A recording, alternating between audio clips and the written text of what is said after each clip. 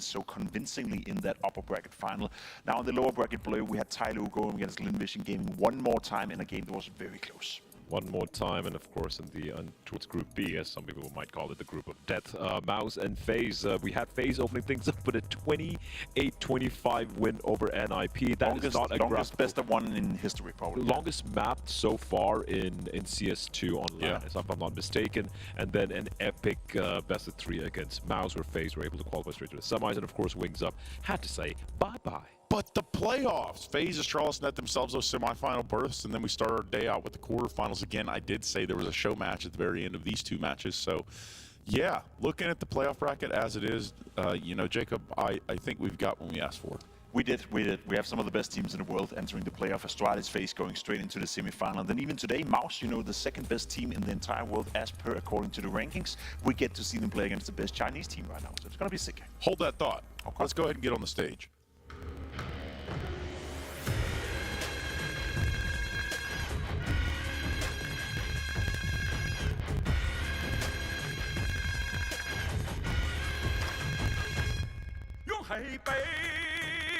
用黑背勾画怪诞的表情，用夸张描摹苦乐的人生。怪诞的背后涌动着严肃，夸张的内涵有拆破的律动，心静如水，声如雷鸣，虚中有时，用意前行，用意前行。我不是我，我就是我，你不是你，你就是你，我们创造别样的人生。迷雾重重，我们心不乱，无畏狂潮，涌动巨浪，天地间我们无惧无恐。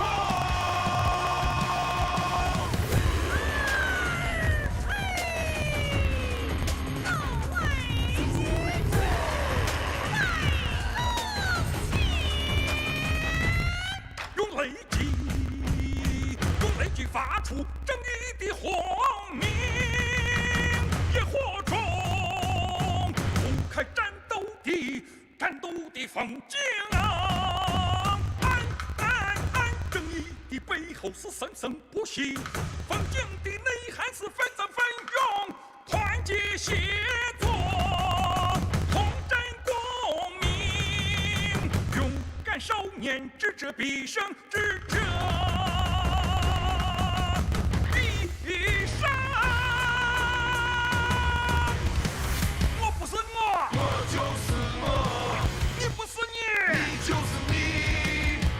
创造别样的人生，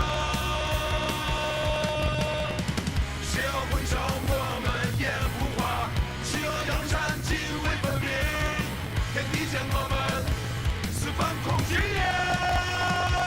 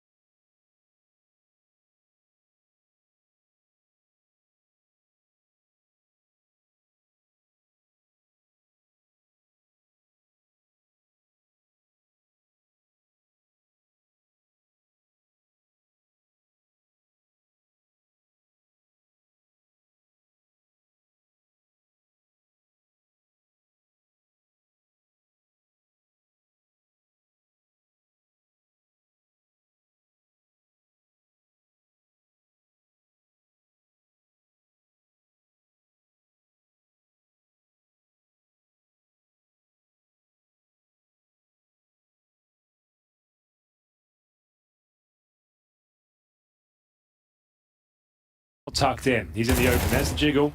And, well, it's actually started with the first kill here. So they brought it back to a 4 versus 4. He has not dropped off, though, and it's still working out for him. There's an M4A4 doing God's work. And they've actually got the man advantage here. 2 versus 1. Torji, low HP. Should be able to get the bomb down before smoking Moto.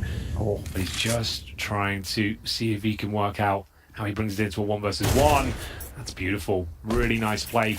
Now he's got himself that aforementioned 1 versus 1. Oh, the smoke will be blown open. And he's been spotted as well. This could be massive. What a play from Torji. That is huge. Just a thinking man's round, that one, Anders. Instead of just rushing the plant, he dissects the map piece by piece, works out where they're rotating from, catches them off guard, and with 27 HP, that is a real nice play. And Torji steals the round away. And also, I think playing a little bit on some of the inexperience here on the Lin Vision side, because when the bomb isn't planted and you're a 2-on-1 like that, there probably should have been a call coming out on the CT side saying, hold on, the bomb isn't, like, he's had 10 seconds, he hasn't planted the bomb yet. Just take a deep breath. Don't just run through the middle. I think it's just the fact he just played it so well. He knows the fact he put down the Moto. Smokey just suggests, I'm using this to get a quick plant down. It's just really smart. And unfortunately, this is where things start to unravel for Lin Vision. That was the best chance they had ever to get a nice, strong start here. 2-0 is great, but winning that first gun round, they had a 2-on-1 advantage. And Torji on low HP absolutely schools them. And for now, it is going to be the eco, so not much to report, I'm afraid. Mouz should have some open runway just to run away with this one. They found the opening kill in the form of Zaka. It's Media who will be under a lot of pressure here. I don't know what he's hoping is going to happen with the PT-50 at the back. No, Kevlar shows a bit of presence here, but the B bomb side is wide open as Frozen confirms with the Mac 10 that oranges are clear. And at this stage, it's a bit of an ace stack for Lin Vision. So this round's already over, I'm afraid. Yeah, not much that I think Emilia could have done at any point, unfortunately. So it is what it is. Going to be a tied game at 2-2, with the rest of them just kind of hanging around on the other side of the map. I don't really blame them. Not much they could do if they start the show up anyway. But yeah, that last round was beautiful. The grenade into the smoke is just, that was the pitch perfect. It's what you wanted to see, wasn't it? Yeah, like it did damage. It uncovered the CT, and he also had the protection of the bomb site box as well. And on low HP, the only target available was his head. So he couldn't have been in a better spot. He couldn't have approached it in a better way. And really impressive clutch there from Torji. And the hunt is on. You can see that the bomb's planted, sure, but sending these Mac 10s is absolutely fine because, sure, you've got nothing really to gain taking these players down. But if it's the Mac 10 picking them up, that's $600 per kill. Certainly worth it. And Westmelon does well to get one, but the AK will be recovered. And it's not really a problem, to be honest with you. If Mouz were watching the game that they played, that Lin Vision played against Tyloo, they would have seen that stack happen quite a bit on that quad side, right? That's something that really worked out well. So, so I wonder if that's something that they're going to be thinking about too. Just, you know, maybe they spend a little bit of time looking over that game, because that should be something I think Mouz will be hopefully aware of. Because you mentioned like a lot of different ways to clear it out, and they kind of did a little bit, but you know, you can throw way more efficient grenades. Here's a little bit of a mid push coming out. Starry, he goes down, and Sue is good for the double. That's absolutely worth it. Oh, it was a nice idea. The CT's trying to play on the front foot here, present some aggression, but unfortunately met by the bullets of Shui. A double kill with the Galil. 4-on-2 here. Still a chance with Zaka in an interesting position. He's only got 11 bullets in the magazine though. Might need to just peel back and reload. And they've got both CT members here on the A side of the map. Well, yeah, I guess you don't really have much info to work with. Hoping to steal a kill away. It's another 4-on-1. 3-2 locked in. Westmelon, very, very tight position to be playing at the moment. Does get the kill on Exertion, but actually they're going to respect it a little bit and make sure that they really win the round here. Jimpat still in the middle, looking to see if he can win that fight, and he almost does. Yeah. Yeah, but the thing is that the round is over. The Westmelon's best chance now is to save the AK-47, and that's not going to happen. Jimpat will take him down. And the AK himself, 3 players survive, and that was a weak buy to say the very least, Anders. There has to be an eco once again going for the next round. So yeah, it feels like the exact same start of Overpass. They win the pistol, they get the 2-0, and then slowly but surely Mouz just take every single round. But crucial difference, we did have bells. We did have the bells. And the dancing. Yeah, bit of dancing. Just to raise morale. seem to have worked out for them. As mentioned, it is the full eco. Lin Vision don't really have much to bring to the table. Maybe a couple of upgraded pistols at the top end. The Desert Eagle down Starry as they go through the motions here. There's a player towards the sandbag. That's going to be Westmelon, but taking a lot of damage on Ruth. Down he goes. A preemptive shot from Frozen. Once again, using that Mac 10 to great effect. Farming seems to be so rich. It's going to be ridiculous how much money he has after this round. He really wants more. Yeah. He's still hunting. He's going to get another like $3,500 on top Why of what he not? has now. So yeah, he is in the 10K club. Maybe that will be a feature of the, in the future. People will take musical timeouts, Henry, on this particular map. Like you said, so. raise the morale. Like one of those dreadful office exercises where you have to do like, walking meetings or stand-up meetings. Walking meetings. People do these things. Oh, really? I haven't worked in an office in about 10 years, so that must be a new age thing. There's a lot of the stuff going around at the moment, yeah. Sure the people who experienced it will know what I'm talking about. Haven't yet had anyone actually ringing bells during a meeting, but people do what they can to try and spice it up. They shouldn't. Should just abolish meetings, to be honest. Most of them waste of time, so... It's a hot take. I don't even think it is. I guarantee you, for anyone that's, it's working in an office environment, I guarantee that's... I disagree. I think the idea of working from home is actually not very good. I feel like people are people, and they're going to overstep the mark. They're going to take liberties. They're going to take more time for themselves. I feel like a 4-day working week with meetings and stuff and being able to generate ideas in person, I think is valuable. I don't mind being in the office. I just don't want to be called into a bunch of meetings where nothing happens. I feel like that's... Well, yeah, there's have high quality meetings, I guess. Yeah, but I feel like that's not possible. That's my experience anyway. I don't have a lot of experience, obviously, but I'm just saying it triggers me whenever I spend an hour and nothing happens. We're at a 4-2 scoreline, Henry. Yeah, we do, and the guns are coming back out for Lin Vision. At least they're fully equipped this time. They do have the AUG 4G. He doesn't have a helmet. Shouldn't be a problem as the Mac 10's been removed now, but this is going to be indicative as to where this one's going. Like, sure, it's a rough start, but yeah, they might be able to bounce back here. They keep playing this sandbags position. It's going to be baited in, but you can see once again Molotov'd out, and now scrambling back towards the bomb site. Frozen's got full control. Flashbang's going to come through, and nice shot there. G will actually find the opener. Yeah, that could be very hard to do. It's very easy to get baited into taking an early shot, but good kill for G. They need so much more of that. They need a couple of rounds that start like this. 4 on 5, you haven't given anything much up. Now, they are rotating pretty hard towards the A side of the map. Does look like it actually could be a B split, so maybe this rotation to A is not going to be that bad if they can shut one arm of it down and still keep B alive. Maybe it's going to be working out. Oh my god, Exertion with the headshots coming through. 2 strong kills. Jimfat's making his way around the corner, and this is very bad news. G alone, chicken in front, but that's not going to make much of a difference here. They're trying to see if they can jiggle out the shot once again. He's tight on that one. Walks into Torshi. I don't know if G could have done anything more. That's a hard round for him to try and stay alive in. Oh, there is a fly in the ointment, though. Zach has done well to find this sort of progress up towards Banana. Now, Torsi did just check it out, but he seems to be high alert that a player could be here on the other side. This next frag might decide everything, and it will be Torsi to pick it up. So, yeah, I was getting ready to get a little bit of hype there, but unfortunately, after finding the opening kill, it's Exertion that absolutely body bags him towards the arch side. And we've got Starry, we have no choice but to save, I'm afraid. 5-2 has been locked in. Could be a very quick series here, Anders, as once again, they've won the pistol and then lost 5 in a row. Yeah. It is repeating itself a little bit. There's no question about it. Exactly what happened on Overpass. Like, yeah. Literal, exact same outcome. And, well, there we have it. It's going to be Mouz with another very comprehensive round. There are no fish in the fountain here, are there? No, they're not. Why did that happen? Why did they remove the fish? I don't know. I guess it didn't really bring much to the proceedings. Like, they were just there. It's a new map, new lick of paint. I think this is a nice version of Inferno. The only thing is, like, it feels quite pokey because of the... I'm not sure whether it's because the buildings are taller. It feels like all of the choke points are narrower. Yeah. In general, but still one of my favorite kind of remakes of the map. You can see, no koi carp, nothing at all, just water. I feel like that's a shame.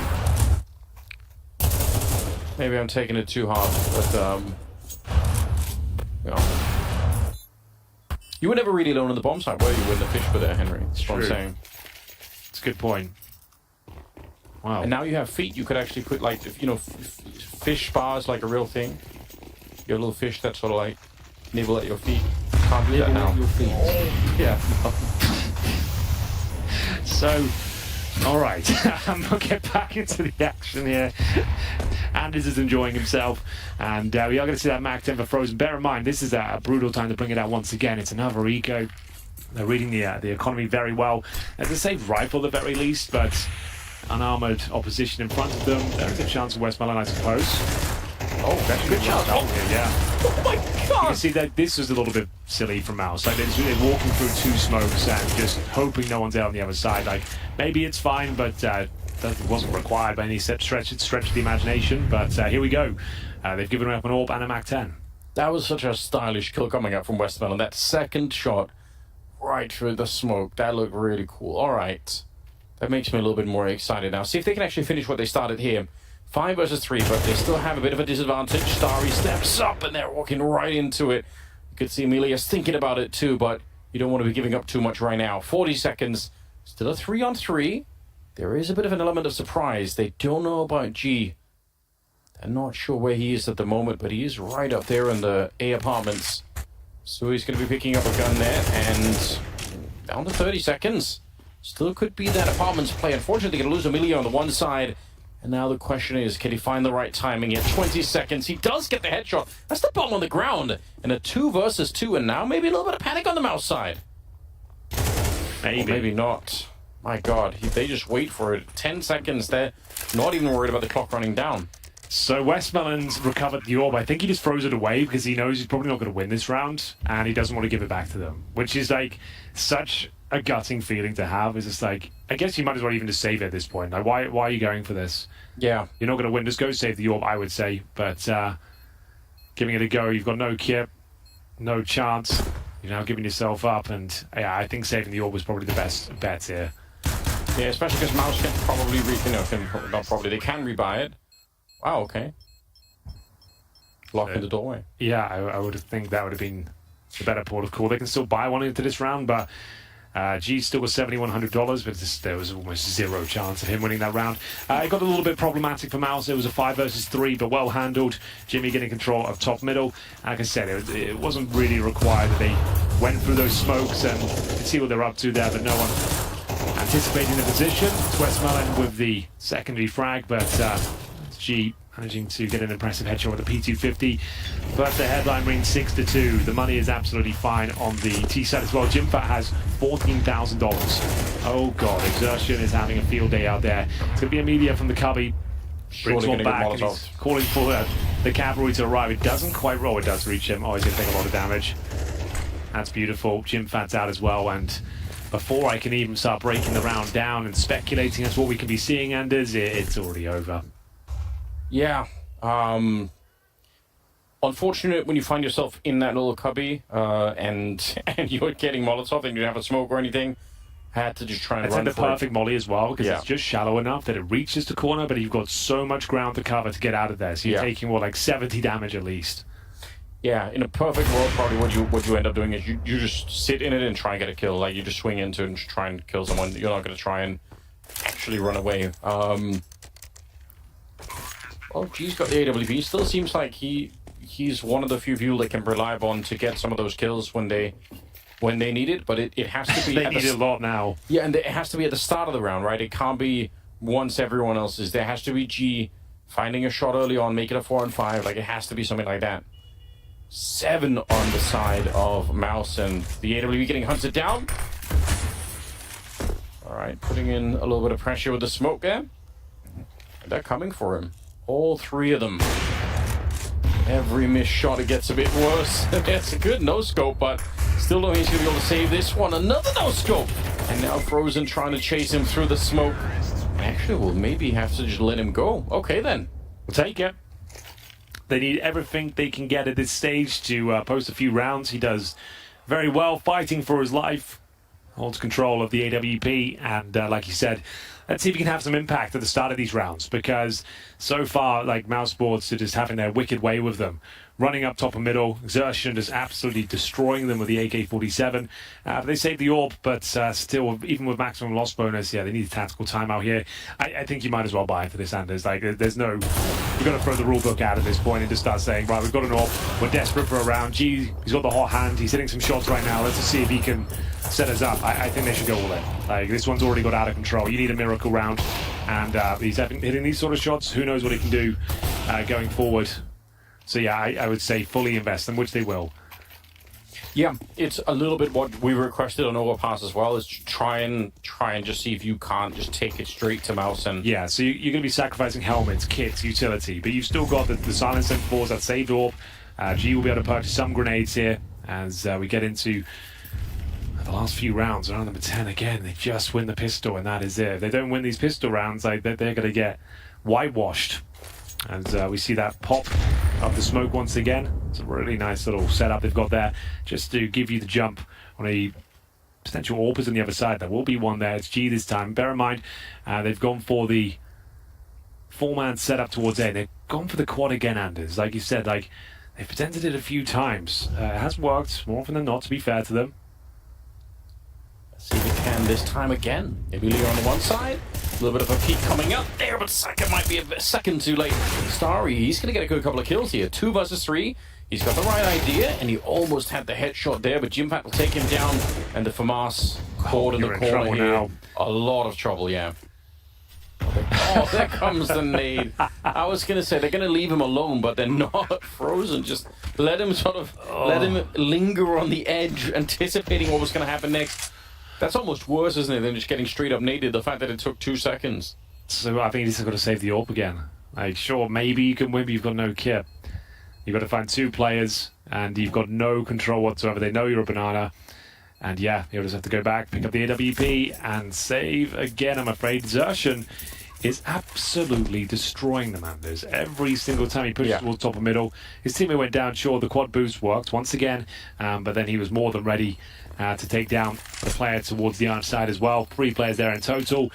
Frozen with a grenade to close things out there, and we are getting to the dying stages of this first half. Just a pistol under their belts. There hasn't really been a round where you thought, oh, this is going to come down to whether they can defuse it. Will this 1v1 go in their favour? There's been none of that. They've had some big advantages as well. They've had a couple of 5-on-3s, but yeah, it's that same setup once again. It's a cool one, but you can see Mouse have all the protocols and awareness to deal with this. Even after Torchy missed the shot, there was no chance of Westmelon trying to look away from the grenade, but there's nothing he can do. You can't run, you can't hide. As we get into round number 11, the penultimate round of this first half. This is Mouse's pick. The others joining us. It's the second map of our quarter-final. G's gone down with nothing. As it's another opening frag, this time for Frozen, trying to make sure they can't access the AWP. You can see they're throwing everything they've got. Yeah. To make sure it's incredibly difficult to recover. Utility in response, they should be able to find that AWP now, honestly. It's up to Amelia to see if he can grab it. Confirming there's no one behind half wall. And yeah, there's the AWP. At least he's got that going for him. Oh, it's dangerous. If Frozen would have kept peeking, I wonder if he would have had it there. See what Amelia could do with it. Certainly got the right idea, but the flashbang will push him a little bit further back. Still, 4 versus 5. Looks like the rest of Mouse are looking to try and take control here towards the arch side of middle.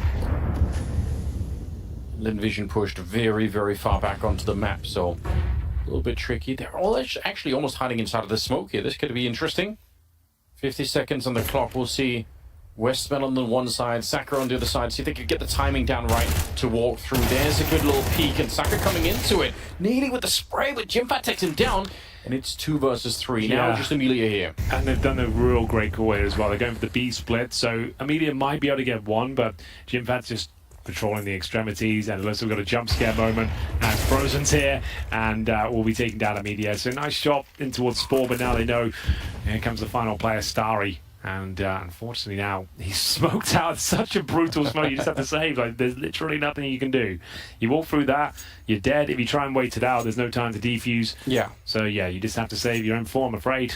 9-3. 9-3. Sorry, 9-2. Yeah, well, at the end of the half. That's what it was on Overpass. They could actually be outdoing themselves here at this point in time. Mouse, they might be doing even better than that. Counter-Strike Source, what a game. A lot of memories there, Anders. Maybe the man I am today. Yeah, where would we have been without Henry? I remember this. I was one of these fanatical people at the start of Go that was very much like a 1.6 sell it. I was like, oh, the Sam sources, you know. I regret that now because I realized since, you know, how many incredible players came out of Source. Yeah. So I wish I would have paid more attention. I would have known about Freiburg, Flaring coming into it. Sure. Like Apex, a lot of Kenny S. Kenny is like a lot of really incredible players. So I wish I was less childish back then. I think, yeah, it was a different better late than never, I guess. Yeah, like it definitely wasn't a better game. It objectively was maybe worse, depending on which variables you're looking at. But in terms of like, sure, like 1.6 train, both. The 1.6 train had already left. You know, like if you were an aspiring Counter-Strike pro, it made more sense to get towards Source and actually win competitions and actually make a name for yourself. Also, like as a non-pro, I could have just watched both, right? Like, yeah, sure, there was no real reason. I didn't have to join a cult to, you know, to be part of the 1.6 stuff. But yeah. We all get a little bit wiser, I suppose. This round is actually a 4 versus 3. Some good kills coming in on this one. Double kill for Saka again. Every once in a while, he has a moment where he steps it up. Now, they need to make this round work. Get to the 9-3 scoreline. Try and win the pistol in the second half. That's sort of the very foundational stuff here that has to work out for Linvision for this to be an interesting conversation. Just... good position here for him, potentially. Could be hard to escape, but we'll see if he's going to be good for the shot. Oh, he does miss it, and that makes it a little bit awkward. He's got Amelia behind him inside of the bomb site, but the timing is so good on that peak, and it's worth it. 2 versus 3. Wide swing coming out here. The flashbang is just such a setup exertion. Couldn't see anything. Just Torchy left here. 1 versus 3, and this should not be a winnable round, and it won't be. 9-3 at the end. Linvision just getting a single round towards the end of it. The crowd are loving it.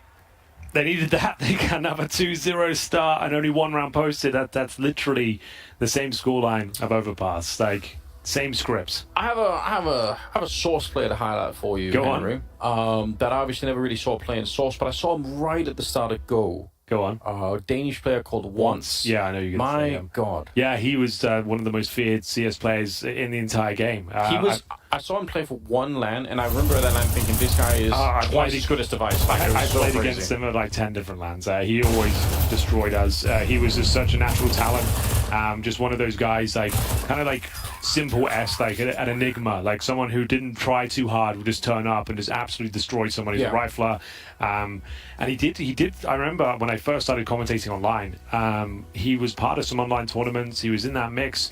He didn't seem to take to the game as well as he did Source, and just kind of faded away. Never really gave it a good go. Yeah. But in terms of natural talent, yeah, he was probably like up down the conversation as the absolute best of Source. And yeah, we never really saw it realized. And that's a shame because there was no money in Source. There was nothing to really accomplish. You were just playing for the fun, really. Yeah. And he was fantastic at the local events and some of our bigger ones. But yeah, we never really got to see him shine in CSGO, which is a bit of a tragedy. Would have wanted to see him play like a couple of years ago. I want to see what would have happened. But obviously that's, all in the past now. Here we are, Henry. Second half is coming up, and Mouz are so close to getting to that the semi-final. They're going to be playing against Astralis, I believe. Yes, Astralis waiting in the wings, playing the winner. Presumably will be Mouz at this stage. As Exertion flashed off towards Banana. Bear in mind, the pistols have actually been pretty decent. Yes. They continue to beat so for Linvision here. They've won the majority of them in this series. That's pretty much all they've won. But they've got a 5-on-4 to kick things off. It's going to be Starry facing off against this USP, and again another clean headshot here. You see they've got the aim. It's whether they can close out and convert this round. That should be fine. Flashbang. And it's under Frozen, who needs multiple kills here. Not going to happen. And we have it. Both pistols in the bag for Linvision Gaming. Said win the last round of the half. Win the pistol here. If they can keep this up, they can carve out a little bit more map for themselves.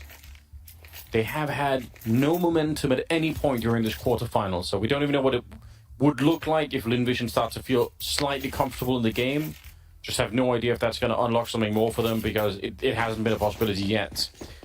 Starry's got 11 kills, Westmelon's got 10 kills, so some of them are starting to wake up a little bit more. There's something happening now on the Linvision side, which you have to hope that's going to be continuing. They can't really drop the ball at any point here.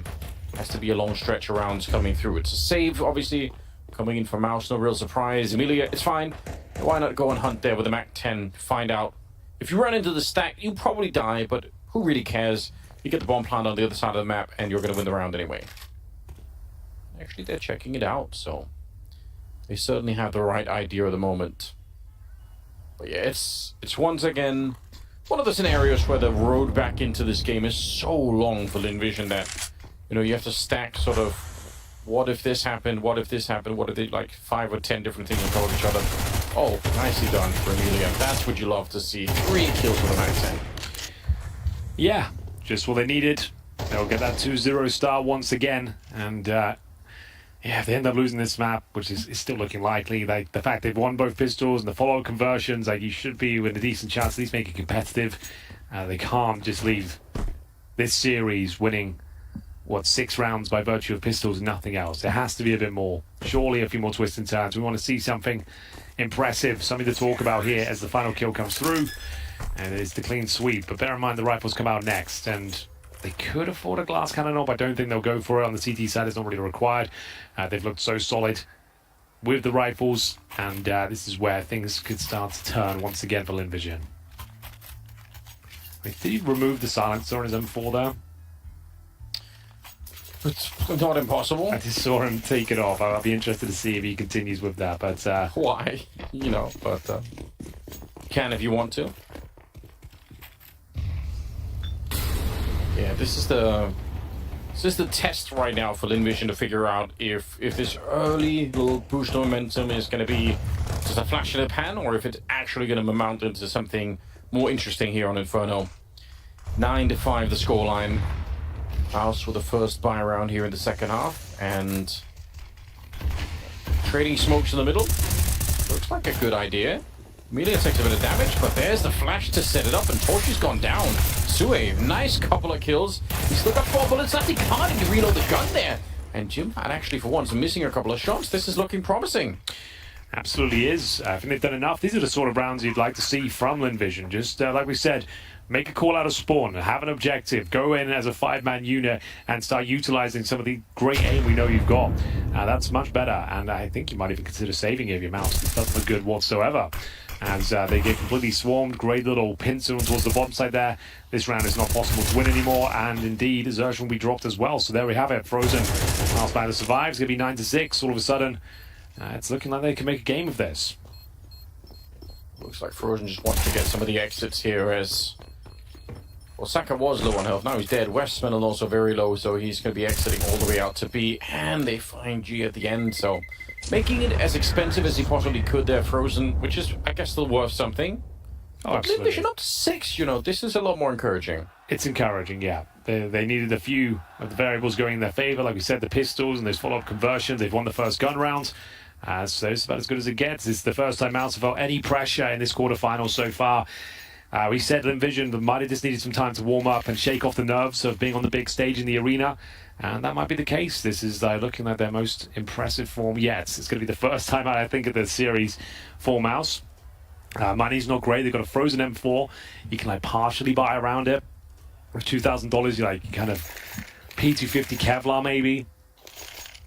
Difficult to justify the deagles. You need to save around $2,000. Yeah. But we'll see. Jimmy with a double kill wasn't quite enough. Like we said, the pincer a little bit too powerful. Jimmy couldn't hold them off. And there we have it.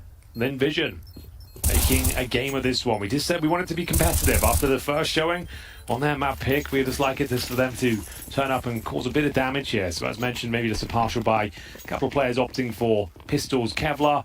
Got some utility. This will be about Frozen, whether he can actually shut them down single-handedly. Yeah, which, again, individually, he's been playing at a really high level throughout the tournament, so don't want to count him out. Exertion setting up for the pop flash, so we'll see if the timing is going to be right. Really what it's all about here. There comes the flash. It's good, but Westmelon, that's what you want. One of them at least playing behind the half wall there, ready to swing. So they're going to get the M4 away. And you know somebody inside through the flashbang, so you've no doubt that there's at least one more player here. Certainly true. Can't recover the M4. Looks like this round is locked in. Bomb to be planted. And I guess the best they can hope for now is a few exits, maybe recover the M4 towards Banana, but looks like that's being patrolled as well. Nice little move here from Xerxes. They don't seem to be aware of the possibility of it, but he hasn't got the Kevlar or the firepower to really capitalize upon his position. Jumped up on Coffins there, so now he's looking for exit. So will they be able to take an AK into the next round? That's about the best Mouz can hope for now. But 9-7, as we see some deagle shots rattling off, just trying to contain them. There is a player towards the bottom of the middle, that's Jim Fats. He's got a deagle as well, and we'll be looking to see if he can find them at the bottom of Banana. So a chance, good dink, might take G down in terms of the blast, but Jimmy, you know he's good for one. Bomb goes off, and 3 will survive. G goes down to 4 points of health. Yeah, close, but you know what? They're within 2 rounds, 7-9. They're making it work, and also capitalizing on the fact that Mouz have really run out of money in a couple of these rounds. They're going to be able to buy in this one, but if Mouz lose this upcoming round, it gets a bit interesting. It actually is a chance for Linvision to start to have more of an impact. Emilia at 13, Star at 13, Westmoreland at 13. So, yeah, huge swing back in their favor here. But they can't drop the ball. Every single round is going to make a difference right now. If they want any chance of... I don't think we can have the conversation about them winning Inferno yet, but if they want to get close to starting that conversation, then yeah, the thing is, like, it doesn't tell the whole story, right, this scoreline. Like we said, they've won both pistols. They barely got a gun round in the first half. To think they can get this one over the line, I don't think we're there yet. They've made some good calls, just kind of throwing caution to the wind and running through smokes and managing to find double kills. And, well, they've managed to trade out equally here towards Banana as Xerxes goes down. Still 4-4, technically does favour the T side. Well, there's double stack towards the apartments. Jim Fat and, of course, the Orb of Torji holding full control here. They're going to rotate one player over. That's Shui, who will be joining them. Amelia is going to get a lot more than he bargained for here. Big spray, and I think he goes down. No, Jim Fat actually comes out on top after the repeak. And a minute remaining, so Mouz will take the man advantage back. What's left, though, in terms of utility? Just a couple of smokes and some flashes here, but we'll see if it's going to be enough. Need to find a pick before they commit towards a bomb site here. Time is of the essence, Sanders. 40 seconds. And bombs in towards the apartments. They're going to smoke towards Moto. And just make their way out. I guess there's 2 players there, and it's going to be... I don't imagine a world where Jim Fat doesn't get 1 kill here. It'll have to be a hell of a flash. Maybe using the chimney flash or something like that, but they're smoked off for now. Zaka might just have to go for this. He's thinking about it. They're down to 19 seconds. There comes the flash you were talking about, but it doesn't even matter. He just ran into the smoke, managed to find the shot. That's unfortunate. The flashbang was actually great, but still, unfortunately, couldn't really do it. And like we said, they have to keep up the pressure. They can't let Mouz into the game early. Going to be 10-7 now, and at least I think there is going to be money on the Linvision side. Yeah, they'll take a tactical timeout. Like, why not? They've got a young team on the stage here. First big showing in this sort of arena. And you've lost the first gun round here. Money's okay, but you can see there the strat book coming out, working out what the next move is going to be. So 3rd tactical timeout, 3rd of 4 in this rule set. And Mouz on track to find that 2-0. Looking quite comfortable today, even though after giving up both pistols in this map, they have a 10-7 lead. Money should be fine. On the D side, this is the first kill. Xerxes did a lot of damage, but only could find 1. There's this double setup towards the apartments where things started to unravel. You can see Jim Fat using the bayonet approach then, running into the smoke and making sure he took 1 down. As they begin to round number 18, ladies and gentlemen. This might decide the outcome, Anders. If they don't win this one, they're 11-7 down, and they'll have no money left over. Yeah, really a crucial point in the game, especially for Linvision. Unfortunately thinking about it, but decides he doesn't want to swing that deep into middle. Dangerous to do later on because they can be in second mid, so just going to play it a little bit more safely. Grenade hardly does anything. A little bit too early on, perhaps. Pretty default setup. I think they're going to be rotating into a 4-1 now because they do have Frozen aggressively playing that banana position. They're going to push that smoke, but looks thinking there's a flash through. They've got a smoke down towards Arch, so they need some mid-control. Fortunately, didn't account for the quad side. I did need to Molotov that off first before you make your way through, but to throw that Molotov, the smoke can't be in place. And now Shui taken down. Yeah. Didn't realize how many of you were going to be there. Kind of shot at both of them. He did a lot of damage, but didn't get any of the kills. Interesting. Look at Frozen. He's rotated all the way outside of B. He kind of got shot at a couple of times there, so he realized someone was at bottom of Banana. 35 seconds. Molotov to set it up, and they're actually burning Jimpat quite a bit alive here. Now down to 30 seconds. He's still going to be able to get the kill. Might be more coming in for him here. They're low on health in front, and they line up just as the flash was coming in.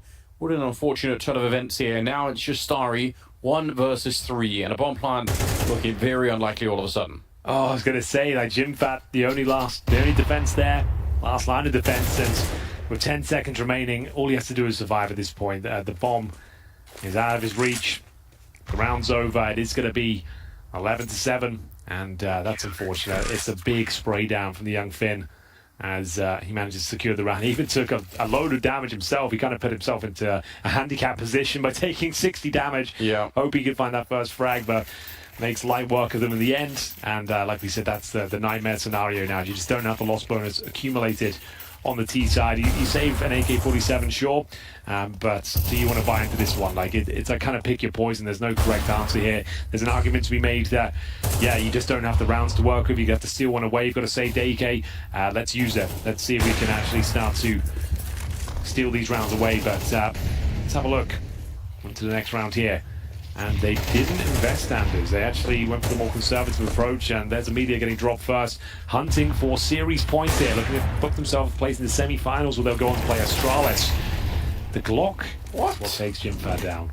Like, you can see, like, they know they're in such a prime position. They are maybe overstepping the mark in some of these key scenarios just like this. There's no real reason to take all of these fights, but this is got the man advantage here. MP9 retreats towards the bomb site here. They're just hoping one player will be here, and that is going to be the case. They'll segregate him with the smoke. If he just gets one kill, though, it's job done. Look at the flank coming in, though. Sui's already basically boxed them in on the other side, so tough position no matter what. But yeah, full envision. It's only one way forward.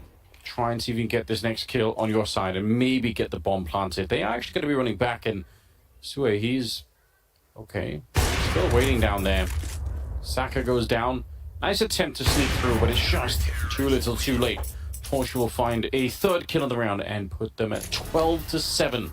Yeah, spotted sneaking through spawn there. You could see Torchi just one step ahead of them, and it's going to be series points with 5 opportunities to close things out to 0. Lin Vision, a better showing on Inferno for sure, but still they'll be gutted with it. Like, the point still stands as they want both pistols. 2-0 start in both parts, 3-0 in the second, but unfortunately a pretty similar result. The gun rounds have left a lot to be desired. We never really got to see some execution potential from them. We never saw any fakes or some basic control on this T side. It's all just been like, let's just group up and try and use our aim, and that's absolutely fine, but it doesn't seem like they have the tactical depth to go toe-to-toe with a team like Mouse Sports here. No, I think that's fair to say. Unfortunately, have one more crack at it here, but they will lose too. Jimpat back in action again. I think he had over 20 kills on the first map, and he's up to 20 on that one. Nearly getting the quad. It's a 2 versus 4 down the middle, and it's going to be quick on that one. They get the kills instantly, 13-7, and it will be Mouse leading off into the semi-final of face-off against Astralis. I would say what a game. I wish I could find some really compelling storylines here. Like Lin Vision, the last Chinese representation here on home soil, wasn't their best showing though in the quarterfinals. I really would like to have seen a bit more. It was better on Inferno, but there was never a moment you thought, wow, they could actually do this. We asked for a competitive game, I suppose. We did get that. There was a moment where Mouse was sweating a little bit when they were 3-0 down, and we had to see like the Jimpat 3-man spray down from the pits, but that kind of just punctuates what we saw here. Just outclassed in pretty much every facet of the game. Sure, we know Lin Vision can hit hard, but so can Mouse. They've got some of the world's best aimers within their squad. You think about Frozen especially. Exertion's really coming into his own with some world-class form this tournament, Anders. Like, what a resurgence he's had. Shui as well, kind of the puppet master of the squad, a great fragging in-game leader at the very same time, and it just looked like they were having fun towards the end of it, like over-peaking, making sure they take their duels, sometimes to their detriment, but overall a very comprehensive victory there for Mouse, and they will be going towards the semi-finals there against Astralis, but we've got the real game of the day coming up next though. That's going to be ENCE versus NIP. First, Anders, we need to break down what we just saw, and I know the man for the job is Vinny Trace and the boys. Vinny Trace. I like that one. That's not bad. And the this boys. is my entourage, so that would make sense. Thank you very much, Henry and Anders. For us, yeah, I think this one is kind of where we left it, right? Like, we had the first map, similar scenes, similar storylines, similar, like, sentiments even. You'd argue that, yeah. I guess Linvision put up a bit of a better fight here on Inferno. Again, never got to a point where you felt worried on behalf of Mousesports. They were still in control. Linvision won both pistols. They converted both pistols, still lost convincingly. So we spoke about it coming into the blur. You know, the win condition for Linvision was winning pistols, converting, and despite doing that, they never came close anyway. So I think the disparity of the two teams was rightfully shown over the course of these two maps. Yeah, and I could see like how confident Mouz were in the final few rounds where they're just going for deals, right, going for fights. The first half, though, from Mouz, like, you know, it's very clinical stuff coming out. And again, you know, I don't want to bring it down or dump it down to just the individuals, but just, you know, Jimmy was popping off. And even exertion towards brackets, he was getting like double kill entries all by his lonesome seemingly every single time. And for the side of Linvision, the CD side defense playing a little too passively, not really getting any map control. And if you're going to give Mouz all the freedom to roam around the map and do what you want, you're going to be just caught out in rotation. That seemed to happen every single time. And you know what, I agree with you, and it's a bit of a shame because they actually started out the game playing aggressive on that CT side. Round 3, we saw a double stack in middle, a boost on middle, and Torsi ends up in a 1v3 that he so beautifully wins. Had he not won that, had Linvision converted on that, there would be up 3-0, possibly 4-0, you know, with the money control, and they did that by playing aggressive and upfront on the CT side. But from the 1v3 from Torsi, they didn't dare to do that again because they felt like that was the reason they lost, whereas it was the clutch itself and not the setup. And also round number 12, so they won the pistol, they converted a second round in the first half, right? The third round they won on their CT side, the final round of the first half is when they played aggressively. They smoked down towards bottom mid using the phase smoke, as we like to call it nowadays, pushing on mid, getting a couple of kills, and winning the round reasonably comfortably speaking. If they tried it a little bit earlier, like you said, considering they got 7 rounds to the end, at least double digits, I feel, would have been a reality. But that being said, man, Mouz, everyone seems to be in just stellar form right now. Jimmy, especially towards a pit position from balcony. I think it was like, what, a 3v2 at one point, or rather a 4v3 on that A bomb side, and he just single-handedly wins the round. There you have it, 20 kills for him, ably supported by every single one of his entourage. Yeah, 20 kills in this map. But what about 41 and 17 over the series? Torsi not far behind him at 31 and 19. So really and truly just outclassed. I don't know that we could put entirely too much behind the idea that, you know, Linvision came in here today and like there was a real chance, there was a real shot. They were fighting an uphill battle, and in this regard, it was uphill both ways. Yeah, for sure. We highlighted coming into the game. Mouz is one of the best teams in the world as of right now. They barely lose to anyone apart from Faze Clan. So no, there was never really a chance for Linvision to win the game, but I think the sentiment from all of us was that if we could have a competitive map at the very least, or a couple of competitive games, then that would be a learning experience for Linvision. Unfortunately, I'm standing with a feeling that they didn't learn much because the game never got to a point where there were any learning to be had, and that's a bit of a miss. Yeah, but we're not going to miss this. Let's hear from Jimmy. Hello, guys. Hello.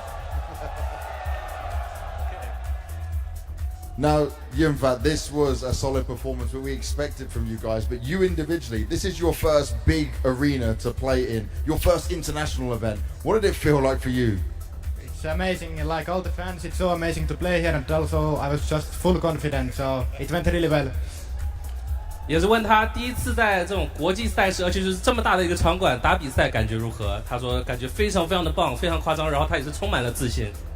Now, talking about the game itself, we do expect this to be one that you guys come away with and win, but what do you do mentality-wise? What did you guys tell yourself when you go up against a team like Linvision, who certainly at least had the crowd on their side?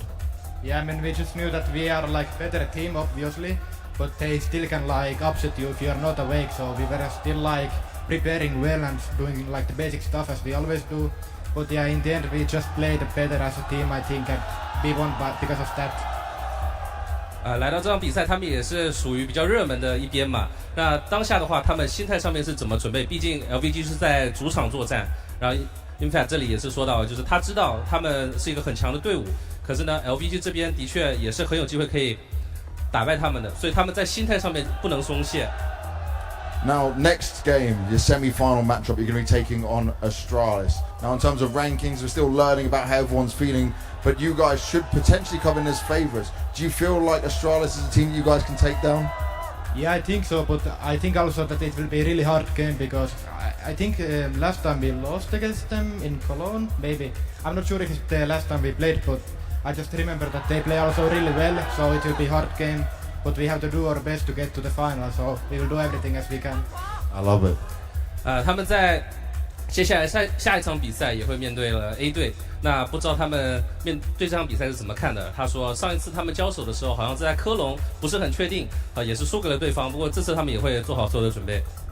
And you've been getting a lot of love from the Chinese fans out here as well. Is there anything you want to say to the guys now? You've got them in front of you in the arena. I love every one of you guys. Like, it's so amazing to be here in China. I love all the support. It's amazing. I love everyone. 有什么想对观众说的？他非常爱所有的观众，谢谢大家的支持。That bit definitely didn't need translated, but now it's time for you, Yumi, to go and sign over this camera over there. They'll give you a pen and you'll be able to get that done.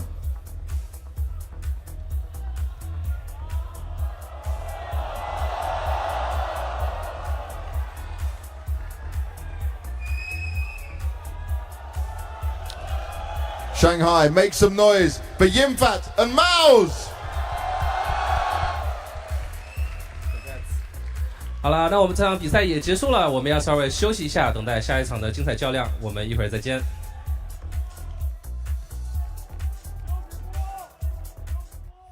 Yeah, Jimmy looking back all the way to Cologne. We're talking about a 2-0 in the lower bracket going the way of Astralis. Either way, they're setting themselves up now to play them on a new game under new confines. And what should be two different feeling teams at this moment in time. 100%. Mouz is way better off now than they were in Cologne, and Astralis is way worse off than they were in Cologne. That was Astralis' honeymoon period, whereas Mouz was slowly integrating Yimfat into the team. Now we reverse the roles. Mouz, in my book, are heavy favorites going up against Astralis, despite Astralis looking somewhat decent in the group stage. I have to agree with you on that. Again, I don't think Astralis really got tested playing against an Answer who were, playing the standard situation as well. That being said, credit where it's due. They have played decently so far. And Jimmy as well, Yimfat, coming to this tournament, like we kind of forget he wasn't there in Sydney where Faze took them down in the semi-finals, if memory serves me right. So the fact that he's able to perform at this level in front of a crowd, that's a scary sign if you're going to be going up against Mouz later on. Yeah, and for Mouz, this is, you want to get your game in the playoff. You want to get out here in front of it and try to take ownership of it, and I think they did just that. For sure. Again, a clinical performance. Left no room for doubt whatsoever. It never got close, never got uncomfortable, never in a situation where you were daring for Mouz. So a solid performance. Yeah, solid performance, which sets us up for a solid break. Gentlemen, thank you so much for your time, because when we come back, we will be looking at what is going to be Ince versus NIP. That's going to be our second quarterfinal, and you are watching the CAC. That's the CS Asian Championships. BRB.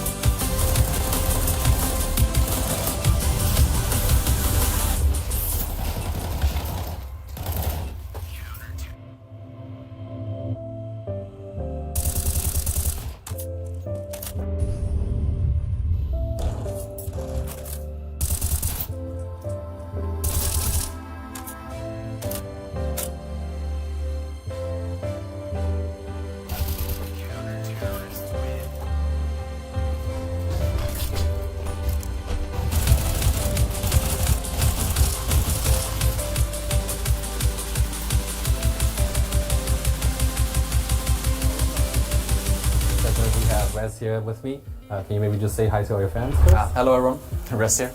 It's so great to have you back here again in Shanghai. I mean, it's been like 4 or 5 years by now. So what do you think has changed and what has remained the same for you? I mean, a lot has changed. Like, obviously I grew up a lot.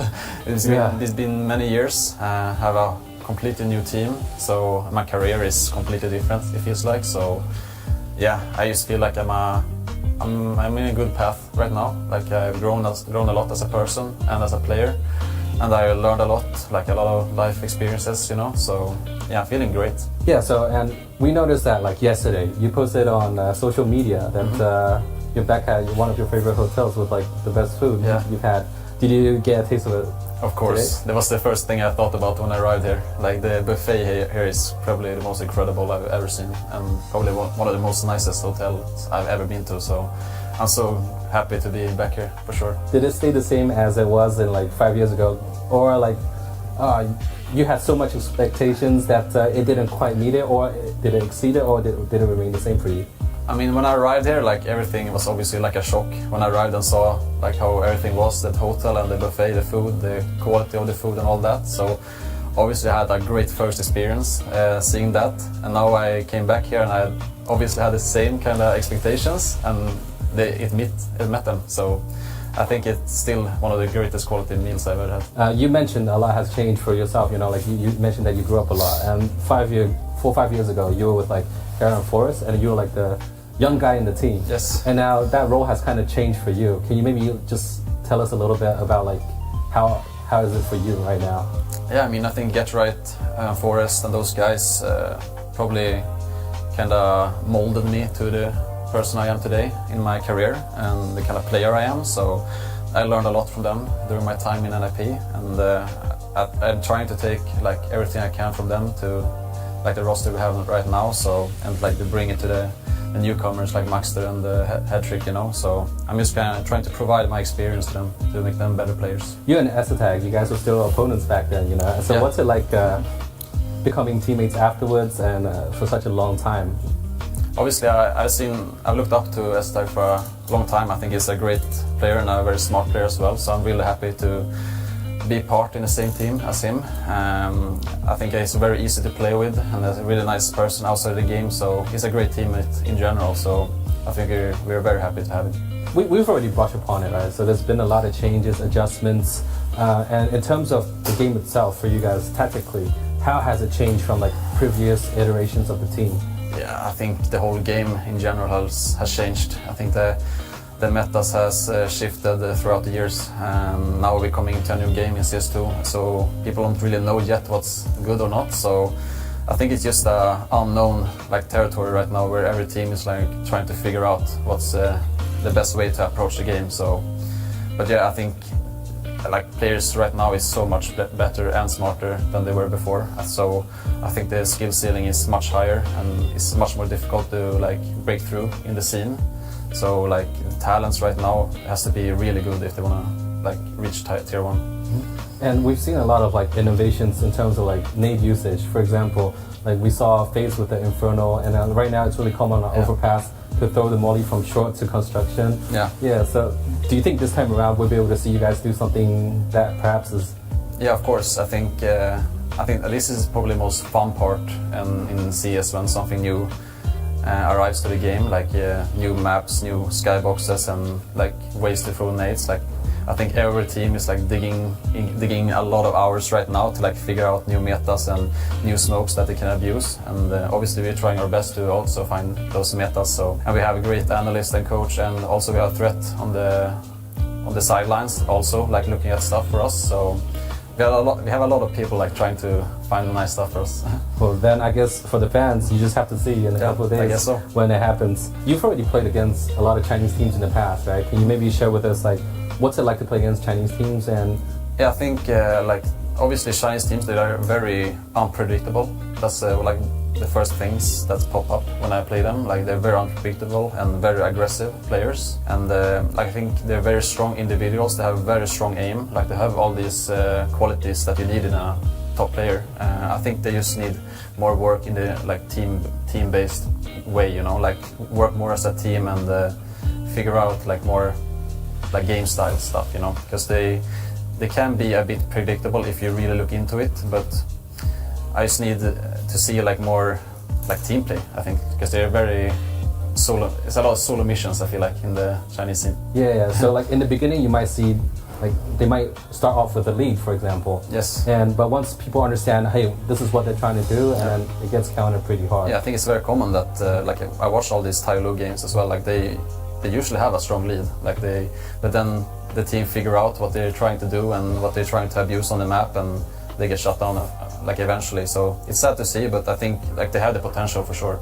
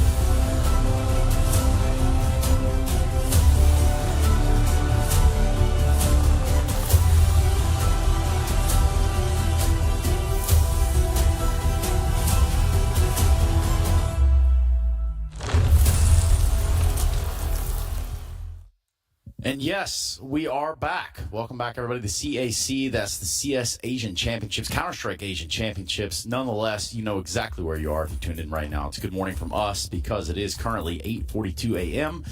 Now, not where they're playing. I can assure you that Ince and Nip are not on the morning schedule right now, but neither are these two gentlemen. They've come in just fresh face. They're ready to go. We got Maniac on the end. Bleh's been here about the entire time. So, Bleh, are you excited? I am very excited. Let's go, Trace. Yeah, just a little quarterfinal, Maniac. Yeah, you guys already warmed up. Like, I woke up right on time to see the first series beginning. I was taking my time, drinking some tea in the bed, hoping for a banger of Counter-Strike. It's not exactly what we got. It was a little too one-sided for my liking. We had to respect the hierarchy on that one. But I think we're going to compensate with this game, which is about to be real close. Yeah, again, quarterfinal. Winner goes up against Faze in the semifinals. So there's a couple of different takeaways, a couple of different ways that you could approach this. For both Ince and Nip, you have to think about the stature they came in here with, and then what we got when we got here with them. I think if you look at Ince and Nip, they are in a very kind of similar place right now in the team, right? Obviously, for the side of NIP and Ince, let's get the obvious out of the way. Both of them playing with a couple of stand-ins because of, you know, whatever reasons they have. Nip in a state of flux right now. We don't know what the status is going to be with his team after this tournament. We know Alex is the IGL is going to be coming in. Max will be stand-in. I guess this should be his potentially final run with his team, but we still don't know if that's going to be the final state of NIP. For the side of Ince, sure, you know, our man, the Pole couldn't make it. Yeah, Diha's not here. Diha couldn't make it. But if you go back, we still have a few question marks. Is it still going to be the same lineup? Is Snappy going to go? Is he going to stay? Is he going to leave? Both these lineups are very much in the here and now, and that's it. There's no midterm, there's no long-term perspective, and I think one of the spectrum through which we can investigate it is the quality of the stand-ins. We've had Max on one hand, we have Vladin on the other, and let's be real, it paints a very dark picture for Ince. Unfortunately, it's been quite complicated for Vladin so far this time. He's not being put in a very easy situation, whereas on the other side, Maxters keeps on surprising us. Let me throw this right back to you, Maniac, but I just want to say, Maxter's jacked. He kind of has them guns. Yeah. They're out. I hope he has an open carry permit for these two. Get out. No, I mean, like, he's putting in the work in the gym as well in the server. But yeah, I have to agree with you on this. I think he's been a very standout player, personally, for the side of NIP. And even if you look at the results they had, right, an easy dismantling of Wings Up and that epic best-of-1 against Faze, he was highly impactful for that game going that far. And that remained true for the rest of this game as well. It's not just one map. He is, in fact, the highest rated CT player of the entire NIP lineup, which is great if you're thinking, of course, we're looking very short-term, but you have to be able to rely on individuals being put in tough positions and stepping up. And on the other side, again, Vlad it's been real complicated. There were a couple of rounds here and there where he showcased a bit of savoir-faire, but T side, I think he's got 0.46 rating on the T side so far. I just want to put the caveat that they did get a beating from Astralis, and this will skew your numbers very drastically. But still, pound for pound, I will give NIP the edge when it comes to stand-in. Yeah, the stand-in thing is just, I think it's going to be there forever. Not for either of these teams, but it is at least today. And I'm not even saying forever for both of these teams, but definitely something that oftentimes is something we have to hit on. Yeah, for sure. And look, certain situations can happen, but then you have to work with it, right? Just look at Mouz, what they had to do in Sydney. They had to stand in for young Jimmy coming in, and they still managed to make a pretty deep run in the tournament, eventually falling to what anyone can kind of agree on as the #1 team in CS2 does now, Faze. So it's not like, you know, just because you have a stand, you don't really have a chance. There's always a chance. No, you definitely have. It's just that for an IGL and for the beauty and the quality of Counter-Strike, not everything is going to be as polished as a team would like it to be, because they haven't run through all the strategies, all of the fives together. Maybe the roles are a little bit unclear. So something that they do rely on is entry kill. Is someone giving them a way into the round where then the leaders can handle it. You give an entry kill to Snappy, even without his lineup, he'll know a little bit how to handle out. And then Rez and Sunpius are the two players for me that we have to keep an eye on. Their numbers when it comes to entry are staggering. They're just high up there. 1.6 plus rating for both these players. Sunpius has been ridiculous, 35% entry attempt. He's the one that's going to try and unlock the situation, and Rez does it for NIP. So for me, the success of either of these players is going to command who is going to be in that good position to close the rounds, because both these IGLs can do it. Snappy, obviously, more than S10. What, especially for Sunpius, what just jumps out to me is I was digging a little bit deeper because you brought this one up as to his T-side attempts when it comes to entries. He has 39% attempts on the T-side. 39%, that's art levels of insanity, but his success rate is 60%. He's winning 60% out of 40% duels. That is ridiculous. Now, this is considering the fact they got a beatdown from Astralis on 2 of the maps as well. So he's at least doing his job, and it's especially surprising because he's the AWPer. Indeed. AWPer.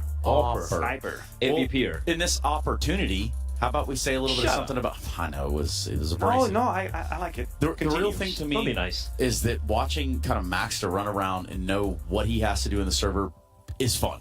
You all right? So he was farming on that last map that we just saw him play. Yeah, look, the thing with Maxter I really enjoyed watching was when in that Faze game, because there was so many rounds, we had an opportunity to see how we could really stand up against the Faze guys. And towards the Jaguar position, or Cheetah as the uneducated like to call it, right? Like it was quite impressive. It was quite impressive how he was able to hold his own against Faze. At the same time, when they're going for the double control towards Cave or towards Jaguar, playing towards lane, he was playing so well in tandem with his teammates. And I'm like, all right, you're talking a lot, you're calming a lot, and you're fragging out as well. There's not much more you can ask from a substitute. No, and I hope he kind of keeps on going with that performance. I think it's always great when we have a player that is being given an opportunity just due to the matter of the fact, oh, we have a stand-in, we don't know our situation, Alex is coming in, you step in. And then, yeah, you have our attention for a little bit. There's just this moment where Counter-Strike's system stops and everyone's just looking at that one game. And we talk about Maxter. Suddenly it becomes a topic. There's a graphic about this guy. We talk about his clutches. You get a little bit of that spotlight and just maybe you raise interest around you. We are pretty clear on the fact that his future is not within the NIP main roster quite yet. True. That's not how it's supposed to happen. But that's an opportunity. You're basically on Broadway. You're trying to get that piece. You have that audition. And that's what he's doing. And also, speaking of audition, this is going to be in an arena of quite a lot of loud fans from what I can see so far. So this is going to be a real test for the young gun. Yeah, it is. You have to think about Maxter. You could go down the woes and trials, tribulations where NIP was or where they're going. But for the rest of NIP, what are your worries? Honestly, one area where ENCE has a very stronger hand is the leading system. If we talk about Snappy, if we were to do just a quality analysis of Snappy versus S-Tag, I mean, you don't need to have a degree to let you know, guys. True. Snappy has been establishing himself more and more in the last few years as one of the greatest at his craft, one of the greatest at knowing how to play with different pieces, coming up on solutions on the fly, mid-round call, he knows how to do it. SFTech is barely just stepping into this role because it's required by the environment. It's not really by design. He doesn't have the ability or the will to become an IGL properly. He's just doing it because he got to. Alex is coming soon. He's gonna. It's okay, buddy. You've done enough. But to be fair, we're gonna be fine. I will say this. To be fair, I feel like Nip, the overall, the calling, the mid rounding, some of the reads they had on Faze and Wings Up. Okay, obviously Wings Up a little bit more easier time right there. It was pretty solid overall for a guy who, it's kind of like a part-time thing when he's trying to make something work, even with a stand-in as well. So commendable effort. Commendable effort. I know what you're trying to do. But we literally had Rez on interview stand and say, well, we don't really have any prep. We just communicate and we shoot people. And I'm like, it's working. Okay, I mean, that's working. For it is working until it isn't. And when it isn't, then that's pretty much it. This is one of those games where it could really not work. It shouldn't work, but then again, I look at this ends though how they played in the previous games against Astralis, and they had a close win. I think it was in Vertigo, but the fashion in which they got absolutely annihilated by Astralis is a little bit worrying. That being said, this is an Astralis who've been playing pretty solid overall. They're an actual full lineup playing over here, so they should still have the edge over the side of NIP. And just to add on a little bit to what Maniacs just said about Snappy, I mean, at the end of CSGO, we're saying like this guy's probably the best IGL we have right now in Counter-Strike. He's in a conversation, so it's not going to be that easy for NIP here going up against even Ents with a stand-in. Do we feel like we're being a little bit too lenient with Nerds? Should we not be a bit more demanding with what he's been providing so far? When you're talking about a team that has to deal with standing situation, uncertainty on the lineup and whatever, this is supposed to be a moment where carries or hyper carries are just gonna transcend that situation and individually just blast the hell out of everybody, right? These are moments like this.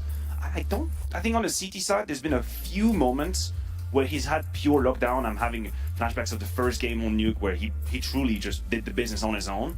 Other than that, where's my carry? I was kind of promised. Like that's the moment. Is he on your fantasy team? He's not. In fact, well, sounds like it. I also have a love of the game that is actually not relying only on fantasy, right? I have a feeling. I'm gonna put it out there. Nerds is gonna come alive in this match. That's your feeling? That's my feeling. He's gonna come absolutely alive. Describe that feeling though. It feels is good. it like a gut feeling or is it like a? It's all the way down. So I can feel the blood rushing down. Trace. So he's gonna come alive. Down blood south. rushing down. Yeah. The blood is rushing down south. Blood. Yeah.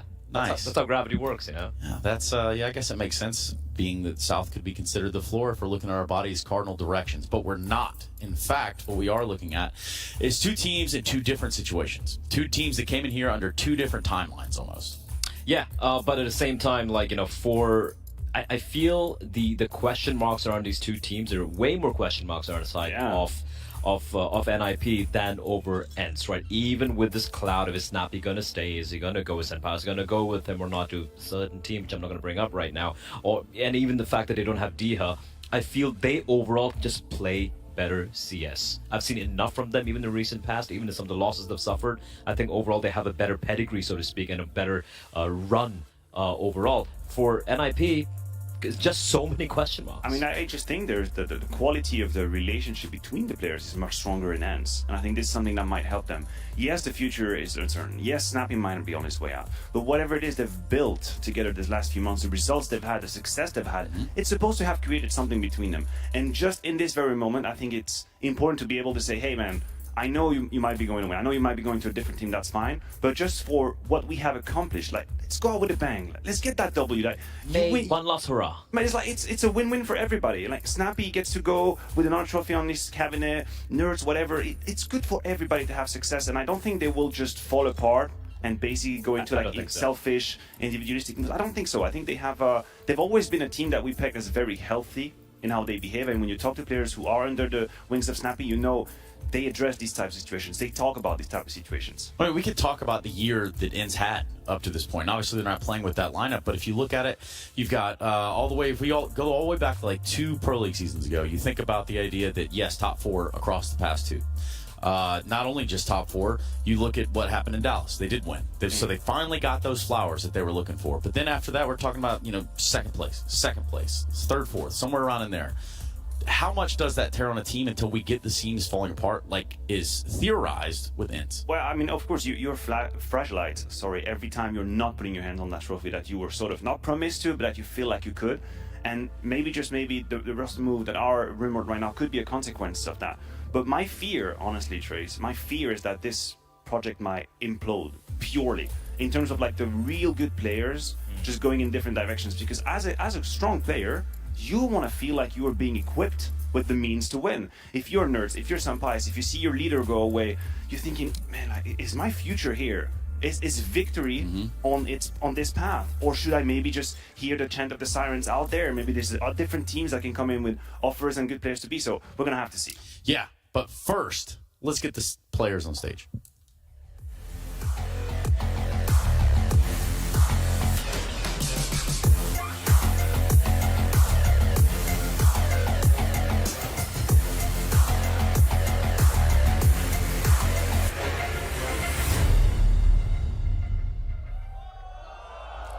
Despite playing with a stand-in, they came into Shanghai still beaming with confidence, not struggling much versus the local side of Tyloo, before facing off against the dangerous Danes of Astralis, who dealt them 2 uncharacteristic map losses where they didn't put up much of a fight. Now they step into the arena where they usually thrive. 尽管阵容不齐，却依然无所畏惧。在战胜天路之后，面对丹麦劲旅 Astralis 却稍有力不从心。而今天在原生体育馆，作为典型大赛队伍的他们，是否能在此完成调整并更进一步 ？Snappy, Sunpius, Madden, Nertz, Vladen, and Saw. Shanghai, this is it!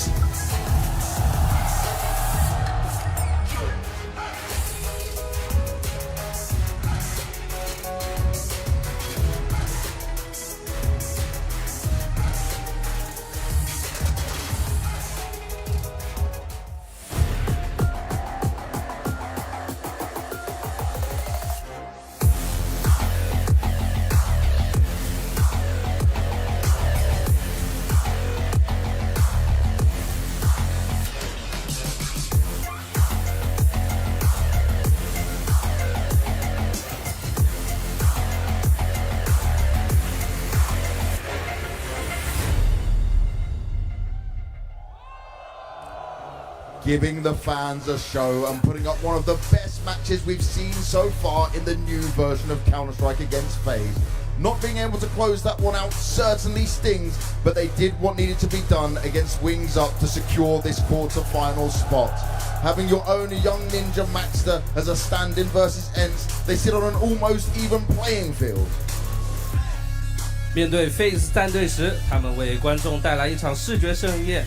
虽败犹荣，并紧随其后击败了 Wings Up， 锁住6强名额。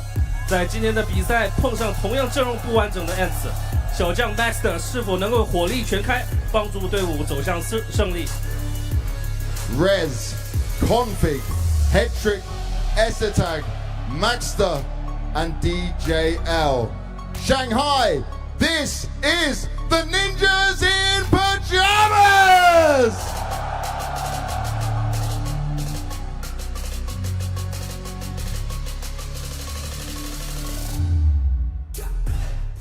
Yeah, we've got them on the table, got them on the stage even. Not much of a table, is it? It's a pretty big table. It is a big table. This is a big table too. But putting stuff on this table will be putting your money where your mouth is, I think, at this point, gentlemen. You think about the idea that you do have to pick between one of the 2 teams on the stage and make it a convincing argument. And I think, Blay, I think you're a good candidate to kick us off. Thanks, Trace. I'm going to try. I think it's going to be ENCE. It's not going to be easy for ENCE, but I think it's going to be ENCE because as we've been speaking about for the past 10 minutes, they do have the pedigree, they have the chemistry, they should have the chemistry. Also, I was looking at the interview which Nertz gave at the beginning of the tournament where it's like, yeah, I know there are rumors around, I know we got stand-up, but we're aiming for the title. Now, most people like to be very politically correct when they give interviews. They usually, yeah, we're just here to have fun and have a good time. Sure, but I want to believe in that. I want to believe that ENCE are really going to give it their all. Do I think they can take down someone like Mouz or Faze? No, absolutely not. But I think the Snip, which is in a bit of this vague space where we don't know what they're going to be, and even though they've had a nice couple of days in their group stage, I think ENCE have enough to take them down. Remember you have something, Trace. We do not know the maps currently. We currently do not. We currently do not. So that to me would be a topic of conversation. But how big of a difference? Because if we were actually talking about the 2 full-fledged teams, ENCE versus NIP, I would give ENCE any day of the week the advantage on the map veto. They're one of the deepest map pool that we have currently, and NIP haven't really messed around with neither Vertigo or Anubis. I do think NIP will have to remove Anubis and then will allow Vertigo. Yep. But what ENCE did against Astralis wasn't really incredible. Like they did enough to get the W, that 13-10 victory, a couple of swing rounds. We had Sampai's incredible clutch as well, which we all reveled in. That was crazy. Is that enough? But at the same time, what is NIP's quality on Vertigo? So I'm not exactly sure if I'm ready to give a free map to ENCE in that best of 3, which would sway my opinion. My problem is not problem, but like assuming ENCE don't completely. It's not about our problems. Look, Let's not you get go into first. let's not get into that. But the problems for ENCE would be, of course, we're going to assume that they're going to, at least on paper, be winning Vertigo, right? After that, if it comes to deciding map number 3, as you pointed out, they have such a deep map pool. Where can NiP go at the very end? If the final map is something like, I don't know, maybe a Mirage or an Ancient, do we really believe NiP can get that win, potentially? Yes, I think they can. I think they can, and the reason I say that is, when I'm on the desk talking about ENCE, one of the few immediate thoughts I have is the quality of execution when they try and pick up the pace. Think about like the amount of good calls that Snappy has in tight situations where they hit you with that fast, whatever it is. Take Nuke, for example, fast A split, 2 through mini, 2 through door, and it's so wet, it's flawless, and then the frags come in. You cannot have that quality of execute with a stand-in. It's almost next to impossible because you have to choose the lesser of two evils. You either do a role for role change and then he's not going to be able to do the role of the player as good, or you put him in a most comfortable role, but then by domino effect you change everybody. Change everybody else. Exactly. So now we have the video coming out. That's the Anubis band that I was referring to. They go from that. There we go. They go for Nuke instead of Vertigo. I think they might be sharing the idea that we might not be able to replicate it, or they see it as potential third. That means we should have the Vertigo band 100% coming in from NIP, and there we go. And, and ENCE. Ancient or Mirage, that we... Yeah, I prefer this. I prefer the fact they went with Ancient. I feel like they should have faith in what they can do in this map. Because Mirage, even though NIP have like a 0% win rate in the past 6 months, ENCE haven't really had too many reps on that map. So, Nuke, yeah. It's Daylight Dobbery. Daylight Dobbery. Daylight Dobbery. Daylight Dobbery. Daylight Robbery. Dobby. To have Ancient as a third map, a map they've already played twice here, where everybody is very warm. Basically, they played 4 maps on it because they played 70 million rounds against Faze. 70 million. There were at least 70 million, if not 699,000 billion trillion.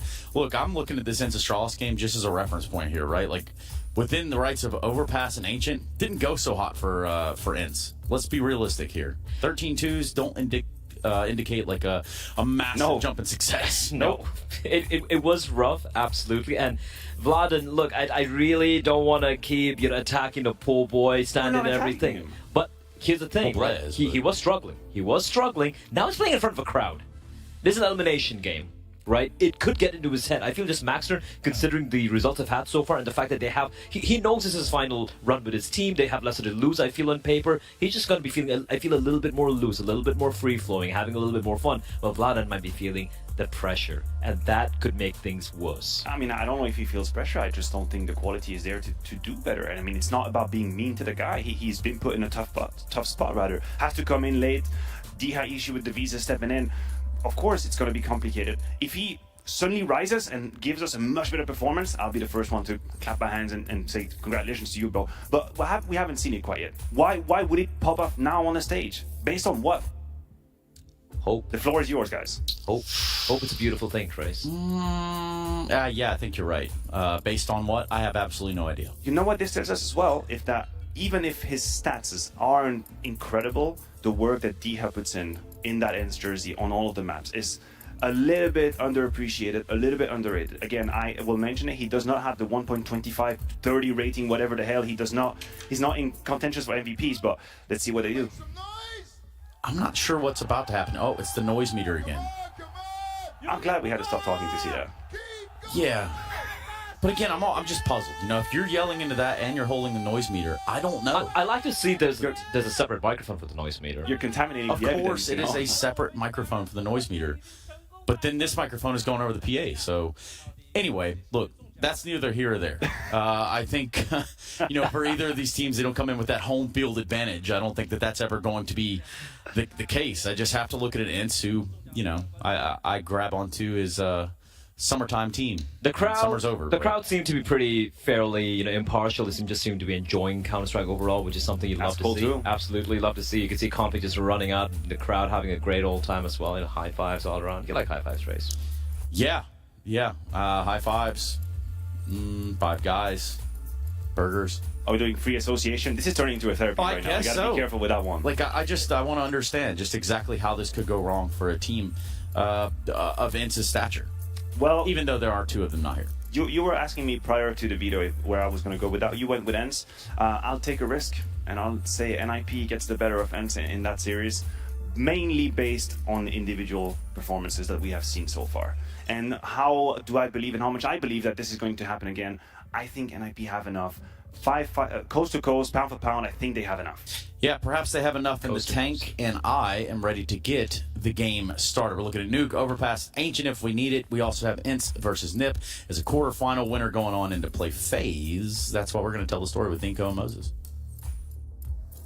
What a wonderful story it could be heading into the quarterfinals of the Counter-Strike Asian Championships. Great for Maniac saying that NIP are going to pull the upset. Sure. You following that? Yeah, it's got legs to it for sure. I mean, look, they touched on as well. The Astralis series with ENCE was not a pretty one. You know, it got smashed on a couple of maps, so there's obviously some weakness there. They touched on the stand-in situation. We know the upheaval was snappy as well. So things are all a little bit weird. It's just really hard to pinpoint, as the desk was kind of highlighting. It's really hard to pinpoint where to go with it because there's so many weird stand-in situations. I'll tell you what, though, we got everything. We got a nice Chinese crowd out there. We do. We got Dr. Banks with a sound meter. He's back. We got all the marks for a great quarterfinal. Yeah, Dr. Banks has ditched the robes. He's got the suit out this time. It's a big occasion. It's the playoffs. And heading into this game, you know, I just feel like there's a giant question mark right on it. And I don't know where this is going to go, and that is super exciting. Yeah, that actually, there is like a compelling nature to it, because I think if you had both these teams with their full lineups, I don't think anyone would have any qualms, even with like the snappy confusion and upheaval situation that he might be departing the team. I think people would still be going with ENCE, considering they've been a top 5, top 3 team for the past year and a half, 2 years. I don't think anyone would have any problems kind of going in that route. So the stand-ins have really changed a lot, and we're going to figure it out, because the desk was kind of highlighting a lot on Vladin and kind of some of the struggles he's been through. On the other hand, with NIP, Maxter's looked great. He's looked good in that side. He's looked good in that team, played his roles well on the CT side. He's had some great maps, some really important maps, some huge clutches as well, and now they've played a couple of tournaments with him as well, so he's way more acclimated. The question is, how much work was ENCE able to do with Vladin in the day off? Yeah, it doesn't feel like Vladin would have been the first choice. It's more of a situation where he doesn't have, you know, a visa issue getting into China, but we have got more information down on the stage. We've got an interview ahead of this quarterfinal. Now, Maxter, we do have an amazing crowd here, but for you, right, first bit of international experience. Talk to me just through your feelings and your emotions getting to this point here. It's amazing to be here. Everyone has been supporting us since we got here. China is amazing, and I love all of you. Thank you. 刚刚也是问他第一次打线下赛，然后又是在这么棒的一个场馆，有这么棒的观众面前，是什么样的感觉？他觉得感觉真的非常非常棒。然后他爱所有人，爱大家，谢谢你们的支持。Now you guys had an incredible game against Faze, right? And you tested them, you pushed them, one of the very best in the world. How do you feel about going up against ENCE, considering they're playing with a stand-in? Do you feel extra confident this time around? Every team that's here is good. We don't underestimate anyone. We will do our best, and hopefully we'll have a good outcome. I like it, smart. 面对了世界顶级强队 Faze， 然后你们也是差一点击败他们。那来到这场比赛，对方阵容也不完整情况下，你是否会觉得稍微简单一点？他说不会，他们非常尊重每个对手，觉得他们也非常强。All right, Max, go get yourself sat down, get yourself ready. Thank you very much, man, and good luck going into the match. Give him some love, guys. First big arena event, steps up here and does an interview like that. I'm impressed. 第一次在国际赛场上面接受这样的采访，的确是非常有勇气的。那接下来大家都懂了，我们要来到我们最喜欢的环节。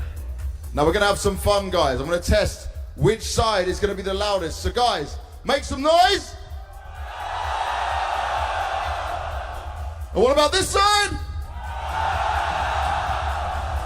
Come on! One more time!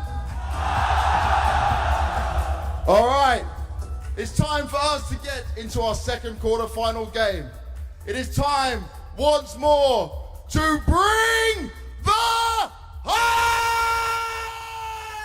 It's taking on an happy. Let's go, baby!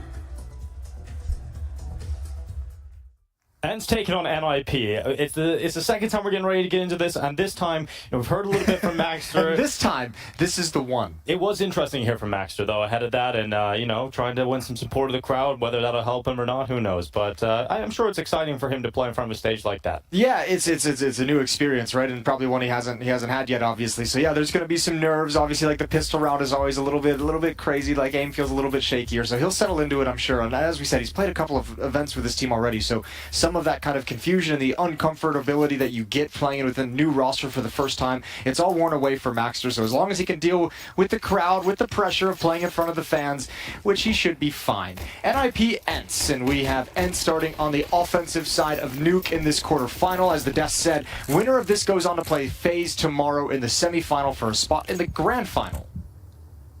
Ooh, that was a lot. That was a lot, a mouthful, and perhaps that's exactly what NIP will receive of led as Senpais is at front of the attack. Config actually gets a double outside of A main. That is a massive opener from the Ninjas in Pajamas. Now the retake is on for NIP, and it's 3 in from heaven. The nade's ready as well. All 4, in fact, coming through the heaven side now. Dropping down into the side. Post plant is set up by Snappy and Madden, and Snappy has the distraction. Sets him up for a lovely double, and now Rez left in the 1v3 total. Has got a kit for some extra time. But all these Ents players know they just need to drop back and not give him that opportunity. If he sticks it, that could have been a factor, but he is looking for that fight. Madden gets the information. He's no longer on that defuse, and it's starting to come into territory where Rez will not be able to win this one. Vladin and Madden sitting further back in a comfortable spot, not letting this one go the other way, and NIP will not be picking up this pistol. It's Ents that have the first of this quarterfinal. Yeah, great post plant setup. NIP tries to spring that retake, but Snappy's just in such a prime position and a difficult spot to clear out in the pistol round as well, where you don't have the utility, don't have a Molotov, don't have a couple of nades you can bank in there either. It went out towards the planter. Good job from Config, but you can just see how difficult it can be retaking, even in a man advantage. Even when Config gives you 2, when the site is already secured and the post plant positions are strong. So Ents take the pistol round, and a couple SMGs on the board, couple of rifles as well. Full buy for NIP in round number 2. Yeah, gone for the force buy, and this attack out from Senpais at the front with a MAC-10. Applying pressure, forcing that ramp player to run away, but Maxter can't get far enough. The MAC-10's already here, and that's the B-bomb site cracked open. Yeah, now they can just put utility down. There's a follow-up smoke over towards Decon. Config going to be blocked off by smoke. They hear the door open. He's going to pounce through. Yes, he will, but not in time to stop the plant. Just a second too late, and now the round is firmly in control of Ents. Yeah, you might consider the safe call now for NIP. You don't have the kits available. You don't really have a chance back into this one. Might as well take those pistols and scouts into the next round. Hope you can pull something off there, but that is going to be the 2-0 start for Ents. Yeah, and it's a very nice, simple call as well. Just a ramp rush with the pistols. Obviously, you risk kind of running into a little bit of a stack in that part of the map, which can be popular, but keeping it nice and easy, allowing the MAC-10 to use its mobility and its speed to get the entrance. And followed up with some good utility work. So 2-0, and NIP going to bring a scout and 2 deagles forward into the next round. I think Config with that pistol, and obviously that round as well, showing some confidence, being aggressive to the door, trying to make the difference. He has been kind of a shining light for NIP in this tournament. And when Config's playing well, sometimes it can be a hot and cold experience to Config, but when he's playing well, when he's up there, the team becomes a different beast. It was the same with Astralis back in the day. Now it's the same here in NIP. Look, it's been the story of NIP as well. Like a lot of that inconsistency on an individual level probably stems a good amount, I would imagine, from the inconsistency in the lineup that they've had, especially with leadership. Yeah, and leadership changing as well. So, especially with this addition moving forward of a new in-game leader, hoping that Config can get back to finding that consistency, because he is a high-impact player when it's all working. Vladin gets the opening kill. Upper bomb site is lost once again. Nice, simple, easy calling from Snappy. It ends in upper rush, and they're having no difficulties managing the situation. Yeah, this is what we've got used to over the years watching Snappy play. These simple but effective calls, and he's got the team to do it. They're very effective in going for that upper bust. A lot of these players capable of entering. And Rez, what a shot on the deagle. Damn, well, they need to protect that. That's an AK-47 on the ground, so Snappy's got to step up. Could One be a more second for one Rez. going down. It could be, but Snappy's got it. There's more to find, and he's alone in protecting this, but that's a beautiful headshot. Yeah, Snappy's fragging out. Here he is, lining them up, shutting them down. And he's going to be at the tiger, left alone, taken out by Ents. So we head into the first gun round. Now, something we noticed from Ents at the start of this tournament was the lack of DHA resulted in Snappy having to take more of initiative outside. And he was fragging out in that opening game. Sure, against lower opposition, but it'd be interesting to see if he can keep that up against NIP. Yeah, and you'd imagine they have a couple of tricks up their sleeves to help kind of sort of negate that when we switch over.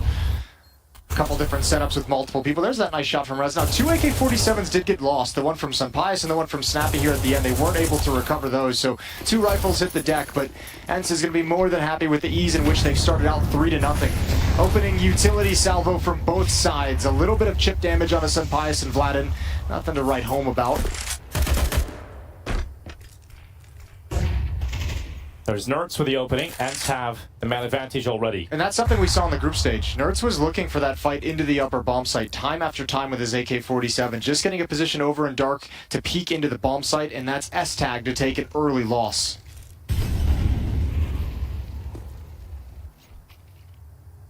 ENCE can take quite a bit of map control with limited utility, and because of that opening kill, it applies pressure onto NIP, feeling like they have to take some control back. So Rez's play does not work out. They have no one outside, so they have no information on how much progression. They just hear utility. Yeah, this is wonderful. Oh, ENCE is just...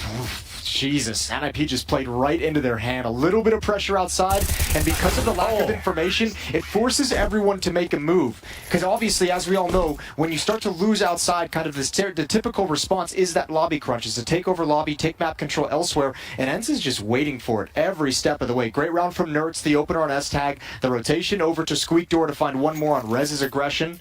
And that makes it so easy. Yeah, NIP clearly are not in the zone at the moment. So timeout straight away here in the playoffs. You have 4 timeouts. We're going with those CSGO rules. Not playing with that updated version of the timeouts here.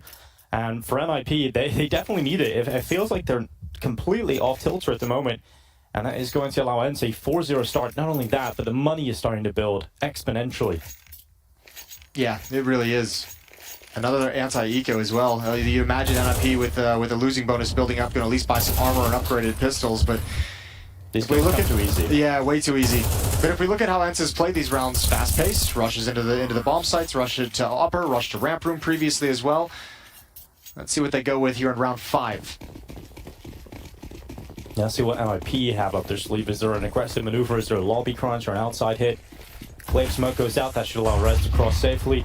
To front secret, you'll watch those double smokes come in. Those Henry G smokes that they've been coined. They're going to be lining up in combination with the main smoke. So Rez has got himself towards secret. But it's going to be cleared out by that Molotov. That's going to force him into the open. No one on top of Silo, close to Red to punish him. But it does force Rez into a position where he has to fight. Interesting, though. I mean, if he tucks himself in, they might not expect this position as they move up. Sunpius is a little bit dangerous up on top of the boxes, so they just get Vladin into position to play a late lurk. He doesn't have to do anything for some time. The rest of ENCE is going to be the ones to make a move, and Vladin is going to try and exploit that after the fact. So this is all down to how patient Rez can be. And they were touching on the desk about Vladin and perhaps some nerves that have come into it. We've definitely seen that in the group stage. It's only going to get more difficult to manage your nerves as you get deeper in the competition. And perhaps he'll not clear that close box position, and that's exactly what happens. In fact, Rez gets aggressive, catches him, and that was an AK-47 to play with. The short lift in his hands as Madden and Snappy start to bring a couple of kills back, and they'll cut through those pistols. They'll make sure ENCE have 5. But Config trying to make the most of his flight through the smoke, and it's just stopped. Yeah, another good shot with the deagle from Rez as he clears the outside corner. But nothing can be built upon after that. Those pistols, not enough stopping power to hold back the flood of ENCE players coming out of Squeak Door. And it's just Maxter, hoping to get an exit kill, hoping to grab a rifle right at the end of the day. 5-0 start for ENCE. Yeah, it hasn't been competitive. Sure, NIP, they didn't even have a gun round here, of course. But even when the rifles were out, that was the least competitive round. They lost no one on the ENCE side. Maxter trying to keep them on the site, doesn't have the kit, so it's not realistic. Ninja, but they're panicking, they're running back into the site. They really are. It's actually working out for him. He gets another kill, maybe he'll catch Snappy to the bomb blast here, and he will. So 2 extra kills on the way out. That's great. That's actually really nice for Maxter to bring that back. I mean, one kill for him, 1 kill on the bomb as well, taking down 2 extra players where it wasn't necessary, and that's that new gigantic bomb radius coming into effect. Even though he had no... Ooh, that's a good reaction. That's a snap over. But here was the flood out the Squeak Door. And P250 and Deagle just not enough to put a stop to it. Good cover provided by Madden to help Snappy activate for some opening kills. And we get back into the guns. Hedrick's got his AWP this time around. Yeah, to Frag as well, so he's certainly going to be looking for impact at round 6. Outside smokes deploy immediately from ENCE. So this is going to be in space to Sunpius.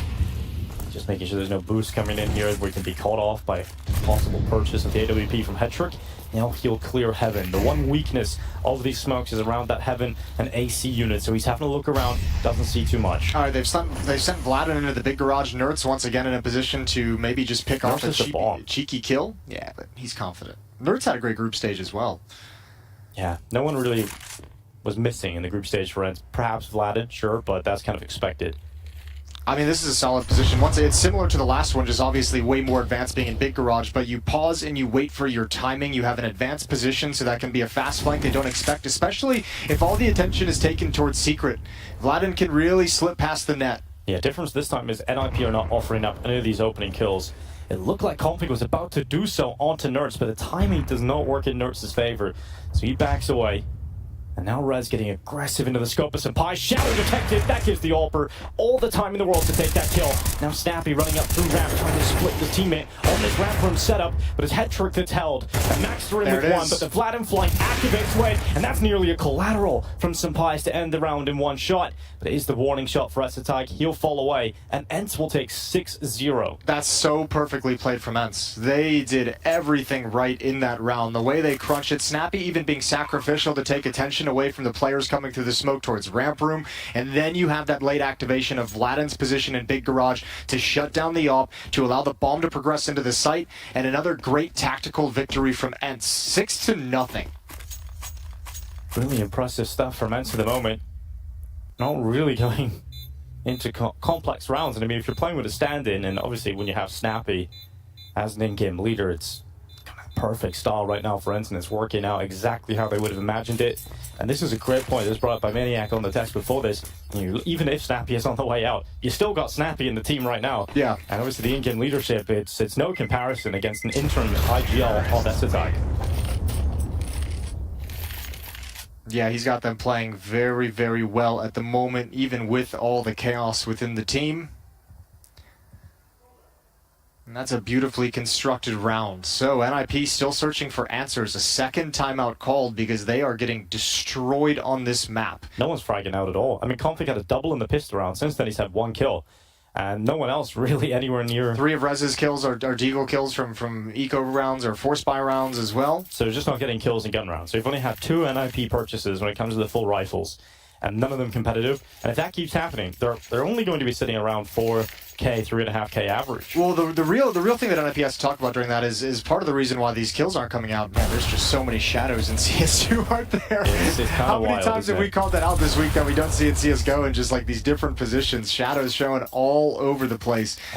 But, I mean, Ents is controlling this map. They're really forcing NIP to play the game that they want, and they're ready for all the counter moves that are happening. So if you're NIP during that timeout, you might want to start thinking in the next gun round, get a little bit aggressive somewhere. Try and deny something from Ents. Try and take something yourselves. Try and dictate the pace of the round, at least in the early going. We'll have to find out. Ents going to take this one cautiously. I love that you have the freedom and you have the player in the form of Nerds to just try and get openings. Just let him fight. He's done it out of HUD a couple of times now. This fight goes down. This time, Vladin will win it. The glaive smoke outside to allow the cross to Seeker is a telltale sign there could have been a player in there. And Vladin goes ahead and clears out Rez. Yeah, he's looked much sharper in the early goings of Nuke than he has previously through the group stage. And I think a lot of it is Ents is kind of sending him alone. It's being like, don't even worry about trying to work with us. Don't even worry about it whatsoever. We're going to set up utility to get you in good positions on your own. M4 is up here. Good distraction from Config. Oh. There's the M4. Silence. And Esatag's got a triple. Sunpius has to tuck into a corner. He's got Config strafing over and can't transfer in time. And it's all on Vladin. Esatag's on for the ace. He's got all 4 kills in this round, and Vladin was last detected towards outside, so perhaps they'll consider Heaven soon. But Esatag isn't looking this way. And so now the stand-in has a chance to clutch. A clutch on the stage, a clutch for his side, and he's got the first on Esatag. Maxter picks up the AK-47. Vladin looks to walk it in, but goes for the fight, and it was a battle of the stand-in, and Maxter comes up on top. Yeah, great shot from Maxter. Immediate headshot as well, but a beautiful round overall from Esatag. Helped out, good bait inside the bomb site. No Molotov towards his position, not enough attention towards his position, and Ents could never find that trade. It felt like Snappy was probably the player to check the CT vent, but he was distracted by the peaks that were coming out towards the back of the bomb site. Perhaps even seen 2 players there, which allowed him to to have to focus there instead of the CT vent, and Esatag makes the most out of the few bullets he had inside of that M41S. 3 kills with a tiny little mag. Yeah. That ain't bad at all. Molotov going to be extinguished. This one's faster pace, but Snappy's already gone down. Finally, the AWP of Hedrick has something to say. And Vladin and Mini Quick wasn't called out fast enough. And all of a sudden, Madden's now going to make a play. Config caught out in the open, and the upper bomb site is compromised. Yeah, Ants don't give you enough time to celebrate, man. They're back in this again. Speed is the name of the game, but Hedrick pulling out some pious Maxter from heaven, and it's just Nerds alone. A 1v2, he's certainly capable of winning these kind of rounds. And he knows the position of both defenders. Hedrick was in secret with the AWP, Maxter up in heaven. A full belt of utility, and a lot of time for Nerds to work this one. Relatively high health too. He's waiting for a mistake from NIP that would turn this into a 1v1 fight, and he can do that because of the time. Yeah, he's hoping someone's going to wander into his crosshair, obviously, but the more time this goes on, the more he loses track of those positions that were called out previously. So at this point now, you kind of have to assume you don't really know the location of your opponents all that well. They could have shifted, they could have moved. There was time for Maxter to make a flank all the way towards lobby, so Nerds has everything to consider. So Maxter will reaggress through heaven, but he's not alone. He has got Hedrick in behind them. Both players in from heaven, Nerds directly below them. This can be a very strong position, but Nerds would have liked to have been a lot more accurate on that first kill. If he had got that instant kill, he probably would have been able to transfer. And Maxter, oh, there we go. The AWP does blow down. He'll win the clutch again. Another 1v1 for Maxter, and this time recovering the ult. What a legend. Recovering with the nade as well. A few tricks up his sleeve, this standard Maxter. He's doing very well. I mean, that's 2 big clutches. Yeah. In back-to-back rounds to win both rounds that NIP have picked up. Yeah, he really secured it. Not even the final kill. It was probably the one on Madden over towards Squeakdoor that really saved the day. This is a 2v3 recovery as well. You know, Ants had the opening kills. They looked very strong at the start of the round. And there's that AWP being saved on over. Lightning strike back in the hands of Hedrick. And round 9 kicks off. Yeah, still so much money for Ents though. NIP was starting out in that 0-6 hole means a lot of funds for Ents. So NIP's got to come back into this the hard way. Now some aggression from Rez to deny these kind of outside lurks from Vladin that they've been experiencing. Wanting to shut that down. Oh, not able to do it. Vladin wins out on this fight. Yeah, Rez is getting kind of beat around by Vladin. Multiple times now Vladin's won that duel, and he's got the space towards outside again, and this time towards secret. And we've seen him become an important late piece in these rounds for Ents. And once again, back to that slow default. Get some control outside and then slow it right down and wait for Nip to get a little too desperate and they'll walk right into it. But Hedrick this time with the AWP is starting to find impact. That's Snappy down. The AWP's coming back to the ramp to help with Maxter, trying to stop him exit the ramp room. And that Molotov will finally force the NIP players further back. Yeah, but it's also given safety to get into the lower bomb site. Nobody shifted downstairs. Everyone shifted to cover outside, which means the retake is going to be very difficult. It's going to come from ramp room as well. No one wants to go vents considering how compromised it is. If they do, surely they're dead to Vladin. Yeah, it's a worrying time here for NIP. Difficult to find the pieces and how to get back into this retake scenario. Oh, that's going to do it. Has to go through the vent, and Vladin immediately executes Esatag. Hedrick's having none of that. I'm not sending my op down there. Yeah, no, it's crazy. Once you don't have vent to rotate through, that drop down is so dangerous. And I'm surprised to see Esatag really challenge it when they when that smoke fades at ramp room, they had that avenue of a retake, but everyone had shifted off of it. So NIP, just by positioning, just by the fact that they never rotated anyone downstairs, they chose to defend outside instead. They're out of position to go for this. And Vladin's on the hunt now. Hell yeah, he is. Absolutely massive. If he can take one of them away, but the bomb... It's on the hunt to save his own life. Denies. Yeah. I love how the stage is actually set up like the trophy. Yeah, that's actually a cool looking stage. Very cool looking stage. I remember back in the day as well. This is the event you attended. They had a sick looking stage there too. It was like graffiti themed. They had the hype beast. Like, that was over. it. There was like the giant stage wide hype beast painting. Yeah, CAC Perfect Wall definitely put on a great show visually over there in Shanghai. And right now, NIP looking to try and make this a bit more of a visual show. 2 rounds collected off the back of 2 1v1s by Maxter. But other than that, Ents have certainly looked like the more dominant team. They've won more than half of the rounds available in this first half already, Ents. They win this round. NIP's money is once again back to that 3.5k, 4k average. Standard smoke being thrown, actually a little variation this time, much deeper from Ents. That's a cool way of doing it. It leaves credit card open, so you're trying to fight that credit card player. almost trying to lure him into a peek, being like, it's available. It's available to you. Vladin, he spots it out. Rez is in some trouble now, but Config bails him out, spam through the smoke. Massive, massive kill from Config. Yeah, that's nuts from Config. And Vladin's been a thorn in their side outside a number of rounds, so it's a huge kill to find. And now Config can go wrap around Secret and present a new angle of attack for this defense. 50 seconds left in this round. Re-smoke comes down at doors, so Nerds does not have that gap. Instead, Madden goes for the peek. And Nerds took damage, I believe, through the wall on that shot from Headtrick. Yeah, it looks like it. Damn, that was close. A ridiculous kill. Now they know the position of the AWP as well, and it's going to be hunkered down inside the bomb site. So rotations, the mode of rotation for that AWP is going to be everything. Good pop-up from Maxter, 1 for 1. And again, they progress towards the lower bomb site. Still one lurker outside. That's Snappy taking his time. Yeah, it looked like that crouch timing was not going to work out for Maxter, but he's still able to get one out of it. Config is rotated down here already at the double doors. The fight from Snappy on that lurk does not go his way. And Config stops the plant. He doesn't get the kill on some pies, but deters him from planting. And a misclose shot from Headtrick. That's going to be a kill going Ence's way, and they desperately need it. Yeah, but they're stuck inside the site. This is going to be near impossible. What a shot! What a risk from Sampais to open the door, but man has confidence, and he's got the skills to back it up.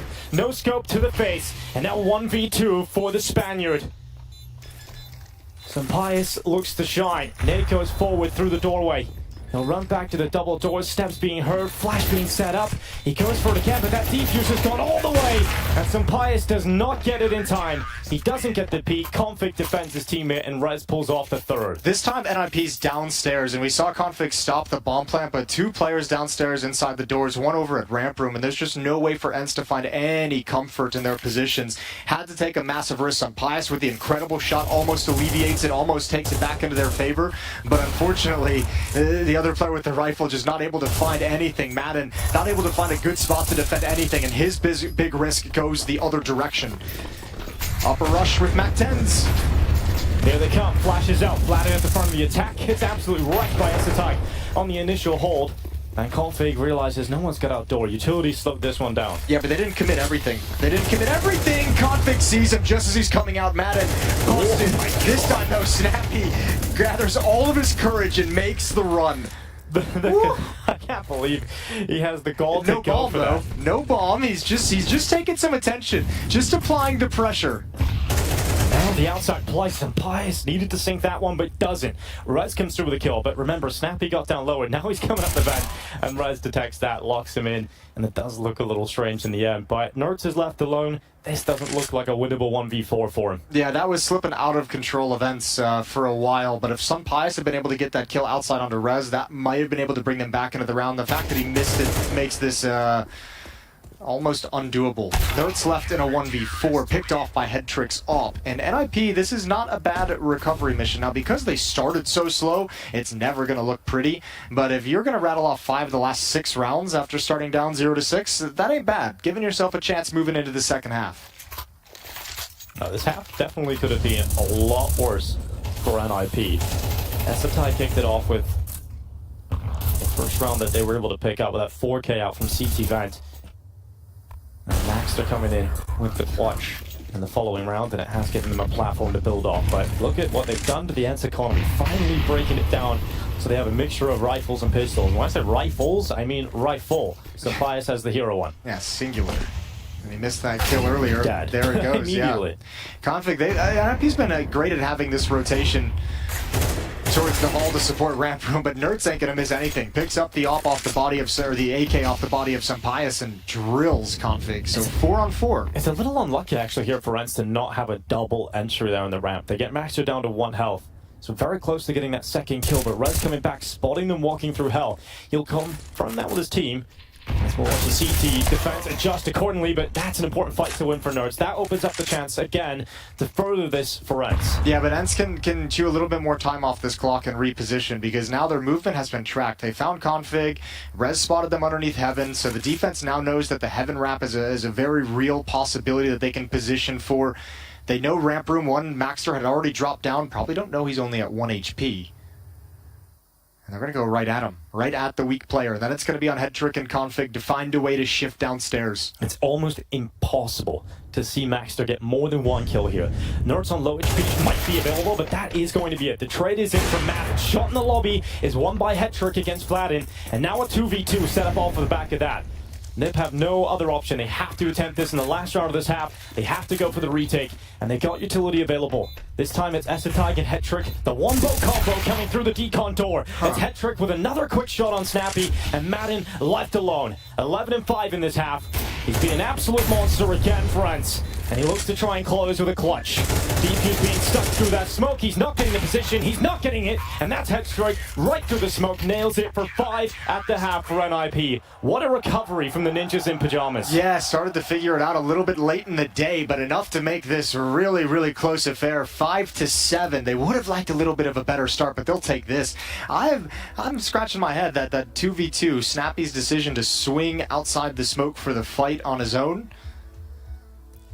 Yeah, it's a little strange, but I don't know. I really can't tell you why. Yeah, I feel like he could have maybe played behind that smoke a little bit. Maybe he's worried about it blowing open, but that swing in a 2-on-2, playing it individual, is that one made it a lot easier for NIP to deploy the Molotov towards the window, deploy the smoke towards the door, and get a nice easy defuse.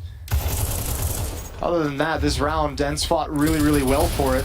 Headtrick started finding a lot of impact. I don't think we sang his praises in this half enough, but some really impactful AWP shots coming in once he got that AWP out. Yeah, it certainly started to dictate a few things towards the end, but I want to give most of the credit over to Maxter. He won those 1v1, or the 1v1, and he got the kill in the 2v1 retake and the ensuing round as well. So his performance in those clutches is really what got NIP going, what allowed them to kind of stabilize this half, build up a little bit of money, build up a little bit of a streak, and turn the tides. And not being a liability at ramp, which so often can be a problem.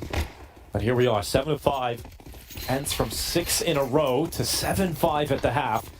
Would love a pistol to try and extend this lead further, but NIP realize they have a chance here to close the gap. Both stand-ins being parked over in ramp room on these CT sides. Here comes the upper hit. Madden with the opening kill. Nerds turns away from a flashbang, comes back with the dualies, but blinded again. So Rez gets the trade. A 2-for-2 trade until Config adds another one onto the board, and Sun Pius can't get into cover. So here you go, Vladin.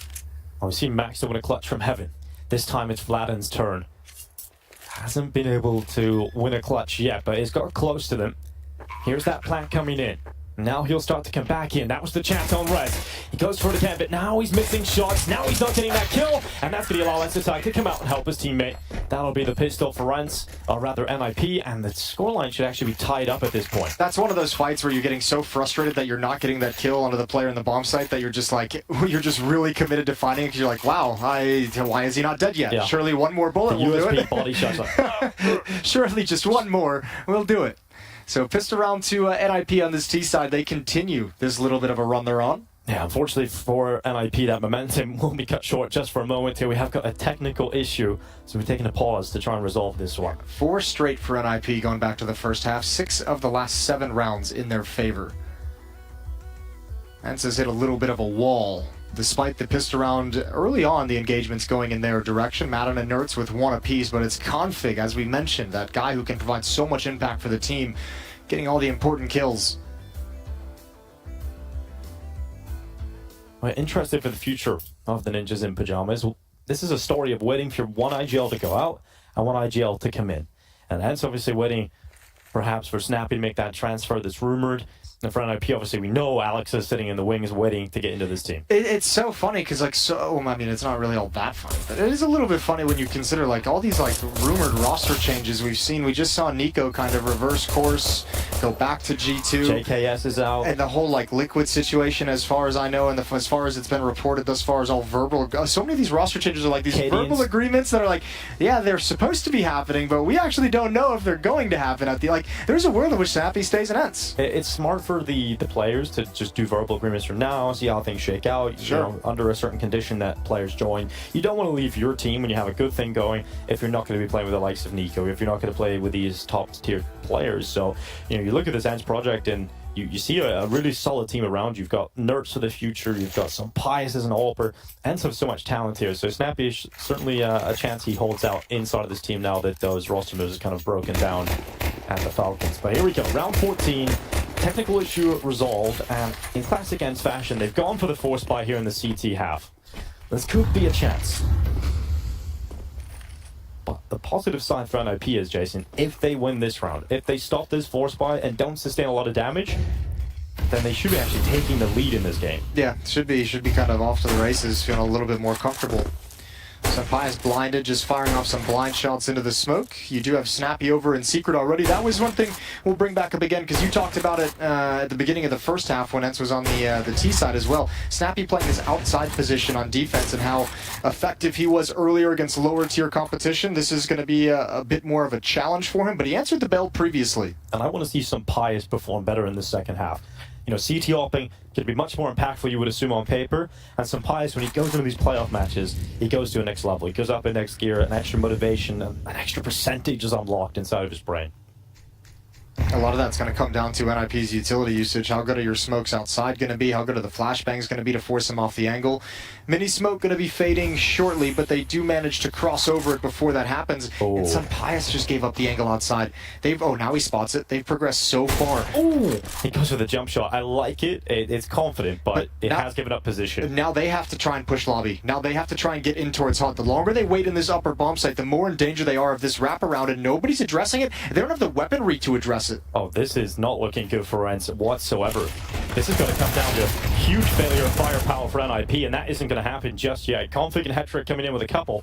Now Madden springs that attack into the lobby, but gets caught by Maxter defending that hut push, and it's just Vladin left alone. He may be able to pick up 1 or 2 here on the 5-7, and even that, he should have sunk that kill on Maxter. Can't believe Maxter gets away with that on 3 health. Yeah, he probably thinks he tagged him like once in the leg and just couldn't find the kill, but Maxter dodges all the bullets with that little jump out. 7-7, NIP have tied this up on their T side.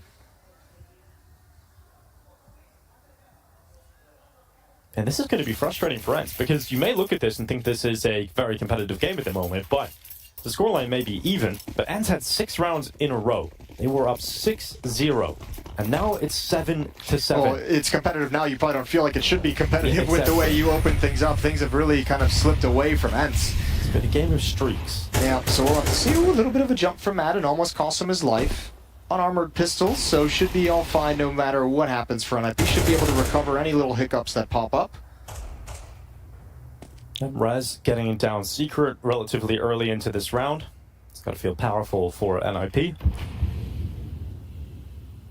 And they've done a pretty good job in back-to-back rounds now of sort of dodging some of the opening spawn kills and giving ENCE chances on the lower weapons. No one offering up easy opportunities here on NIP. No one offering up easy opportunities on ENCE in this round. I don't know. I feel like the Zeus... I don't feel like this is the position. The kit doesn't have that range anymore, Jason. It feels like more often than not you're getting around 80 damage off the back of that. Well, it certainly sucks when they come outdoor instead, but Nerfs is there. Double kill with the 5-7. Again, though, they should have the firepower to overcome any hiccups, and it's a good read. Senpai going to turn this corner. Easy one for S-Tag. He's got the bomb as well. Vladin, they know he's the ramp player, so likely looking towards heaven, likely looking towards lobby in a little bit. That kind of alarm bell inside your head is ringing.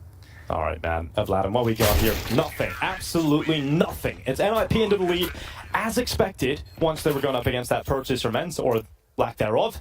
And now we're going to get into the gun round. So this is now a story for ENCE to do what NIP did in the first half, which is recover. And that's the name of the game now for ENCE. Well, I mean, if you're from the ENCE point of view, right, like this still isn't, like, from our perspective, it's like now they have to recover because of the streak. If you're ENCE, though, this is all just kind of like part of the game, right? You lost the pistol. It's always going to start out slow. Everything's gone pretty much exactly how it should. And now it's about not having the slow start on your CT side that NIP had. Don't let them run up that 6-0 scoreline on you.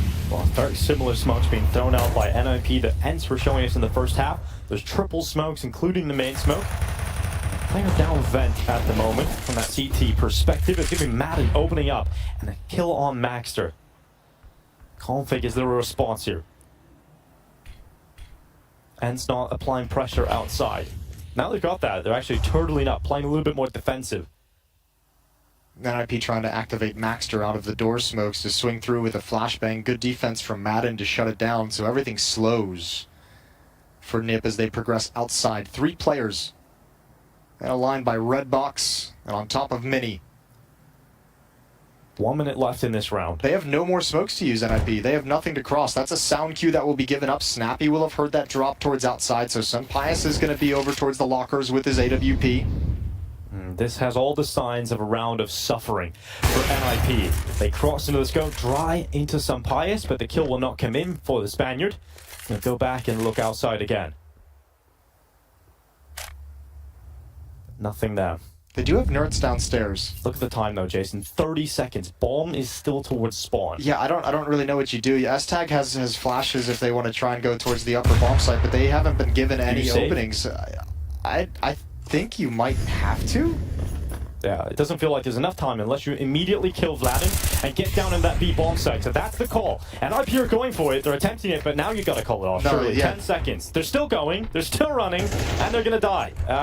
Unless Rez dives down immediately, have enough time for a bomb plant. Just about, but denied by Nerds. So, tied up. Strange round from NIP. The clock certainly wasn't their friend. Yeah, I mean, that's probably a couple of things, right? That's maybe like losing track of the time as a team. Obviously, you have the interim IGL, you have a stand-in as well, so a couple of things maybe slowed that down as much as, more than anything, though, it was the fact that they had 3 players outside with no smokes. You get one across that ran the gauntlet on Sunpius without that utility, but you don't want to risk the other one, so it just takes way too long for NIP to readjust, and Nerds plays that perfectly. There's a number of fights he could have taken during that, but he knows the bomb timer, he knows that the round timer is low, so just waits. Interesting T-smoke being thrown out there. Towards Silo, looks like, or T-roof. Yeah, there we go. Theorycraft that one. Ooh. Smoke? Okay, it filled in. Yeah, it was like going to be a deadly gap, and nearly still so. Sunpius is looking for a kill out towards the top of Silo. This time NIP actually committing more resources behind those smokes, but resources into Snappy, who's already got himself a secret, and it's the worst kept secret in Counter-Strike. Snappy has got himself a double, and perhaps the best kept secret here. Snappy's not letting them through. Yeah, he's got the bomb down, and that player on top of Silo could do absolutely nothing to stop this. Snappy's going to get out. Well, that was one of the questions we had. How is he going to be able to handle the outside pressure against NIP, where previously it wasn't a team of this caliber? And let's say his first test, he passes it with flying colors. And a lot more controlled than we've seen previously, obviously taking a more conscious approach to you're up against a higher level of opponent. Let's play more defensive inside a secret. You have to save now. Yeah, you definitely. There's no other option, right, for NIP. Once again, you have no smokes to even cross over to secret to take out Snappy to get that bomb, even if you wanted to. I wonder if that smoke was meant for main. It felt like they missed that smoke. It wasn't part of their execute this time, right? So they had it all 3 smokes towards outside in the previous round. I wonder if you can maybe get away with not using that main smoke, because we've seen NIP have the problem of not having enough utility into the late round. With those double smokes you do in front of main, in front of garage, you might always need to throw in that main smoke, and you would have an extra piece of utility a little later in the round. Well, this is back-to-back rounds as we're talking about the utility usage, because we said it would have to be sharp for NIP, where they haven't really gotten a lot of production off those utility resources they're putting outside. Same with the previous round, like that initial wall of smokes, not able to cross, not able to get positioning off of it. This one as well, they use those smokes, but Snappy shuts them down entirely, so all those smokes really aren't producing anything if you're NIP, and it's caused them to lose back-to-back rounds.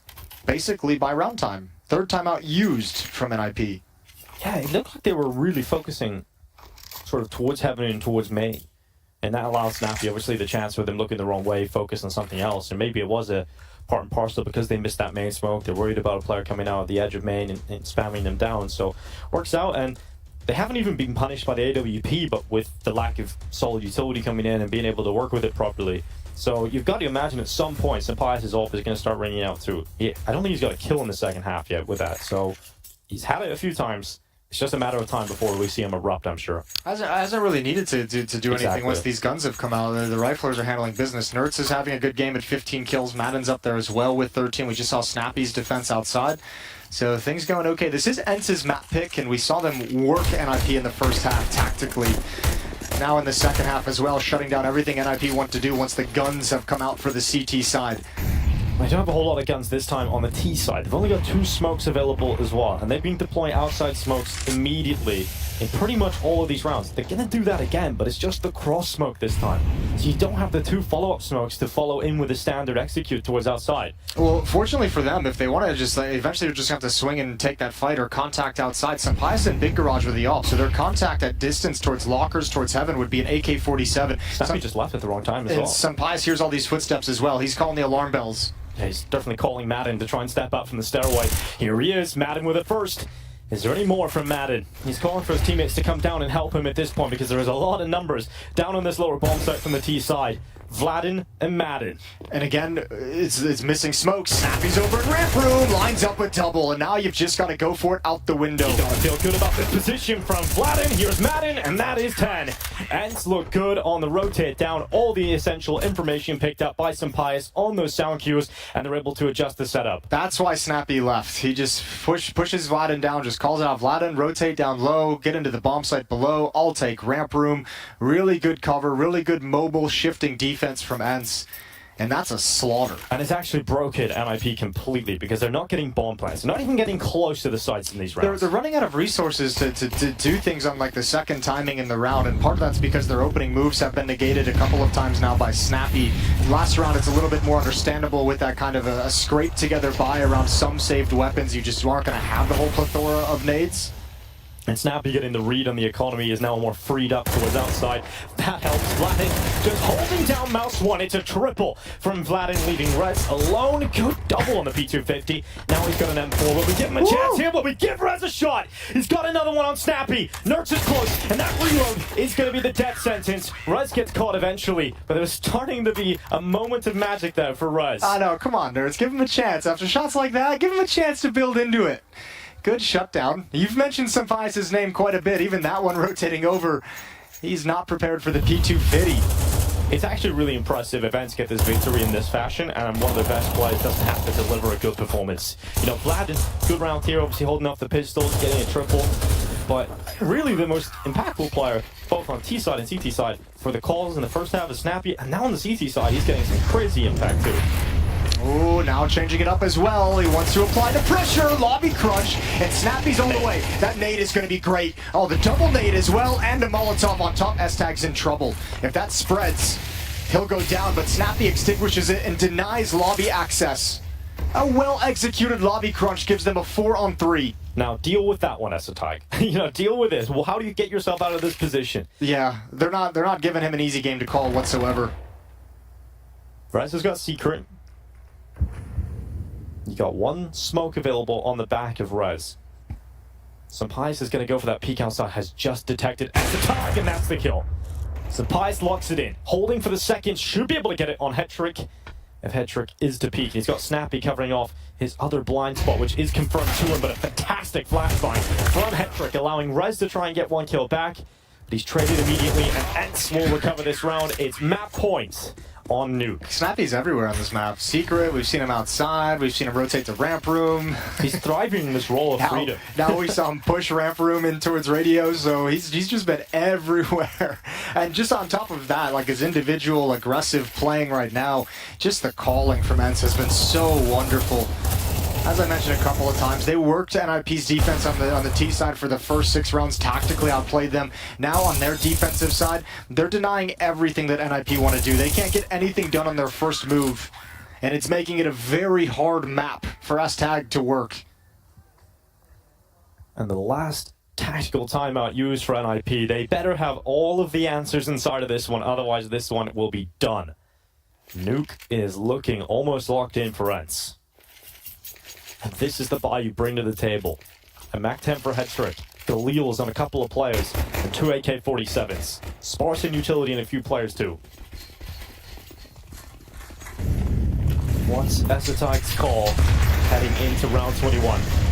Perhaps a call of DJL as well. They'll look at ramp, they'll look to challenge Vladin. He's holding down, and this time a wild spray that will not connect a single kill. So that's a chance for NIP. Yeah, this time he gets caught, just committed to the fight through the smoke. He might not have fully believed that it was going to be a ramp rush in that fashion. Madden has shifted down here, and he's had a great game as well. Yeah, he's had his moments, and he's looking for another one. Looking to make up for that of Vladin's mistake on side of the ramp, and that is a double from Madden to draw it back. A 3v3, bomb yet to go down for NIP, but you'd imagine this turns into a retake at some point. And Snappy's at the control room window. Yeah, and Config's turned into an X-Factor with his low HP. He's just going for a crazy, crazy flank. Snappy needs to be careful here. Head trick looking to take him out. Snappy's got the warning shot. Sampaius detects Config. And a quick shot from the sniper. There's that Galil. With an AK, he might get that kill. Yeah, Snappy getting a couple of leg shots tagged to the knees. Here's that bomb plant coming in. Flashes through the double doors. He's waiting on his teammates to get in a better position. Snappy's just drawing attention away. And NIP are not comfortable in planting that bomb at all. And doesn't feel like they ever will be, because the bomb is gone, and so will NIP be gone of Nuke, unless Hetrick has a clutch up his sleeve. 30 seconds for the young Ukrainian to pull this one off. He goes for the vent. He might actually get a chance here on Sampaius if he was to move a little further forward, but he has to think about the bomb plant because of the limited time. So he'll commit inside of the site. Decon is closed, and Hetrick is trying to fight. He's trying to pull a nurse into that duel, but he's not going to go for it. And now he's limited himself. He's put himself in such a difficult position. Taps again, but Nurse is just playing with him and allows the reposition of Sampaius. And toy with NIP here on Nuke. A solid calling performance and individual performance from Snappy, and ends up the first map of the quarterfinals. Yeah, that's a better looking ends than what we got in the group stage. The time off has done wonders for them. Vladin looked really solid as well over towards ramp room and on the T side in his individual plays. But yeah, the big takeaway is Snappy outplaying NIP on the T side with his calling tactically, and on the CT side not letting NIP get anything going early on in the rounds and just choking them out. There was a flash in the pan for NIP in that first half, but second half it felt even worse for them, right? They got a good start, they had everything you needed, the good conditions, you got the pistol, the conversions, and the force buy win. They had everything. Yeah, once the guns came out, there was no success for NIP, right? No, I don't think we really saw any real opening kills outside when they had those smoke walls up. Snappy shuts them down crossing to secret. Like they weren't finding any success early on. So Ents just did a great job of removing all their options in those rounds systematically. Yeah, well, let's hear what our desk has to say about map 1 of this quarterfinal. Yeah, Dinko, let's FAFO. Let's find out right here and right now, which is exactly what we had happen in the first map of the series. Yes, we look at NIP versus Ents on Nuke. A NIP CT-sided start ends in a loss. Yeah, I'm not sure who was FAing there, but I'll tell you, Snappy wasn't FAing around at all. He was calling a great first half, especially on the T side. Absolutely 5-0 start. It did get a little weird. There are a few questionable plays coming out from them when they had the advantage come, I think, the latter stages of the first half. The second half, though, sure, NIP, they win the pistol, they convert the against the force buy and the eco round, and it's close. Now it's tied up almost, or at 8-7 or 8-8 or something. And that's when Ents like, all right, boys, we got the guns out now, we're going to lock it down. Great work, great hold, and never felt like any point, once Ents got the guns down on the CT side, that NIP had a singular solution. Yeah, I'm right there with you. I think there was an obvious discrepancy in terms of quality of the T side. Ents did marvelous with that start, and it was very well highlighted by the casters as well. Snappy had a couple of very good calls early on. He knew how to push that advantage. Financially speaking, got up to that 6-0 start, because once you move over to NIP, on their T side, guns for the CT, and that was over. I think it was a little bit superficial what they were attempting to do. We had a numerous of occasions where smokes were lacking at the end, timer was lacking at the end, NIP looked a little bit lost. And I think it's a very logical win for Ents on their map choice. Yeah, and also the shout out to Snappy as well, man. I mean, like, yeah, we're praising his calling, of course. He was doing fantastic work with the guns. You go back to the round where he was playing towards at the entrance of Secret, he gets 2 kills to force a save. Later on, he's pushing towards outside, being a thorn on the side of NIP. So not just with the calling, but he was the fingers choking them down there. Let's be fair. Do not take anything away from Snappy, because I do think individually he did even more than what we expected. But from his POV, he was never put in an uncomfortable position when he got these multi-kills. And that is telling about the lack of details that NIP were being able to put together. You talk about this double kill in Secret. He gets them for free. No flash. The Molotov and the flash come after he gets double kills. So hell yeah, that's an amazing position to be in. And he strikes when he can. But what about the Dragons? What about the Dragons? Yeah. Dragons going. Madden Dragons. You could...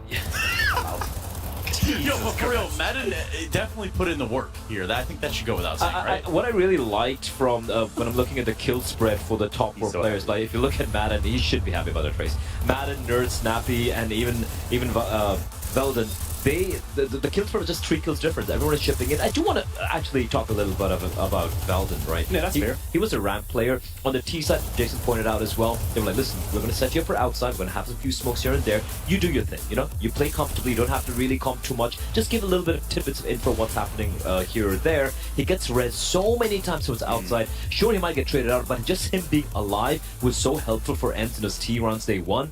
And on the CT side towards ramp, he didn't have to do anything crazy, but he played it smart, he played it right, and he didn't give away ramp for free. I agree with you, and I like that you mentioned how he dominated Rez outside, because you might be looking at this stats page and think, hell, Rez did a very good job, like 16 kills, 85 ADR, that's great. I agree with you, he gave away way too many kills outside as this sole CT rifle defenders. I talked about entry kills, I talked about the importance of Rez. He was 1 for 6. Ew. 1 successful entry out of 6 attempts. Vladen got him at least twice in gun rounds, even though he fell to the deagle. And you could definitely see that once NIP lost Rez, this little interplay of rotations was definitely not well oiled. They didn't exactly know how to deal with, oh shit, we've lost track of outside. Think about the first gun round. The first gun round is the most domino style basic Counter-Strike, which is you lose information outside. What do? You get uncomfortable, you push inside for more information. Snappy's right there waiting for you. He's got the barbecue sausage. He's waiting out. He's comfortable, and he just grabs you as you try and step into his garden. Just want to clarify, you said barbecue sausage or sauces? No, sausage. Hopefully there's sauces too. You don't do sausage on the barbecue on the fire? Yeah, it's just hard to. Well, you know what? We're not going to. We'll talk about it later. Yeah, I don't think that that has any bearing here. And honestly, if you're Ents, you're thinking about that 2-0 barbecue. You're thinking about it, but then again, Overpass, it's a map where I think NiP usually have always felt super comfortable on, you know, alongside the likes of Ancient, for example. And at least from what we saw from Ents against Astralis, it did paint a pretty picture. Now, that being said, it was a couple of days ago. Obviously, jet lag would be a factor. I think every player brought that up. You know, the guys who are, you know, flying in for the tournament, they were like, I think it was Carrigan himself was like, yeah, we're just super tired. It was a struggle, a bit of a struggle that day. And I want to believe that that did play a little bit of a part as to why Ents looked completely flat against Astralis, at least a small little factor. They look so much better here. They seem to have a game plan, they seem to know what to do, and they also seem to know how to work with Veldin much better here today. So let's look at that MVP. Let's identify them real quick. All right. It's Madden. We already said, like, hey, yeah, he was there in numbers. He wasn't alone, but he was definitely there providing the impact. Yeah, he's had a very few games now where on the T side, he's one of the players that you have to look towards. I really feel like he's a go-to player in that side. CT, I would probably go more towards Nerds. And I think once again, in this game, he had a couple of very, like, locking down multi-kills. The one where he's behind Silo downstairs, his late rotations to ramp.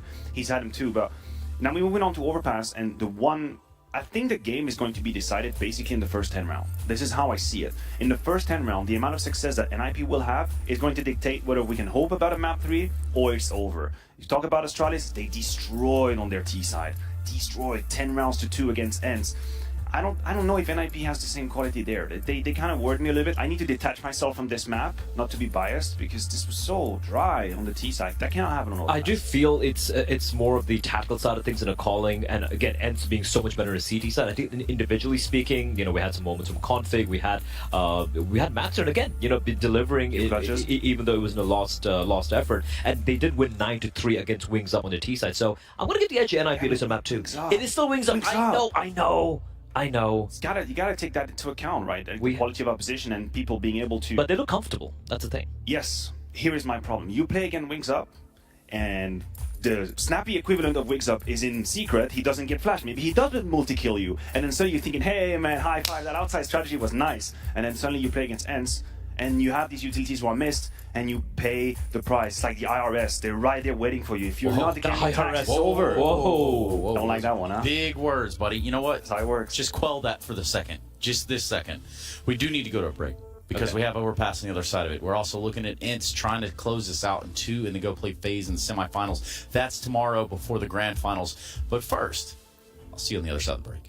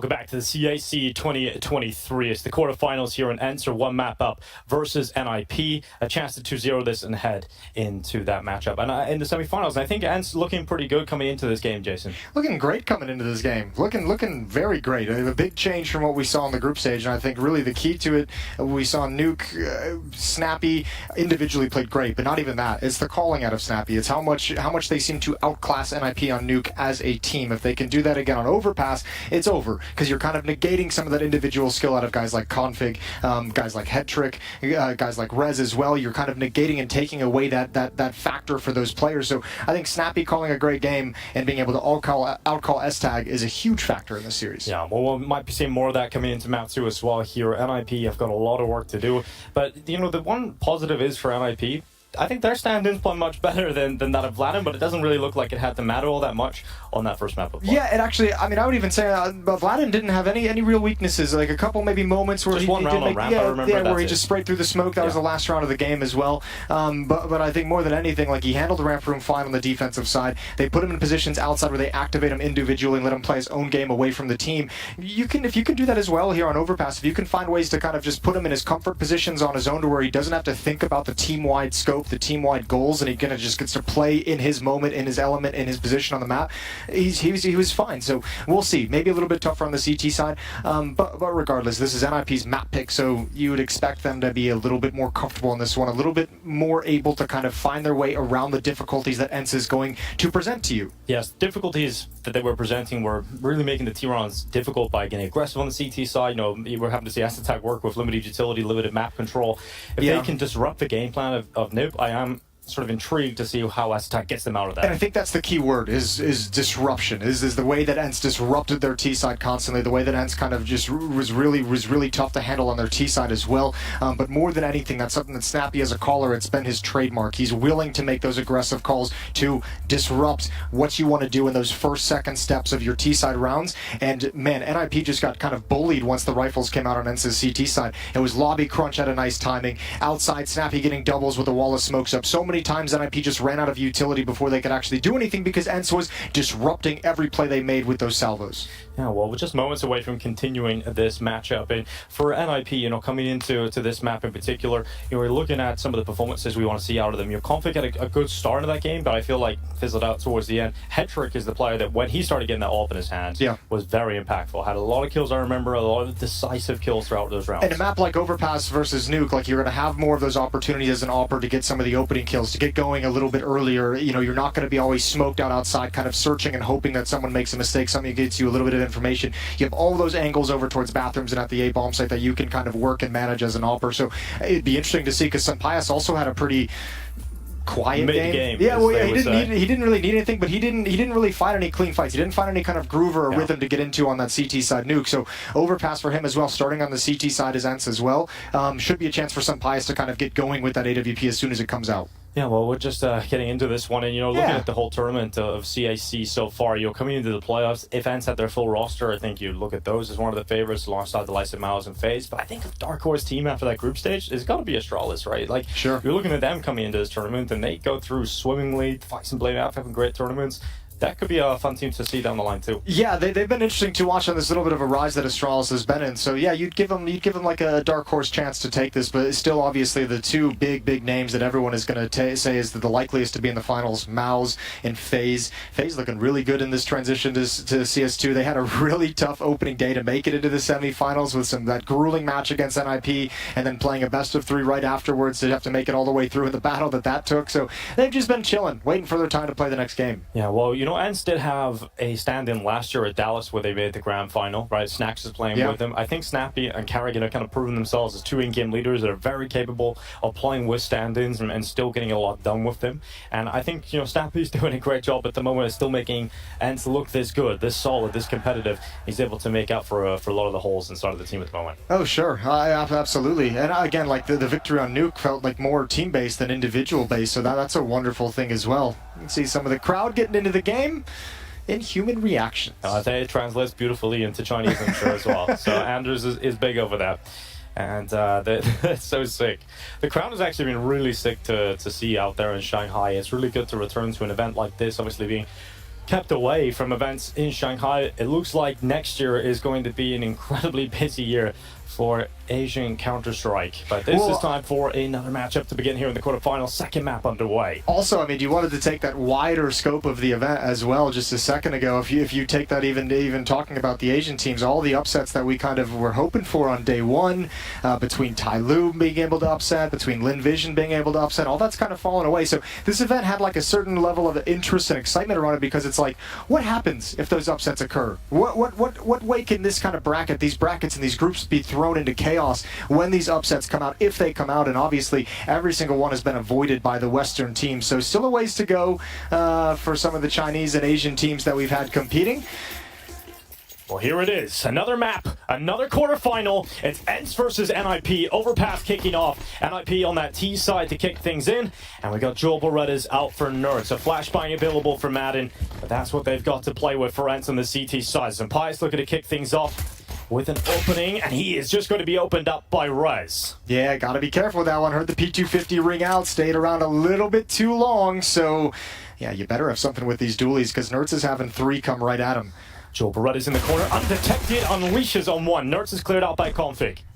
Yeah, he was hoping someone else would be just following that up real quick. Couldn't transfer over to Config. So the P250's doing work. Both opening kills. And Madden has no other option but now pushing out towards long. Both of his support players, both of his teammates at this bomb site have gone down. So he's going to get an angle out towards long. Snappy's going to try and set up a crossfire. Oh, P2000 at the ready. Snappy gets caught for that second flash. NIP are really solid at layering flashbangs in this game so far. And that's going to allow that kill and the space to be taken, putting ENCE down to just 2 players. But Madden undetected at long. Now his time to strike.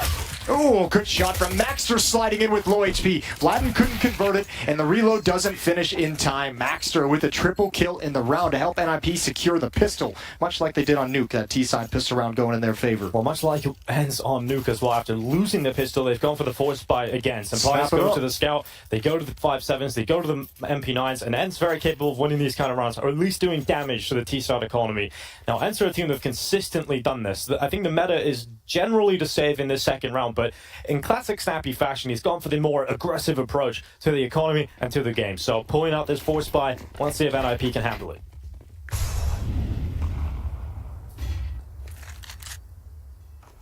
So the call for ENCE is to stack over towards the B bomb site. Send the majority of your forces over here. Hope that NIP come into you. Wouldn't be surprised if they go the other way to see this safe call. Yeah, I mean, they have time to stay in the stack, right? The Zempius is going to be playing deep angles. He's going to be playing really safe angles just to grab information, to see, like, track the progression in bathrooms, maybe towards lane. Hasn't seen anything yet. NIP's playing this one really passively. Just now starting to get that initial map control at the top of the stairs in front bathrooms. And that's when you start seeing Madden slide back.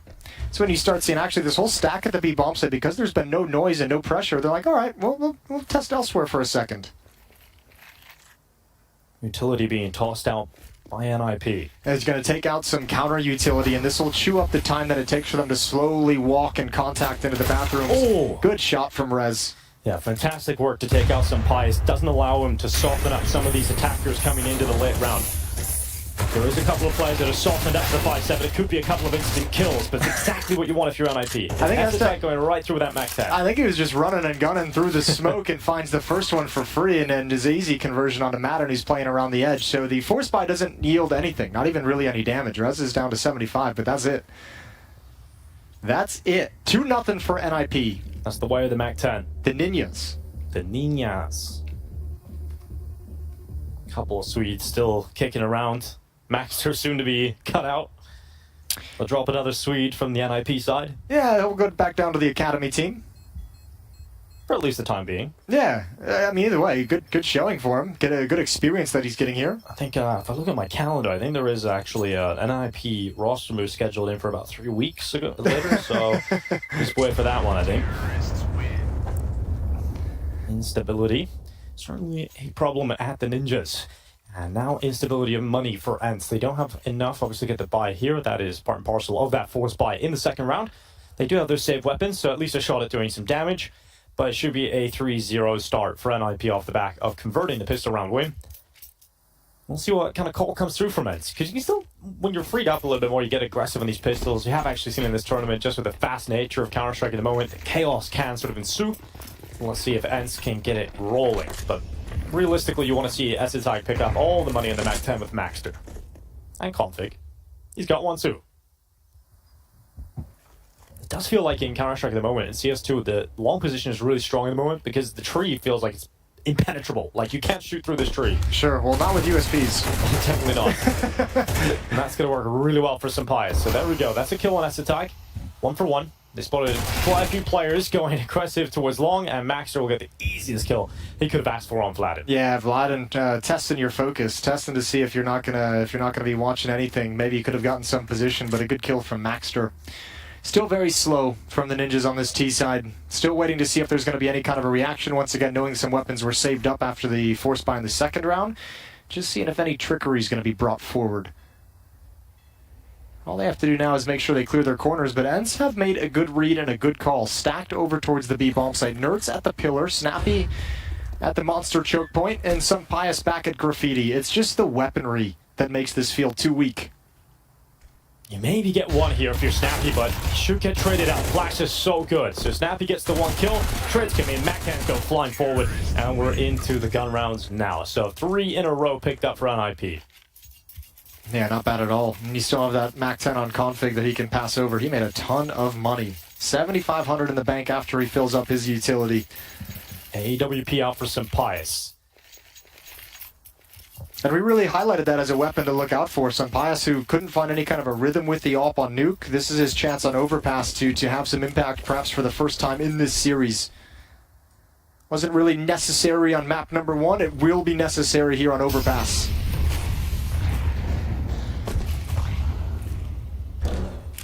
Good early utility from ENCE to block any of these early access points from NIP. So Monster smoked out. They've got short control. NIP are going to have to respect that. Nose flash comes in through Monster. And actually, they're going on this. They're going aggressive with the Mac-10s they've kept on over. So Config trying to run through. They know there's a player in short. And Snappy is heating up. He has to get out of there. And he gets into the water to cool down from the flames. And now Madden's turn, sweeping in on that retake, on that rotate rather. And it's going to be a big shot from Madden. Vladen and Snappy lining up too. And this quick play from NIP has not worked out. It's a quick start and a quick finish as Hetrick's in the 1v3 clutch. Yeah, S-Tag to get that trade towards Graffiti actually had to swing into the Molotov to do it, which made him an easy kill for Snappy coming back on short. The Molotov is great to hold him back, but he's still there ready to spring into action. And Hetrick is going to get double peaked. He's got an ult pinning him in regardless. And first round for ENCE, relatively clean. 3 players survive. Certainly a bit of a bonus round there for NIP, though. You have the Mac-10, you've got plenty of cash in behind it, so try Monster play, test that B defense, and ENCE's B defense certainly passes the test. Yeah, so. I was going to say you tested it, but you didn't really like the results. No, you did not. You turned up for the test with no revision. That maybe could have been a cleaner fight for Maxter. He had a couple bullets head start on Madden and still loses out, but from there, it is all ENCE. Vladen with a double kill on the B defense. Hetrick's ults out, AK-47's around it. It's the exact buy you want if you're NIP here. And Maxter, his role on this T side is taking short control, so he's out through that tunnel already. This time more passive from ENCE, but Snappy's about to change that. Snappy runs right into Maxter, who nails the headshot. Last time they wanted to get that kind of aggressive with Snappy, they had Madden jumping up, throwing a nade into the smoke, make sure no one was lurking behind it. This time he wasn't doing that. He changed the way his defense. So Snappy went into that push blind and gets completely punished. He almost created sort of a 50-50 fight, or even 60-40 in favor of his opponent on that play forward. So yeah, rough round there for Snappy. He's out. He'll have to watch the rest of the screens and call from that. And it gives NIP an advantage they never had on Nuke in that devastating loss. Was an opening kill. An opening kill that forces the defense to shift and be mobile and try and read the map. Well, that opening kill does a couple of things. Sure, it gets them the opening kill, but it also allows NIP to have control of this round. And we talked about the disruption that ENCE are looking to do. If you can get this opening, control the pace of the T side, this is where NIP should be a lot more comfortable playing from in front. And Config Does not get the timing on Nerds, but we'll hear those steps as he runs back, as he retreats back into that A bomb site. Yeah, Config realizes he's got space to work with now. And he calls back the bomb as well. That was in T-spawn. Oh, he committed to that fight. Oh. No information gathered, but wins it out. And now he calls it out. Now he says, all right, I need someone back here immediately. For a fight between two of the best riflers we've got in this game, that did not look that clean, but here goes Rez. Out long, nearly gets the chance, and Nerds dropping back. Good flash. Sampai's cancel it out again, and he might just go down completely here. Rez is with him. Sampai's gets one, and Nerds swings out to defend his teammate, and the Spanish sniper drops him as they try and make their way into the A site. Yeah, we wanted the impact out of Sampai's, and I thought maybe Rez would be able to see his head on top of the bin. Couldn't find that out, but a really tight, close defense. That was so close to collapsing. Rez was having the angle, keeping Sampai's boxed in, and a good swing from Nerds. A timely swing to save his life. And that's the team play that everybody talks about ENCE having, right? They're so good in these scenarios. Nerds could have sat back and let Sampai's sort of out to dry, left him out to dry completely, but Nerds realizes the timing has to be very quick to peak to help him. And you almost got a feel for NIP, because that's not a bad call considering the information that Config was able to get on the fallback from Nerds from bathrooms, calling everyone back. For a while there, you just had one solo defender, but losing out the follow-up fight to Nerds inside the bomb site gave time for ENCE to shift back. So man advantage in the round for NIP when they get the opening onto Snappy, and they let it go to waste. So now it's just about slowing down, looking for picks on Config's Deagle, and drawing out whatever utility you can from this ENCE team. Because NIP are unexpected to get anywhere near the bomb site here.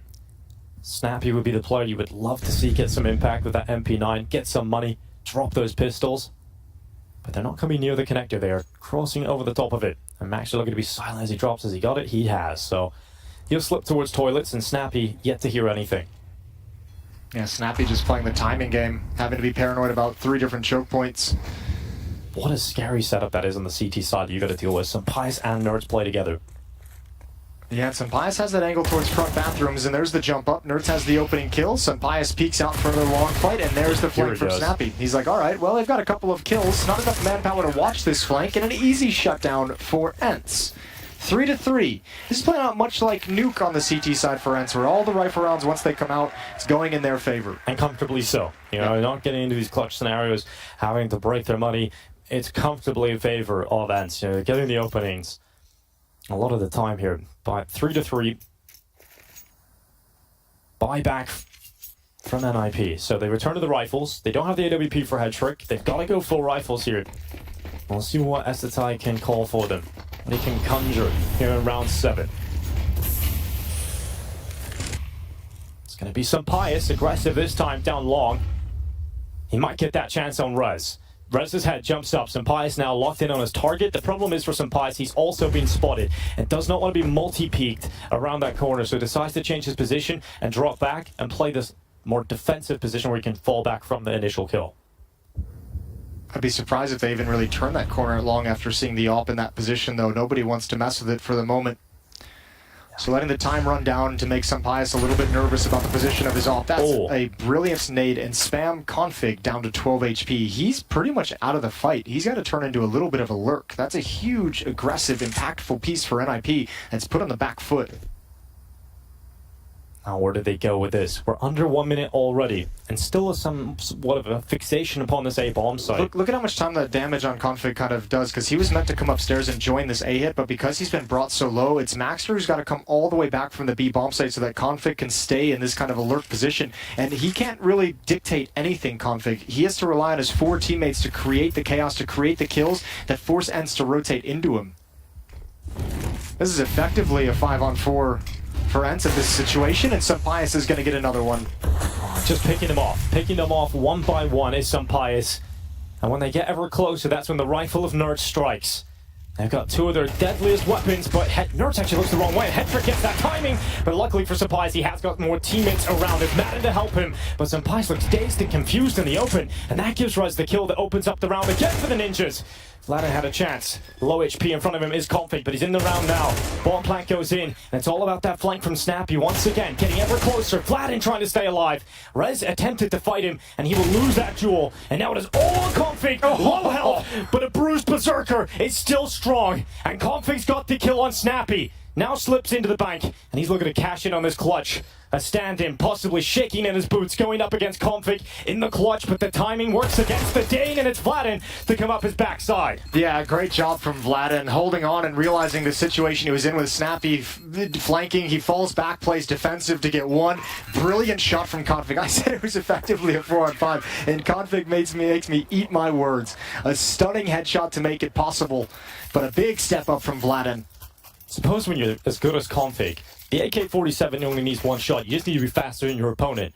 So quite often you get into those positions. That's a tough shot to hit though, with Snappy running around the corner, and Snappy's had the SMG in that round, right? Like that can just take you out. Great round from Sunpius. Nerd's not able to find the timing to clear back towards him. A good hard check from Headtrick, but just wonderful crossfires that allow Sunpius to activate on each side of dice boxes.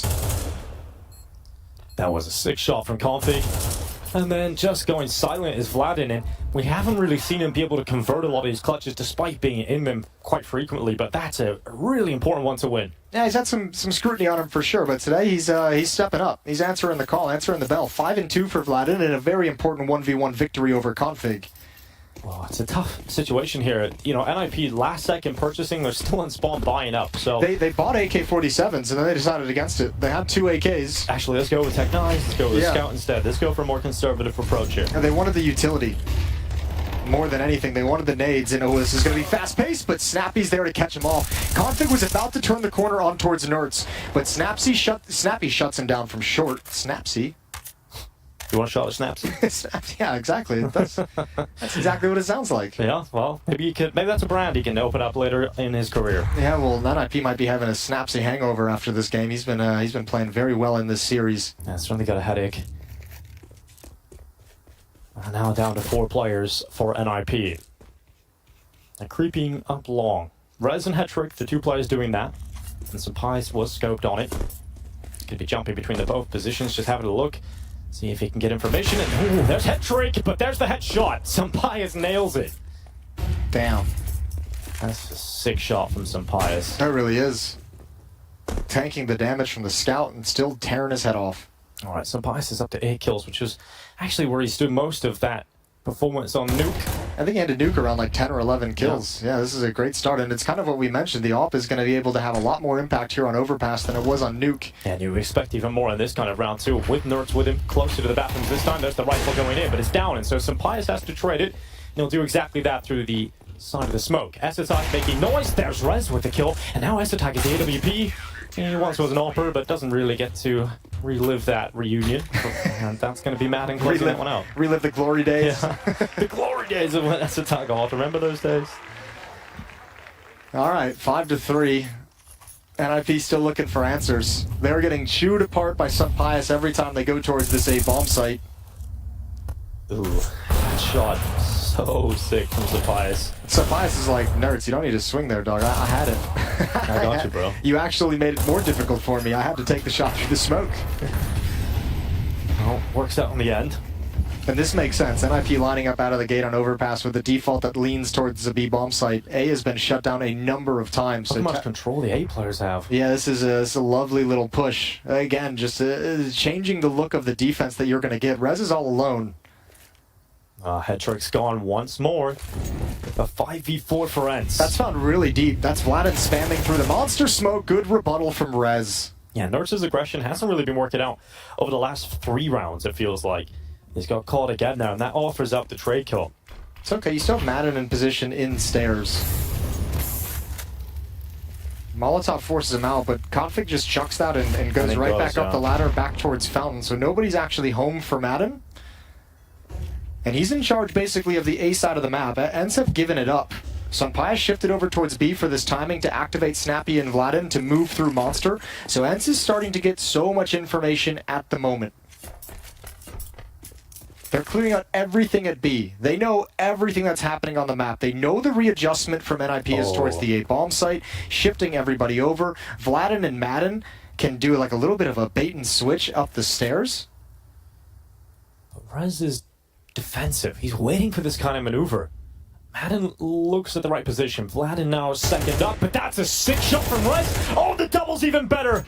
That is so good from Rez. And now the Ninjas unleash on the A-bomb side, but Senpai is still undetected. Knows he has a timer, perhaps on that flank to the bathroom, but he's waiting for the second kill. And Senpai has it, turns back and nearly gets another. But it's over. It's over for this round. Snappy should deny the bomb plant, and then it will be done if he can get away around the corner. And that's exactly what the in-game leader does. Rez comes so close, but Snappy dodges the bullet at the end and gives Ents another round to play with. That is a perfect round to talk about how important the information is, because it doesn't even matter that Rez gets the incredible double kill from his position at Party, because there's still two defenders, one in front bathrooms, that was Sunpius with the op, and one over towards Bank. Even when you have that kind of a situation, Ents has already figured out what you're doing, so they're able to have so many more bodies. And when you get these two kills, if you're attacking from long, you're expecting the next defender to be out towards headshot angle, out towards Bank. You're not expecting to have Sunpius to deal with in bathroom still. Everyone from Ents was ready for that A hit, so the kills from Rez didn't even matter.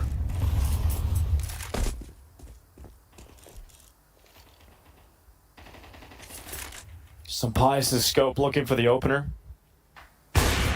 Damn close on that flick down, but not going to be connecting. Perhaps it's Nerds. From the connector, he has had a tough time over recent rounds, but this time his maneuver works. He gets a kill from it. Now in a duel inside of the connector, worried about being split and crunched from two sides, so he repositions beside the paint buckets. Well, there's the silence M4. So He's NIP now know. Oh, what an entrance. There's the glory days from S-Tag Zoff. This round is working out. They have the information now. They know there's two players in stairs, and they attack forward into the A-bomb site. And Snappy has got to try and recover, but Config has disappeared. Sick work from S-Tag, making that work. AWP, and now in Rez's hands. Both players have had time on the AWP, and they're rerunning those glory days again. Config is gone. S-Tag and Rez having to close this one against Snappy and Vladin.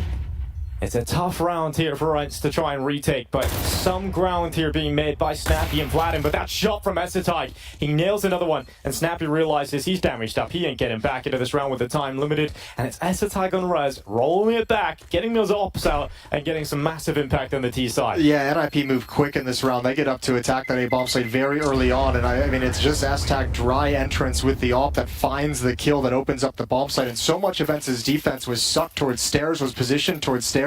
There was no backup at the A-bomb site this time, so NIP find the gap and exploit it very well. Despite losing the first player, it's the ops that chew this apart. So nuts. Just making that AWP work. Good shot from Maxter as well. Really helped him take this one over the line in the end. Tips them over the edge. S-Tag has a bit of fun on the AWP, but that should be returning to the hands of Hedrick in just a moment. And a tactical timeout taken by the Ninjas in pajamas. Yeah, they know that one. They really kind of stole that one in their heads. They still haven't found the solution to this defense overall. It's more of the life raft that's been thrown out for you to try and swim back to shore. Yeah, and now they've got to figure it out permanently as the timeout comes to a close. We'll get into round number 11. And IP trying to get as close as possible to tying up this scoreline at halftime. This is a great chance. Ents has invested everything, and they've got a strong buy, they've got a good amount of utility, but they've got no money left over if this goes the other way. Another recovery from NIP in the first half of this quarterfinal. We've seen it earlier today. Just on Nuke. They're able to turn a massive start from Ents back into a competitive half. Weren't able to make much out of it in the second half, but they have to now on their map pick. So this setup from Vladin and Sunpius looks really strong. If NIP are to round this corner, there's a really good chance the scout lands some damage and Vladin finishes them off. And that's what they're hoping for. But a good flashbang takes Sunpius off the ankle, forces Vladin into a solo fight. And it's a one-for-one trade. He does his job pretty effectively though. Madden burned forward, but Snappy comes to try and assist him, and it's going to work out. The team play is going to pay off, so they one-for-one traded again. Yeah, deep Molotov in as well. But it's not reaching Madden, it's not spreading, and Maxter's investigating the B bomb site, which is wide open. Yeah, he's got to detect that real soon. And if Ents don't start readjusting, I mean, it's almost kind of too late with this position from Maxter. They're going to have to be aggressive out of the blue door.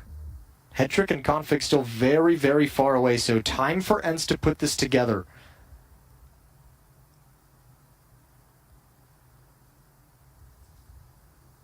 Maxter just holding this ground down, letting his teammates come on over, but that utility signaling the final play from NIP into the B site. Ents don't feel comfortable about going into the site. Instead, they'll let them take it, let that bomb cross over, and then try and deny it with a 5-7. There is no smoke to smoke out the choke point, so that's the kill. That's gotta be it. Madden sinks it on config. And now Senpai is trying to get it done. 9 seconds left, time's run low. Madden gets a second on the 5-7, and that's it, all done. A chance for NIP. Maxter got so much ground, but no utility to smoke out the choke point. It just takes so long to get that bomb into the site, and Madden ruins their day. Yeah, that's they never cleared short. I'm surprised that config went for that kind of a plant out in the open. They just didn't have the manpower to cover everything, so that's the risk he chose to take. And unfortunately, it goes against him. It's the wrong risk to take. Madden does great work with the 5-7. And ends win a nice desperate round with a low buy, or diminished buy, I should say. Nan blows open the doors. Some Pius plays there early, and now Nert's going down long. We've seen him use this position in a previous game. It's very strong for him, but Snappy's aggression works out for the kill on Maxter, but Rez removes the Alpers, and Pius is gone. And Snappy forced into the fight because of the Molotov. He was so ready for the kill, and then he wasn't. Head trick flicks back, the AWP takes him out. And now Ents are down to 3 players. He was almost surprised to find that kill. Nerds needs to make a move, needs to make a decision. If he's going to fall back to help shore up the A bomb site, that's a missed smoke, but it might not matter at the end of the day. No one's here. Madden had just shifted off, so Rez has standing at truck inside the bomb site. And config hears this every step of the way. Never seen a freer kill. Nope. Vladin charging back into config. The lurk gets it done. Now Nerds and Madden not really in a position. The Hetrick has no idea. He looked long and the timing wasn't there. He got it. He can get ever closer. Nerds, but the turnaround! Oh, Hetrick just spins and Nerds goes down. I wonder how the hell that happened. I wonder how the hell Hetrick got that done. But a flick around the backside, Nerds had a kill locked in. It's because his mind is saying, trigger discipline, hold it, let me get a little bit closer. It doesn't expect the turnaround, obviously, but his mind is focused on what the second kill is going to be when he finally gets that opportunity. That's a little bit of fortune. It was still going to be tough to recover, even if he does just take that kill straight up. 7-5. Still not a great half for NIP, but the fact that they win the pistol has really, really helped them out. Yeah, and if they do that again in the second half, great opportunities to try and force a third in this series. Ancient would be the decider. Both these teams playing for a spot in the semi-finals of the CAC 2023. That's going to be up against Faze tomorrow. And they've got to pass this test first. Ents just 5 or 6 rounds away, I should say. Excuse me, 6 rounds away from securing that semi-final spot. And Ents haven't looked that good on Ancient recently, right? I think in the past, definitely a lot more comfortable, but their last 3 games on it most recently have been losses to that of Big, G2, and Astralis. Yeah, and I mean, the Des touched on it as well, and NIP's played Ancient a number of times already in this event, so, you know, significantly more warmed up on the map, significantly more comfortable in how they want to play it, especially with the stand-in situation. That is fast. Yeah, it's a big shot from Hetrick. And very frustrating for Nerds. But as you mentioned, still not the best half from NIP. Perhaps they can pad that by getting another pistol round under their belt. And I mean, you take from Nuke as well, what's going to be a factor coming into this was how well Snappy was able to outcall NIP on the T side of Nuke.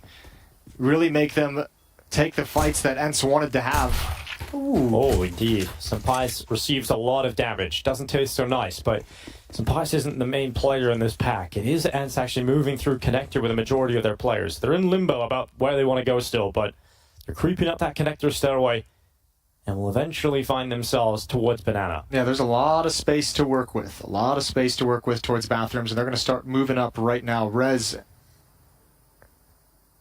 wants to investigate. This is dangerous. He's put himself in an exposed position. He's about to have a lot of bodies, and he's got like a one-and-done position.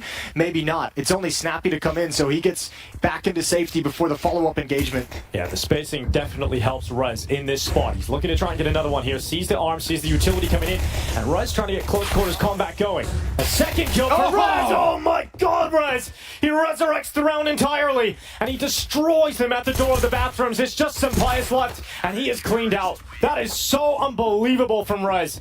You're right, he should have gone down way earlier in that round, but he overperforms to a massive extent. That's huge. What a double tap at the end for Rez. 17 kills, 7 deaths on Rez, leading the server by a country mile. So sick. Here we go again. So yeah, the first kill understandable. Snappy goes in alone, but he should have died a lot sooner than this. 3 bullets. And he just gets a double out of it. 3 kills. So sick from Rez. I guess that's why they keep him around, the immortal. And the ninjas in pajamas.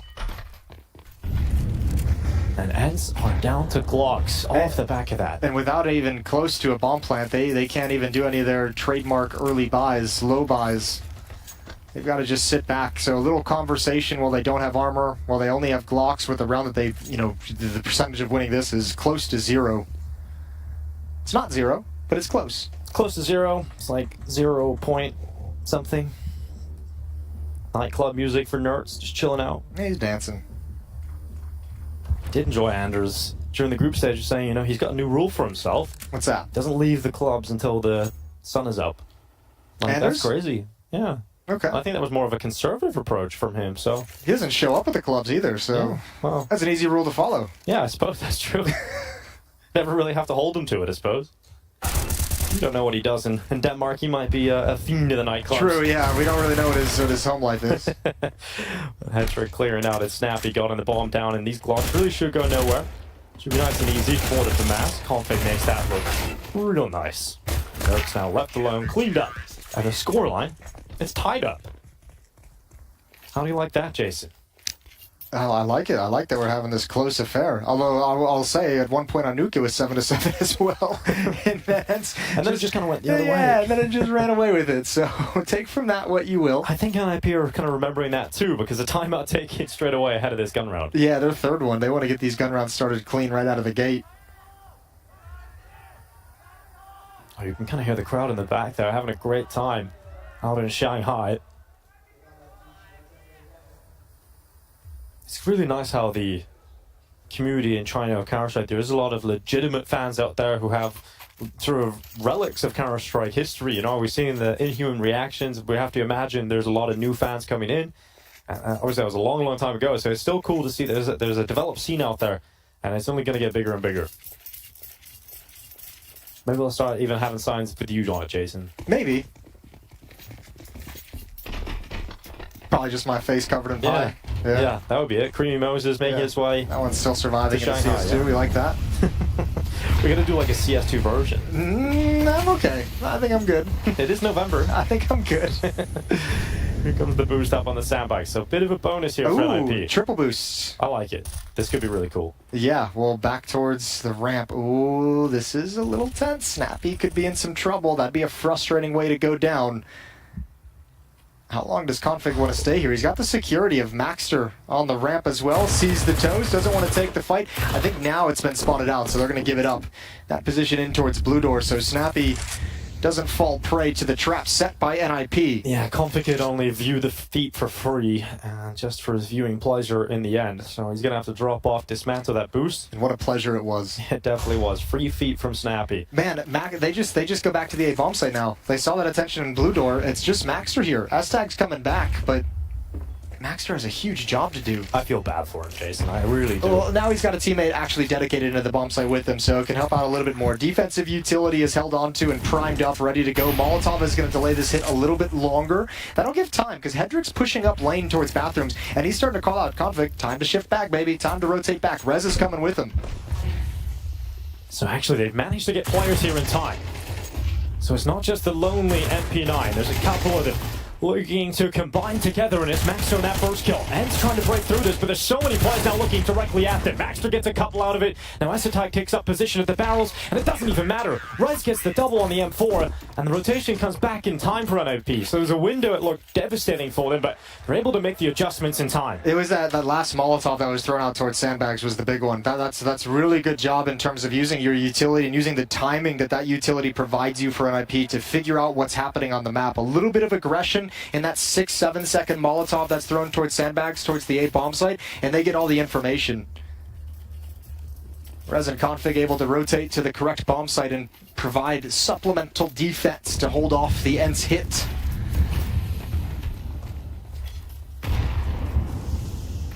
So this isn't going the way of Ents right now. You expect them in the gun round to come back and look a lot better. But they're back again down to pistols. They're going for the investment around these Tech 9s. Mac 10 for Snappy. And no secret to us where they're going with this one. Now B-bomb site about to be bombarded by utility. And Maxter under pressure. Good flashbang from Simpias. Vladim's taken out his teammate again. 2 team kills in this tournament, but it doesn't matter if he gets the trade. And he finds more impact off the back of it. And look at this. This is the X-Factor play. Nerds lets them run in, and a double from Nerds. Goodbye NIP in this round, unless Config has something ridiculous left. He's worried about so many different positions, and another great piece of utility. And set up with the flashbangs, and they burst through the B-bomb site. That is a classic ENCE round right there. Yeah, great utility coming through that smoke, and unfortunately for Maxter, he's playing Monster, and he's just got so many flashbangs to dodge and just eats one of them. Bladden even just saying, you know what, I'm sorry, but this kill has to happen. I have to take it because I need to get the follow-up. But good job from Nerds. Really sick. That time the trigger discipline worked. He made sure to line that up with the Tech 9 just perfectly. And Madden being patient, waiting for the flash. Shuts down config. Yeah. Beautiful stuff. 8-8. We're all tied. And look, that might be the round that gets ENCE on their way again. Yeah, those are the rounds that ENCE can find all the time. Look at the money on NIP. Look at the money on NIP. This round is critical for the Ninjas. Double off setup. Hetrick and Acetai picking them up. And the aggressive play from Hetrick frees up NIP for the opener. They love that opening, and now they back away. Rez hasn't stopped. He isn't running away at all. He's continuing this fight. He wants to get the pick, and he's got it through the gap in the tree line. It's Sampaius that's gone. I don't even know if Sampaius saw him. I don't even know if he might have seen him like right at the end, but that's like a headshot through the boards and then a cleanup around the edge. So this hit, they know that there's push towards Fountain as well. They know Rez has all the information, so really all that's left is to hit this B bomb site. No other options for ENCE.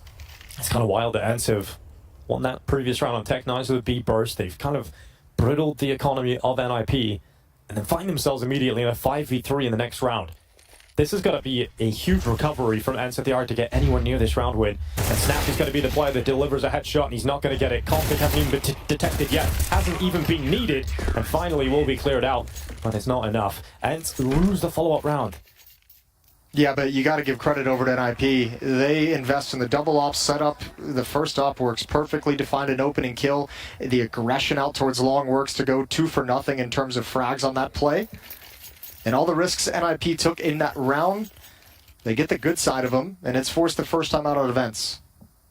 They're back to a very labored bye. And NIP in the lead 9-8. The first timeout for ENCE. I think that kind of shows you where we are at this point in the game. I think NIP's used 3 of theirs as well. Yeah, they're very quick to use their timeouts. You can understand why. Not having that experienced IGL to lean on throughout the whole game. Snappy and Saul talking through potential solutions. Let's see what solutions they come up with. It'll be hard to replicate the quick B play again. Let's see what ENCE come up with. Let's see what they've talked about during that break. For NIP, they continue this double op setup. Hetrick and Rez.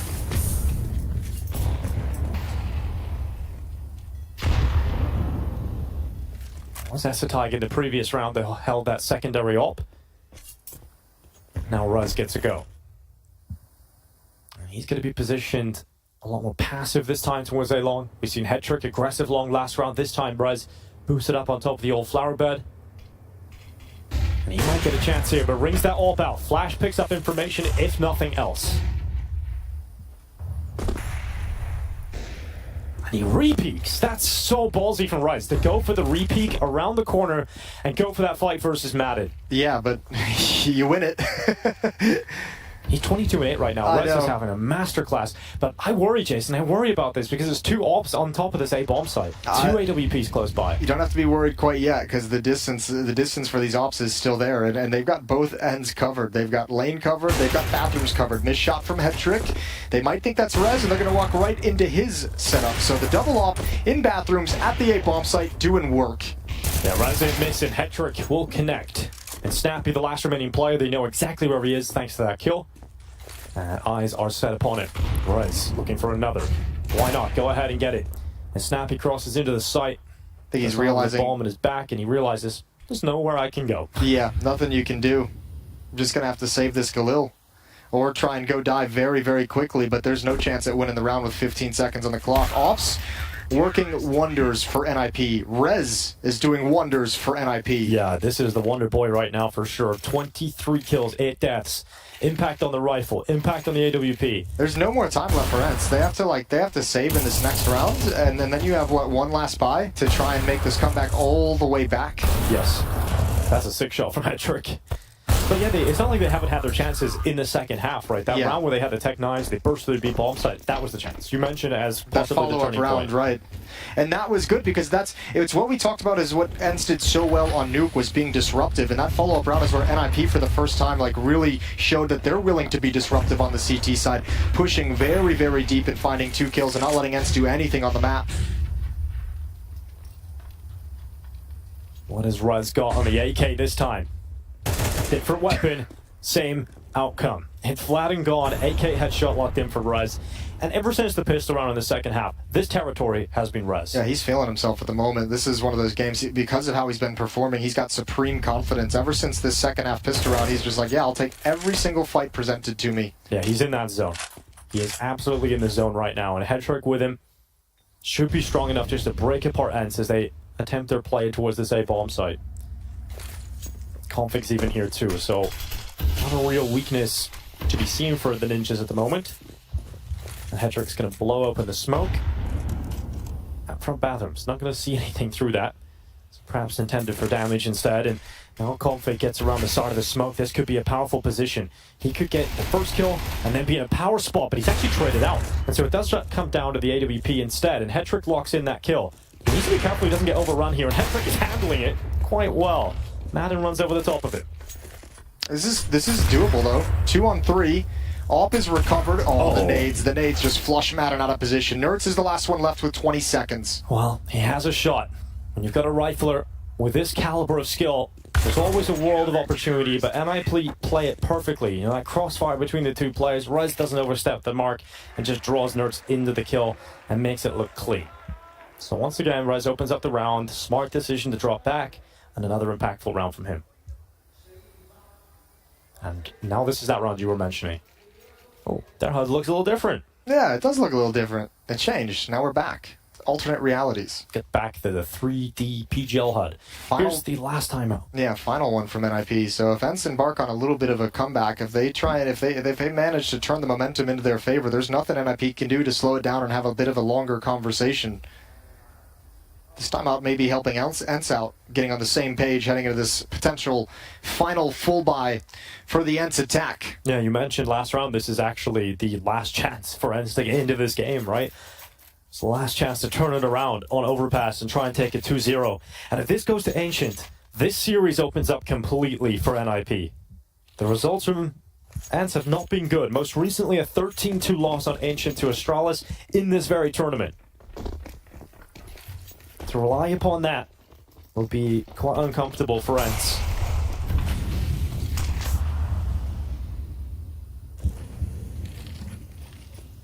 Pius has seen so much of that aggression. Out towards long, he's being cautious.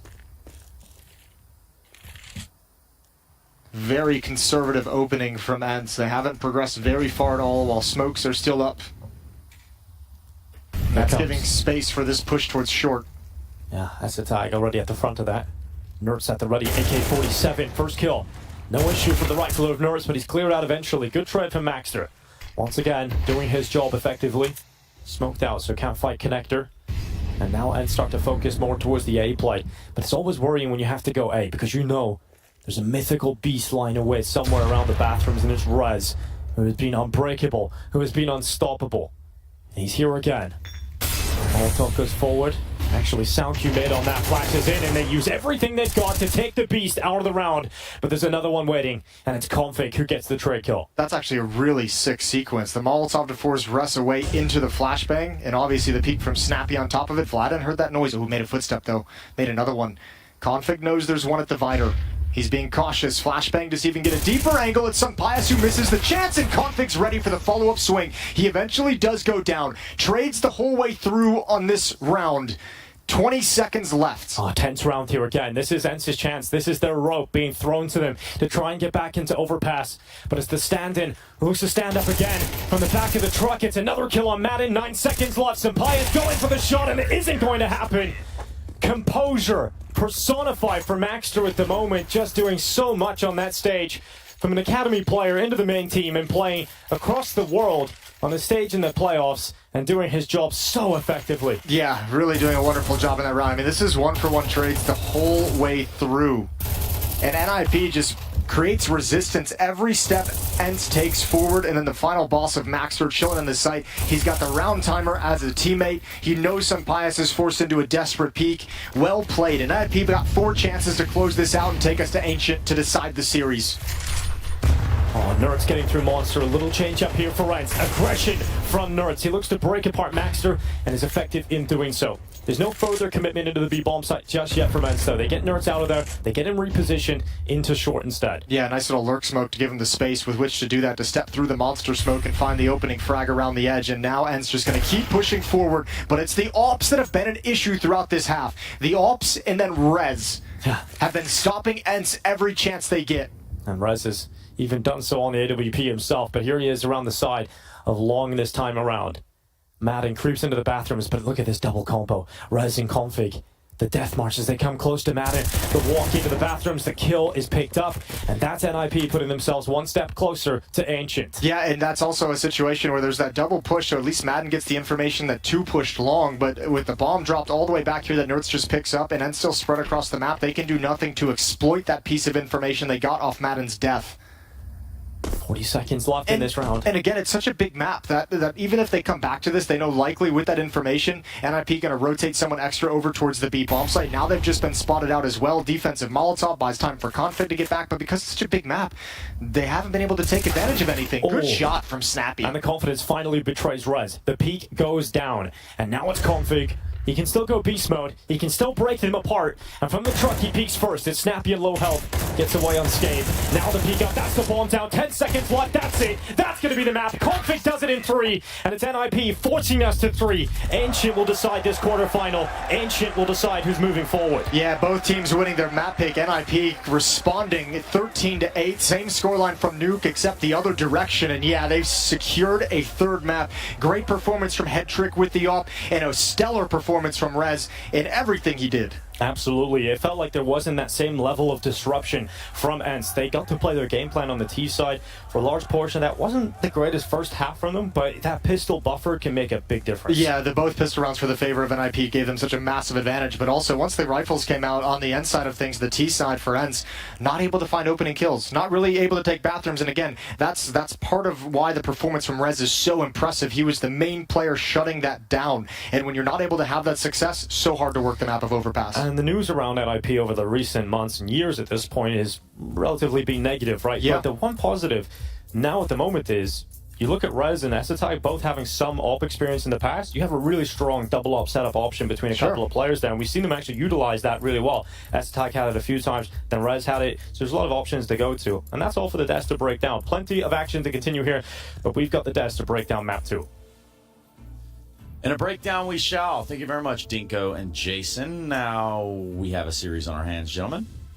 That was a breakdown of ENCE by Rez. What a performance is having this tournament, right? And you gotta think, you look at Rez, you're like, yeah, sure, he's gonna have the one good map. All right, he's having the one good series. Surely he doesn't continue this form, but this was almost unplayable, it looks like, from the Swede. Yeah, they owe him a great debt of gratitude for that second half, Trace. I have to be honest with you. It starts with the 4K and pistol round in an ever so important moment, because we'd be remiss to think that the game was already decided. It was a very much open affair up until that pistol round where Rez destroys the entire offense from that bathroom position. Quick 4 kills, 3 one-taps at the end, and just you could observe how he entered into flow state. From that moment on, there was no doubt anymore. It was all about the duel, all about the difference making, being super aggressive. He had a stellar performance on the CT side. Kudos to Rez. Yeah, and also, like, you talk about flow state, right? We had the rounds where they had the double opposite setup going with Hedrick and Rez. He's playing towards Long. He gets flashed out of position, he takes a shot, misses it. He just re-peeks out. He's like, I'm just going to win this duel. I'm just going to single-handedly win the duel. And even in the T side, a couple of these rounds, which in all honesty, he did whatever he could. He gets a 3K, I believe, over there in the lurk, and somehow NIP, they kind of crap the bed in this round. And also, let's talk about the T side, right? It was very lackluster, in all honesty, from NIP. Like, ENCE weren't trying anything too crazy. They're just playing very default setups. And NIP were either telegraphing exactly what they wanted to do, because they were hitting these sides with like 20, 25 seconds left on the clock. And if you're going to do that, Matthew, you need some good util, you need some good synergy. It wasn't there. And that's why I think Rez actually saved NIP here, because the first half is decent for NIP. You have to remember there's a pistol round win plus conversion, and after that it's only 2 good rounds. But in at the very least, 3 gun rounds, NIP bungled favorable positions with playing way too slow, with allowing ENCE, just based off of mid-round information gathering, to know exactly what was about to happen. They fumbled situations that were absolutely horrendous to look at. And you move into the second half thinking, that's it, ENCE have done enough. ENCE are about to destroy them. And Rez steps up. So as far as I'm concerned, he saved them here, puts on track for an Ancient now. Jesus, 26 kills. That's crazy. 8 assists, 134 ADR, and what was eventually a pretty one-sided game, right? Like, he barely had 21 rounds being played. He popped off, Trace. Yeah, he definitely did his part, which is obviously going to make him, well, that 3-letter acronym that we so often say. But truth be told, it's one of those things where you sometimes see a player get to a point where it doesn't like they can do anything wrong. Well, I don't think it was the last round, but the round previous to that, there was an incredible sequence from ENCE with Molotov in bathroom front long into a pop flash into Rez was blinded. That's the level of protocol that you need to have when a player pops off this way. You basically have to find a way to neutralize him with what the game gives you, the advantages that the game gives you, utilities, good trading. And since we're looking at teams withstanding in the situations, when a player pops off, it's harder to control him because they don't really have these tools that you can use. And you could very much see when it was skill duel, the rest was like undebatable, like, unavoidable, inevitable. It was just destroying everybody. Especially in a server where we have the likes of Nerds and Sun Pius, you know, and of course Madden just lined up against you. The fact that he was just able to own them so convincingly, it's a great sign. Look, it's a great sign for NiP. I had my doubts, especially at the end of the first half, but now heading into Ancient, right? Ancient is a map which is a question mark for me. It's a map where NiP have looked bad, they've looked good. They look good recently. We saw the game against Faze when they take the best team in the world all the way to like pentuple overtime. I don't know if that's a word. Right? Overtime, lots of overtimes. And overtimes got destroyed on this map, if memory serves me right, recently. Yeah, we have to be careful with transactivity in Counter-Strike. If A beats B and B beats C, then A is... That's exactly how it works. Put that all to bed. That doesn't work in Counter-Strike. That's not how math works, though, right? Yeah, but Counter-Strike is not math. That's why it's beautiful. A little bit of math, maybe not so much. Either way, yeah, you're right, Blood. We go to Ancient. We see NIP start on that CT side. And if you have him playing like this, if you have a Rez that joins the server again and his crosshair just can't seem to be in the wrong place, that might be a little difficult to find your way into a site. For me, when it comes to this NiP CT side, it has to be Maxterin, right? He plays the Jaguar position almost like he's a veteran, like his Rain or something. Firstly, again, he's been consistently delivering in both the maps I've seen so far. A winning effort here in Overpass, and even a Nuke did his job. But here, I think he is going to be the difference maker. If NIP are to take this map and this series, it's going to be Maxterin who's going to put in the same amount of work he's been putting in all this while. You gotta have that dog in a Maniac. Gonna have that dog. I know. You want to do a wolf? Nah. Yeah, just wait on. Whoa, guys, slow down. I'll do it, man. Just bark out there. I'll do it, man. To get my trees for later on. One guy I would like to show off is a little bit of config as well. I think we've had a relatively tamed version of what config can be so far. The first map was obviously very uncomfortable to play, you have to admit. But even here on the CT side of Overpass, he's had a few opportunities and he's not as sharp as we have seen him in the previous days. And on Ancient, I think he's a name to go to. Like just how aggressive he is towards middle, how disrespectful he can be to a set of utility that logically is supposed to give you the map, and he just says, nah, I don't care about that. I'm about to cross that smoke. I'm about to fight in there. So we need to see a config that maybe warms up into this game. I feel like CSU just meant for config. Just that whole W style of just swinging out wide, the bulldozer in play. I want to see that. Yeah, me too. Yeah. And then I want to see him take his mouse and just smash it one more time. That's a throwback to a couple years ago. After an ace? That's a while ago. Yeah, I mean, you know, you got to win the game first. Anyway, there's not enough frags on the server if Rez keeps getting them all. Nonetheless, we do go to a break. We come back. We're going to settle the score here. Send one of these teams on into that semifinal. The CAC continues when we return.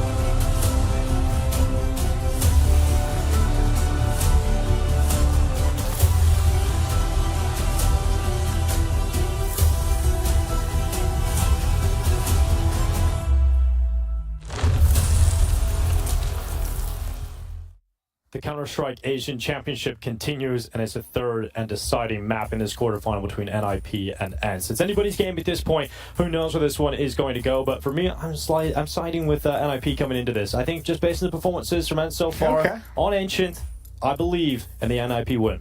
Yeah, and we kind of mentioned this, that they have a little bit more experience in this tournament on Ancient. It's going to be interesting, but we got some words before this third and final map goes live. We'll head it down to the stage. How long did it take him to make all this? 哇，我们可以看到他的 cosplay 有非常多的细节，所有的道具都非常齐全。那也想要问一下，就是你是花了多久时间才把这一套做出来？从今年的6月到现在，这是第5个版本，耗时大概4个月左右。He started in June, and it's this is like the fifth iteration of this cosplay. Well, this is amazing. So what I wanted to do was give you your own little SAS man. So you have a mini version of yourself. Amazing cosplay. Thank you very much for being here. Is there anything you want to say to the fans? 所以我们这里也是送他一个跟他一模一样的一个小奖品。那这边你有没有什么想要对大家说的？我希望大家能够继续把这份热情保持在 CS:GO 这个游戏里面，也为我们国内 CS:GO 赛事的发展共同献出一份力量。So he just said that he wants to help grow the scene as well and be a part of it. That's what we want, and it has been amazing so far in China. Now we've got one more thing to do, Mito. We need to choose 2 people out here. So we need some people to come and do a little competition with us. OK， 接下来我们要请2位幸运观众来参加我们这个小互动小游戏。有没有人要来 ？You. OK， 再选一个。Yes, come. All right. So this is not going to be easy. Turn around this way to the camera, boys. Okay, this is not going to be easy. Mito, you need, and if you remember, you tell them it's the first one to answer. Who is the #1 team in Counter-Strike right now? OK， 所以你们要等我说完才能回答。不过你们要回答的问题就是要抢答。现在 CS 世界第一的队伍是谁？ Oh, he was first. Say it again. Faze Clan. You are correct. Throw me out one of these. Oh, there we go. You win yourself one of those, man. Thank you very much. Now, Shanghai, we're going into a third map. Are you guys ready? No, that was not loud enough. Let me hear you again. Are you ready? Let's get this party started.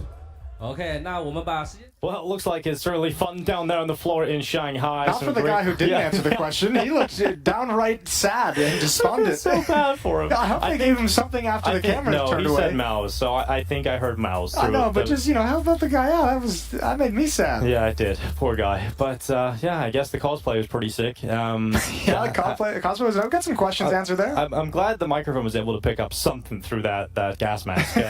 Something came through for sure. That actually had me dying. I was worrying laughing when he had the microphone on his own. Like he just took it. He could have said anything, but seemed pretty cool.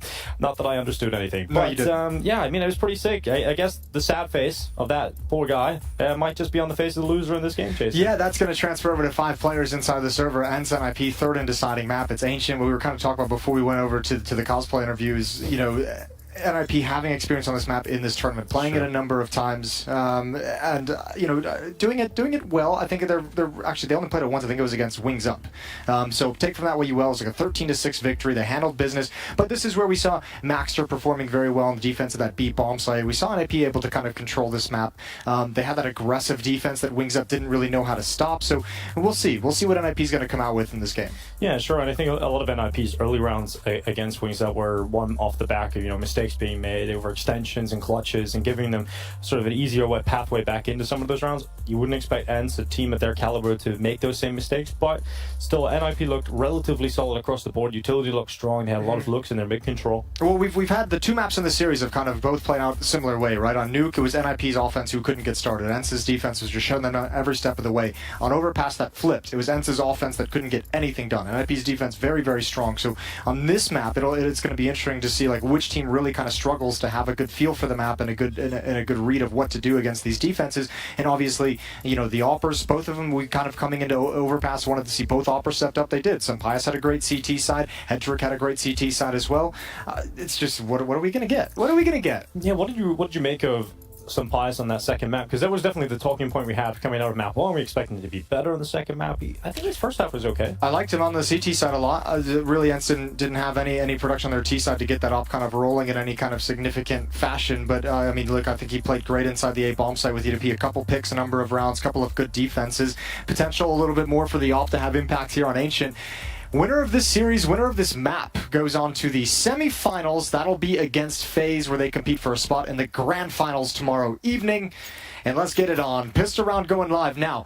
We saw the buff that you get winning both pistol rounds from the Ninjas on Overpass. They win both pistols and allows them to close this one out with ease. Ents is coming into this map. That had to have been a conversation between the maps. Was Ents, let's just get a pistol round. Let's win one of them. Let's not lose both. Please, just one. That's all we need. Start with one, and maybe we get two, maybe it'd be nice, but let's start with one. Yeah, maybe, just maybe. But we'll see what Ents have got on their pistol round. T side, straight through elbow. It's Sampais running towards the donut already.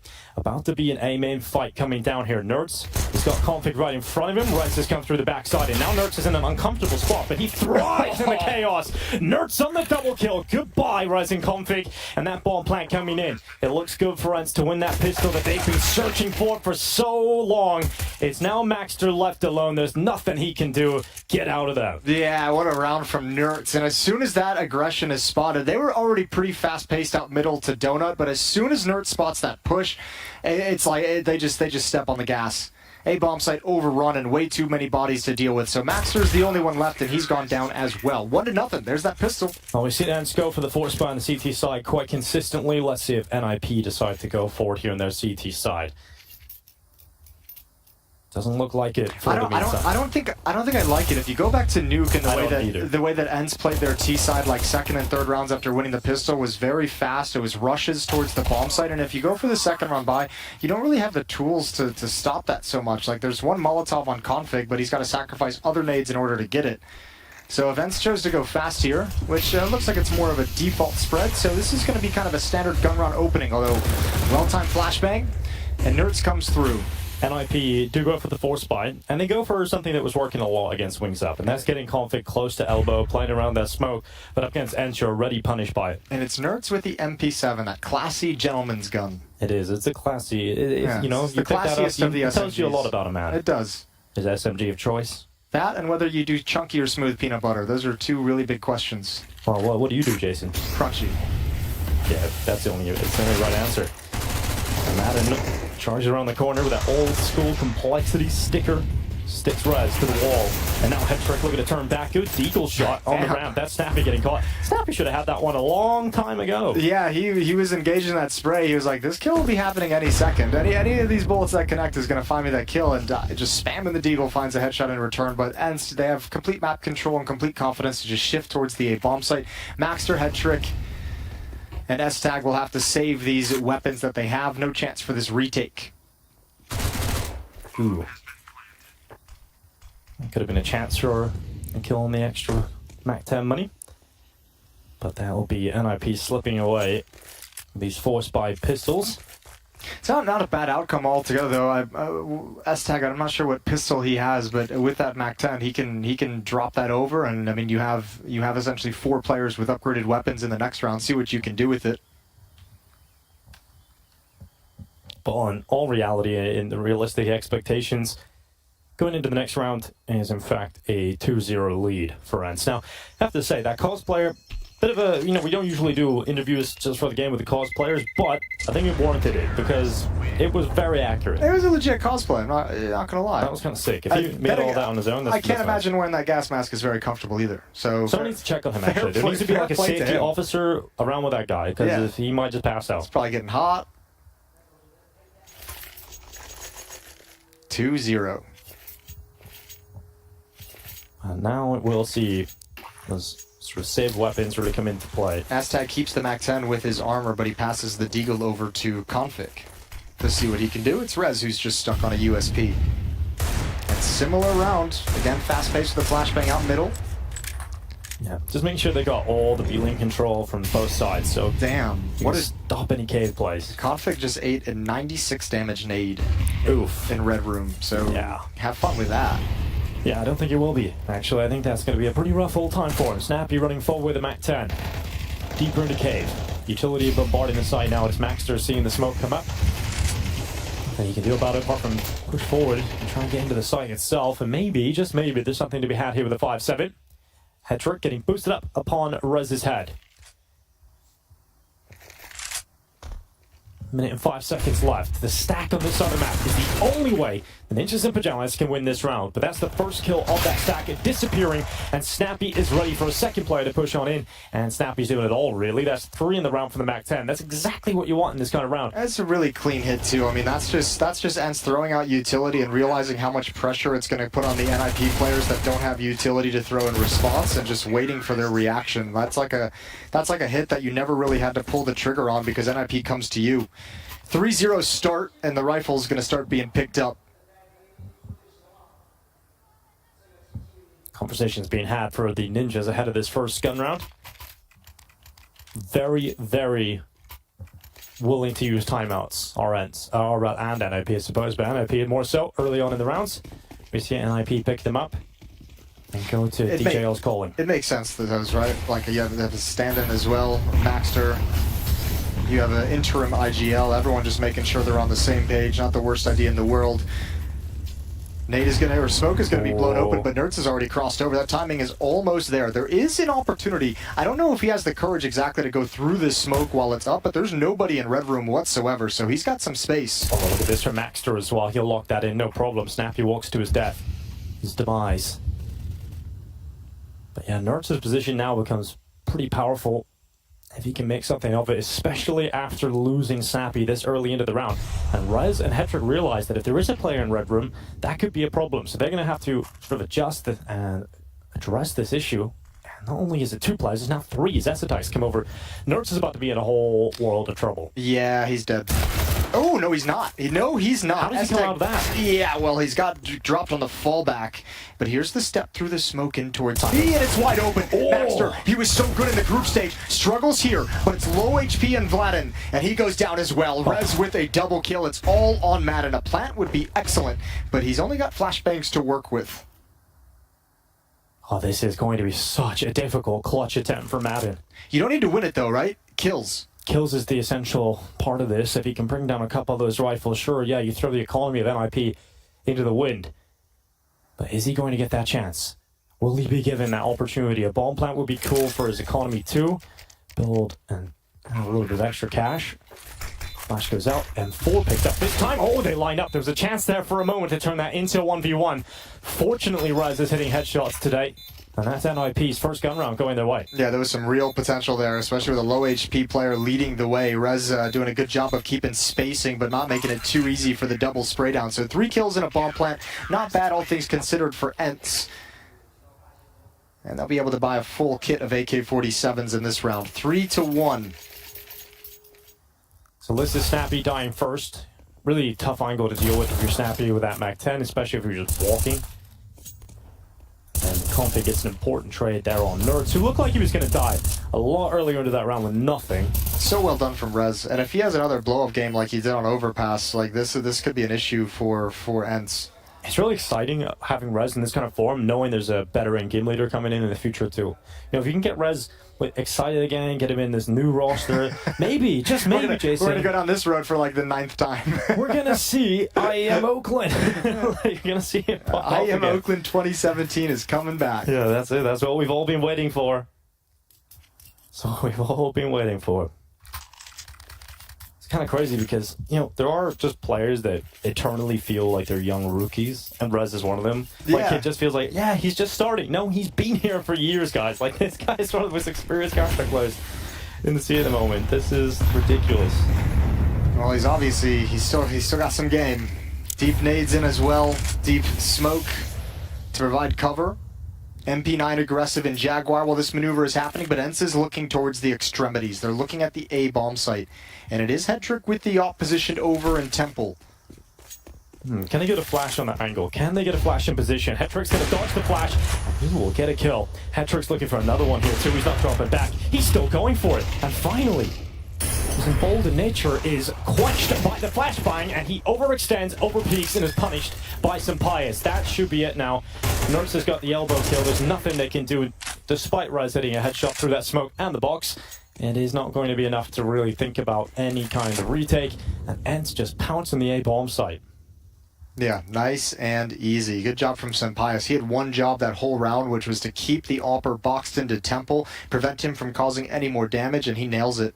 So even though the opening kill goes towards Headtrick, the Donut players couldn't produce anything on that defense. It'd be interesting to see from the replay and get another perspective on it, but it is a question if Headtrick needed to re-peek. He couldn't fall back as the molly, obviously, in that instant, but he did have opportunities to get away. We'll have to see in the replay how it all shaped out. I think part of it was he wasn't really catching those flashes at all. He was just like, "Oh, I'm not just gonna keep going." Yeah, they're not blinding me. I'll just keep stepping forward. I'll just go for it." And then obviously when he's making that play, the Molotov comes in behind him, and that's where he's got no chance to fall back. Yeah. And then he actually got caught by the flash when it mattered most on the peak. Yeah. Fortunate. So there's the instant redstones being put out, but NIP fine just pushing through them. They got the mid control early. It didn't really matter because Ents just pounced on the A side. Vladin's looking much more comfortable in this series than he did really in the group is, stage. They had a nice little chat during this day off to get him up to speed, and he's been playing so well today. All right, Rez, are you going to be checked? That is the question. Does he get away with anything? Rez is committed to this, and he will be dead in just a moment. Config's able to assist and get a trade, but now Config has shown them that he's just a beagle on this A-bomb site. Yeah, but I can't believe Vladin's committing! Oh, there it goes. Snappy's got some payback and a double kill on top of it. Takes down his teammate who killed him on overpass in an attempted entry. Yes, a couple of team kills now across the board here. It's all good. Blow for blow. And it is going to be Headtrick involved in a 1v3. AK-47 picked up. He could try and go for this if he wanted to. He'd have to get onto it right now. No kit, but I think he's going to be pleased and happy with the AK-47 saved up. He's got some teammates with low cash, so a valuable weapon to drop over to someone like S-Tag in the next round, or Maxter. Yeah, he's got utility, Kevlar, etc. still available. So yeah, this is the more conservative approach, the more realistic one. He's just going to carry this AK on over, but that's 5 rounds now for Ents on the T side. They're putting up a big performance here, and this is giving me shades of Nuke, right? We're seeing a big T side performance coming from Ents, racking up the rounds in the first half. Well, the nice thing too for Ents is you've gone back-to-back rounds. You've hit that A-bomb site effectively 2 rounds in a row, and yeah, this one is mostly pistols on the defense. But you're making NIP have to consider the fact that you can have success on the extremities of the map. If they want to push middle, if they want to be aggressive and take control of that, they're not going to have resources to defend the A-bomb site, not going to have resources to defend B lane as effectively, and all of a sudden you open up some options.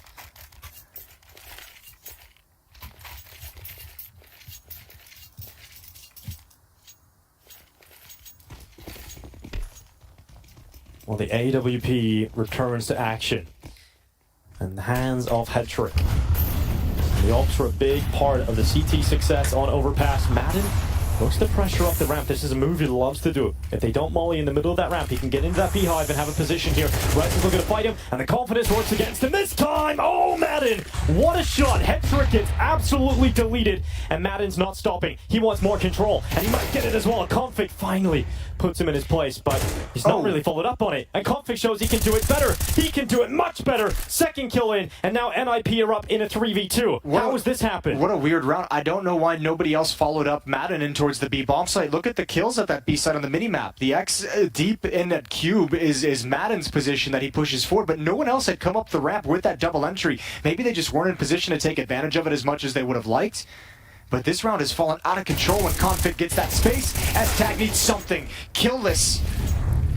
Still 0 and 6, and Nertz is back in towards Donut for defense. Oh, this is a good position for Nertz because they have no idea. And he might actually just wait on the second player if he's patient with the shadow. Oh, it might be. Oh, no, it doesn't. It doesn't betray him. And he gets a lineup of 2 players looking the wrong way. And Nertz gets the double, sinks the ship of Nip.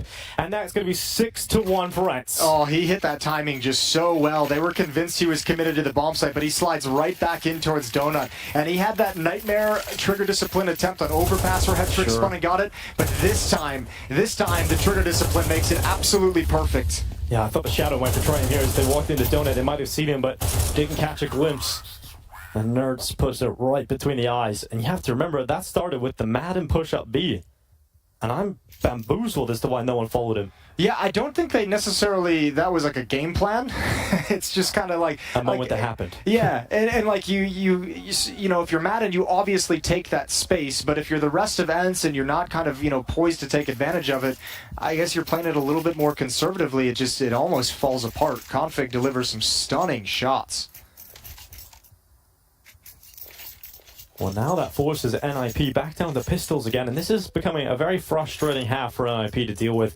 They were able to recover the first half on Nuke. That was the key that allowed some momentum to be going their way on that map. Still only mustered 8 rounds, but right now, this isn't looking like NIP are going to recover this despite having a couple of close rounds here.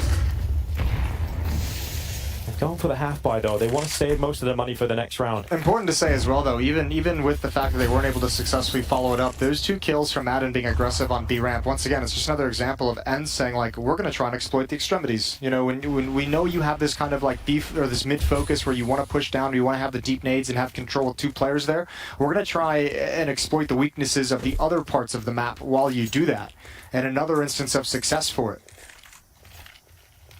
We talked about Nerds coming into the series, and now he's showing us the kind of performance we come to expect from this absolute world-class rifler. 10-2. Really delivering for ENCE on the stage at the moment in this quarterfinal. And the mid-utility coming in for ENCE, but the vast majority of those players were towards A main, but they've only sent one deep into that position. The bomb is still waiting back to throw extra nades into the A split. And this is a chance for NIP. They've actually got a couple of players here, 3 in fact, towards this A bomb site. And Config, he spotted the scope. He doesn't want to get involved with that, so drops back. Yeah, got a little bit of information of what's coming, but 3 players in Donut. All that utility is going to ring out. All those flashbangs throw towards the front of Temple. Here we go. Config manages it, but now comes the split from the other side. 2 players to find. They've got nowhere to go. Nerds and Vladin just tear it apart, and Sunpius now in position to hold back Temple. And it'll be a 7th round for ENCE. Maybe not. That's disgusting. Too many shots on the deagle ringing out from Rising Config today, but even with that, it doesn't open up enough to get back in on this retake. Yeah, they're not happening at the time to really have impact in changing the nature of the round. Config gets that opening kill, but that was always going to be difficult to hold on to after the fact. Yeah, you needed more in from Donut on that second attempt. I mean, 3 players from NIP slaughtered in that Donut corridor.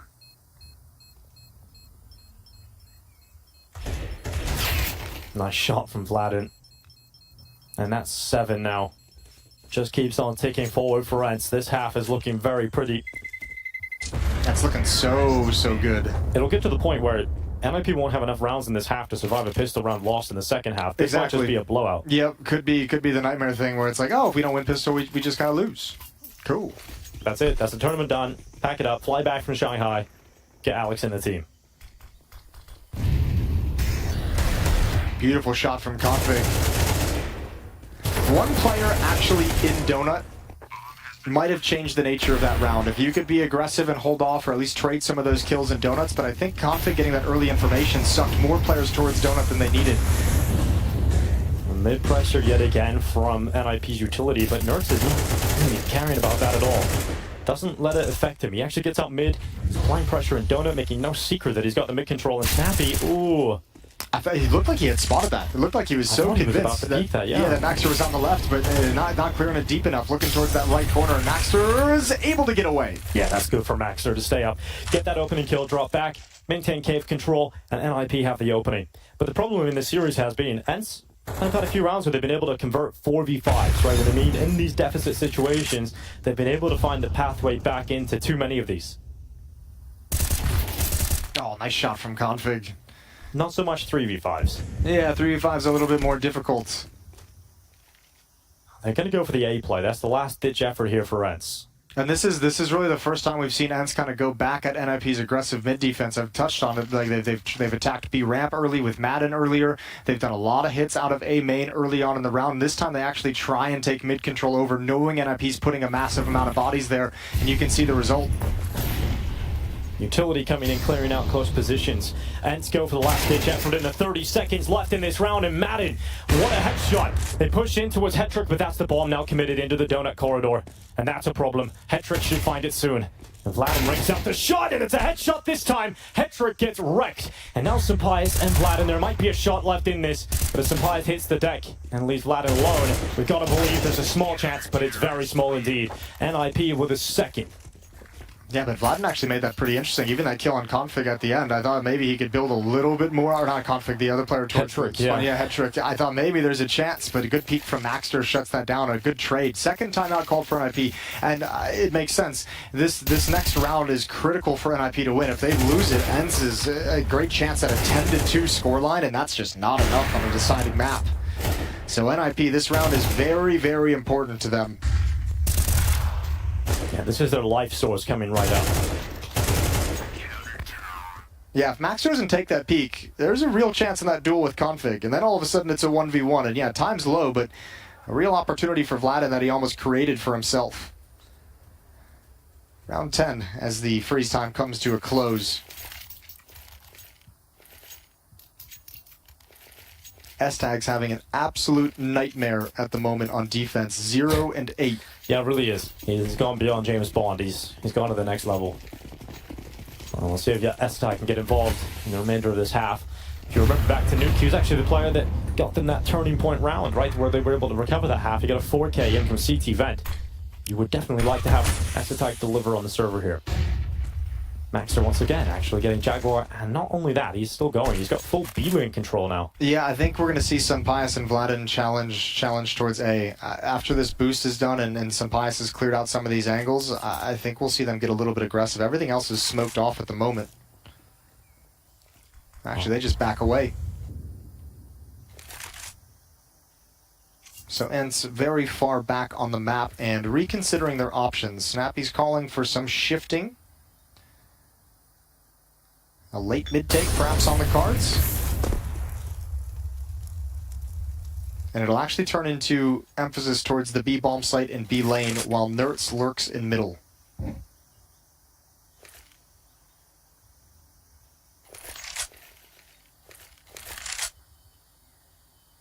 So Rez is up first on the defense at ramp.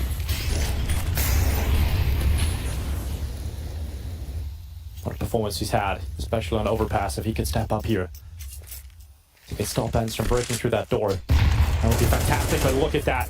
Goodbye to the smoke and goodbye to Rez. He committed into the smoke thinking it was covered, but it betrays him as it blows away. 20 seconds on the clock. Back to the A-bomb site. Oh, back that's towards perfect. Look at the time in the rotation as well. Yeah, and I mean, even the defender there, if he gets back to it, it's S-Tag. Remember, he's had a tough game. He's got no motivation to step up with the FAMAS. 0 kills for S-Tag. They could use one, but the opportunity won't even be presented. And Ents just find a way to maneuver around the map that doesn't even allow NIP to go for it. Because if they go for this and lose, they've got no money.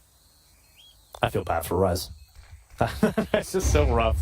Get in the ramp smoke, try and play on the sound, try and play on the timing. Give credit to Vladin, man. And he just gets destroyed. Yeah. 10 and 4 from Vladin. He's having a very good game here now. Doing everything they're asking of him. And a little bit more too. Yeah, what a way to find an opening kill. It took him a second as well to realize Rez was even in that position. Yeah. But at minimum, it is going to be 8 rounds at the half here for Ents. And currently, all signs point towards even more than the 8 rounds they've already collected. You mentioned a possibility of 10-2. Well, that feels like a reality at this point. Well, I mean, there's still a challenge, right? Because NIP saves the 4 weapons so that they don't get broken. So another chance to contest here for NIP. That's what that save bought them. But in that situation, if that happens again, it's almost like you don't really have that option to save anymore. You need to get rounds on the board. I don't even think 9-3 is enough. No, not at all. And if you're S-Tag, you're just trying to get off that goose egg as well. But before this half ends, you don't want to go an entire half without getting a single kill. That would be absolutely devastating for him. It's not an easy job that S-Tag has to do at the moment. You know, an interim IGL returning to competitive play after a hiatus. A lot of factors, but still need to perform here on the stage. And taking their time this time, Ents. And is that mid-control again? The classic stamp is getting config towards elbow, but Nertz is holding for it. And one of the two sharpest aimers, they're going to be battling against them. Inside of the smoke fade, is Nertz going to be looking the right way? Is he going to detect config though? Peeks the nade in hand, and config doesn't sink the kill. Oh my lord, yeah, how does he not get that one? Even manages the retake as well. Hetrick is watching the Jaguar entrance with an AWP, so config knew he didn't have anyone wrapping around him for that aggressive stance. Oh, a lot of damage onto Maxter. He's not finished off. Snappy does not know how close he is to getting that kill. That's all unconfirmed damage now inside of Cave. Ooh, spam through the smoke. All the damage, all the close calls onto NIP players. Config finally gets his frag. It is Nertz as well that he cleans up and finishes off from earlier. And now Hetrick, a little bit off the mark. Little bit off the mark. And Madden, let's see if he can do it twice. Here he goes. Usually an entry beast on this B-bomb side. He steps up to the mark again. Rez under pressure and under scrutiny is stopped by Snappy. It is a 3v2 for Rez as the bomb plant starts to come through. Sampaius is the player to lock in those digits. And Esatag still yet to get on the board. He's got to pull this off if him and Config want this round win. Yeah, you have to go for it. And the longer this takes, the closer Snappy's going to get. The bomb's not planted for him, so it's essentially a 2-on-2. But Snappy's coming around. Snappy is indeed the light spotted from Sampaius. That's the kill from Config. And perhaps Esatag doesn't need the frag if Config gets it done in his own. But Vladin's down the ramp. Esatag spots another play. He's just trying to pull distraction, allow his in-game leader to get around the backside. And Snappy now activates. That's Esatag out of the round. And that's NIP without a chance. Config has to retreat. He tries to get away. And even then, his retreat might be denied. And it is. Vladin gives him no mercy. And Ents keep pushing forward. Yeah, that's a risky flank from Snappy, but it works out. But it works out partially due to great play from Vladin. We'll say his name again because he stepped up from the group stages. He realizes his priority at that point is staying alive. He's making it very difficult fights for NIP to take him out of that position. And he's just doing a couple shots to keep him off the bomb as long as possible. Keep them focused on him and ducking down whenever it feels like their aim is trained on his position. And that buys the time for Snappy to get all the way around. Yeah, it's a great spam to cover that push. If you're going to slide into that position, that spam is going to do work. And this is Vladin stopping even the save for Config. So this is it for NIP. Even with 3 rounds at the half, it doesn't look like it's going to be enough. Yeah, the nice thing is because they saved a couple rounds back, they still have the money to invest in this one because they got to just kind of set back up with those rifles. So this isn't any kind of a diminished buy whatsoever. Plenty of utility, op in the hands of Hetrick, rifles on the other players as well. So let's do this. Last round of the first half. Ents looking for double figures. That would put them 3 rounds away from a semi-final against Faze. And we know how good that matchup can be. We know how good Ents versus Faze can be. And that will be one hell of a story for this tournament. A real chance to test Faze's dominance so far. Madden is just loving these fights at the B-bomb site. Doesn't feel like he's lost one of them when he runs up here. He's so damn good. And Rez has had one hell of a shift from dominance on overpass. They're not getting involved at all here, and Config sets himself up to flashes in. Doesn't land a single kill, and Rez nearly gets a double, but it's not enough output here from NIP. No, it's almost so many targets. Config couldn't really track and make a decision of which one he wanted. He turns that corner, and there's 3 or 4 players in his sights. Yeah, he just sends out a light blanket of damage across a couple of players. And you would have to hope that someone stepped up with a big multi-kill, but it hasn't happened. The only hope here for NIP is that Esatag gets a kill in this half at some point, and this is his last chance to do it. Esatag coming back in with Hetrick. AWP from the Ukrainian peeking close. Esatag's about to get caught. It is that disastrous half no one likes to see, and it's 10-2. Ents are 3 rounds away from a semi-final berth here at the CAC. Yeah, and it sets up what we kind of built on what was looking like it might come, is the fact that this is now a must-win pistol round for NIP, or else they're just gone, or else they just fade out of these quarterfinals. So it's so demoralizing, sure, when a player goes 0 at the half, but even more so when it's your in-game leader, because they're in their head about their own performance, right? They're not super positive, they're not hyped, they're not fully focused, I'm sure. Every in-game leader will tell you, I mean, it's kind of a chicken and the egg, but when they're playing well individually, the calling gets easier. Yeah, and I mean, even Carriot, one of the most experienced in-game leaders in the history of Counter-Strike, when he has a negative performance, you can often see it affects his emotions. He even feels compelled to go on Twitter sometimes to talk about it after the match, right? So it's definitely going to be playing into the heads of they're human beings after all, and you know, Esatag, as an individual player, he's going to be feeling rough. Yeah, they're not robots. Yeah, they aren't, despite what people think and what not they yet. say. One Not day, yet, maybe. one day AI I think will we'll come be for the the first to players. be replaced. Sure. Yeah. That's kind of crazy, isn't it? That the whole AI commentary thing. Just keep that away from me, please. Coming for our jobs. Yeah, I want to do this for a little bit longer at least. God, Madden has been such a monster at B-Ramp throughout this entire half. This is, I think, like the 3rd time we've seen him get that entry. Like, basically, whenever he stepped up, you add in the Vladin round, blowing open the smoke and picking off Rez.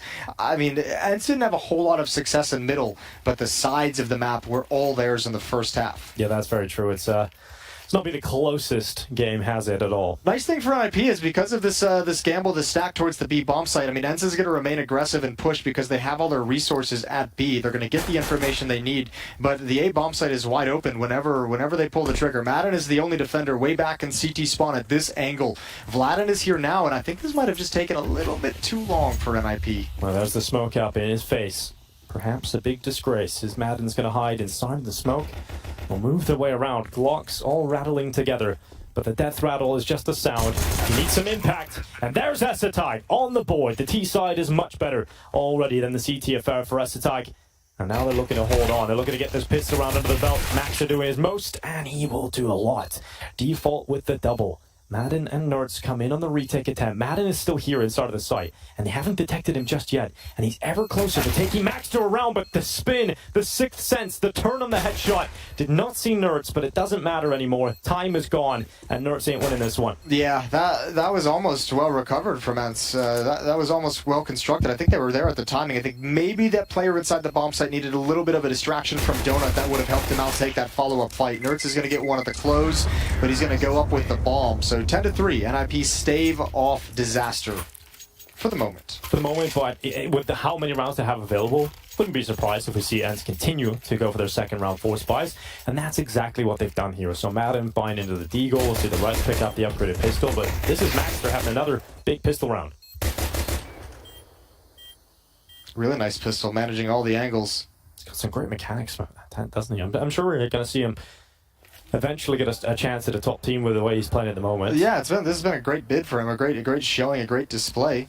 I would love to see it. I wouldn't actually like him to go into the team immediately, though. I actually like the idea of him going back to the academy and spending a bit more time there.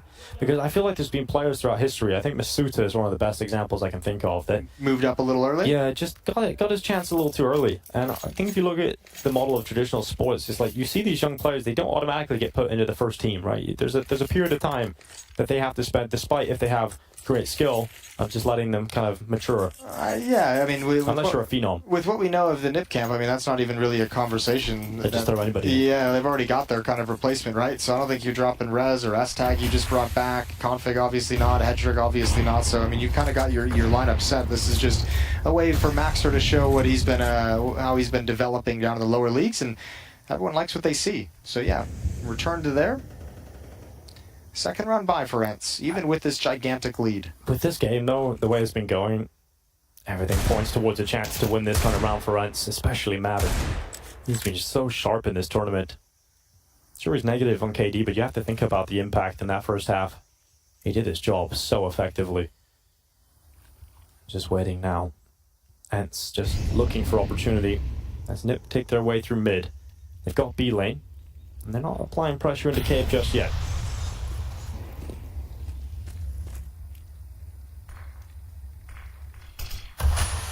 Under 1 minute left in the round.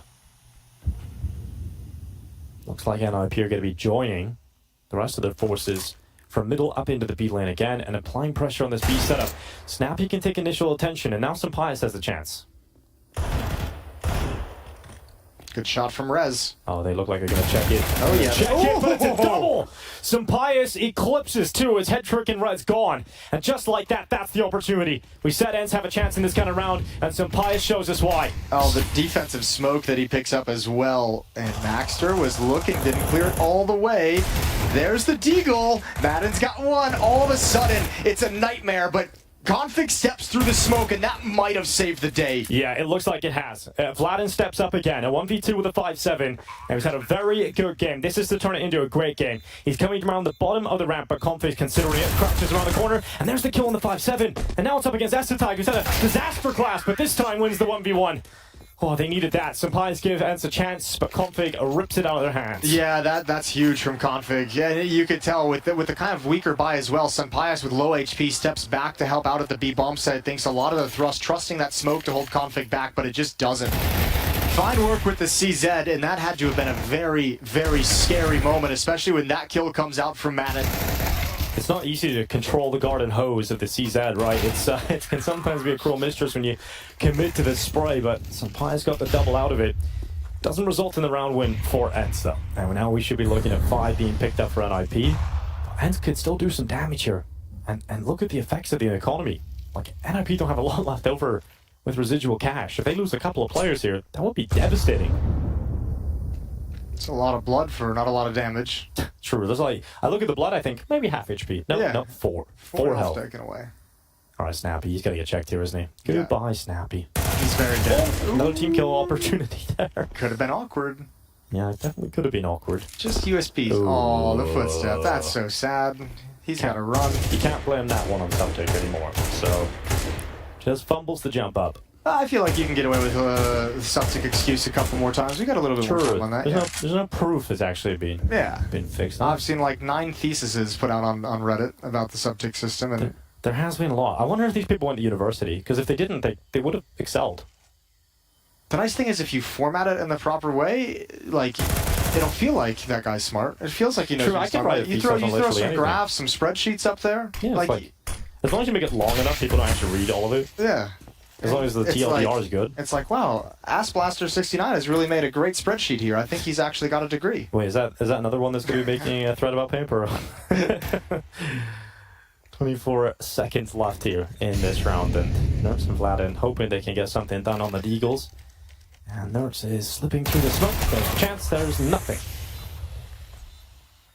10-5 as expected. They really did have to make life difficult adding spotlights to everything, didn't they? Like, look at the size. Yeah, just the amount of like shadow kills we've seen come out in this tournament alone. I'm just like, wow, those shadows really are just throwing very some of the plays strong. away. It is, and the worst part is like you almost never realize when you're doing it in the moment. I think the strongest shadow is actually towards A main on this map. And I think a lot of players realize you have to hug that right wall so it doesn't go out. Oh, but- they're gonna learn. Yeah, you're gonna learn. You're gonna learn through the hard way. repetition. Yeah. But we're seeing like what positions on maps that you don't even realize your shadow is going to show. What we saw in Nuke was like even a shadow showing in the secret play, right? Yeah, like yeah, exactly. Coming from Surprise that guy, left yeah. hallway, so it's like, oh, dang, they just show up randomly. Vertigo is a big one as well. Like if you're coming through heaven on the rotation on the CT side, there's giant It's like the bat shadow signal. going on. I started enjoying that. I call myself Bigfoot. You know, you stand on top of it, makes your foot huge. You know what they say about big feet, Jason? You know what they say. Pretty large socks. Exactly. 10-5. NIP, this is the next test of this comeback feature they're going to try and embark upon. Because Ents have the rifles out. Sunpius has his off. There's utility. There's defensive utility. Rez burning alive down to 52 HP.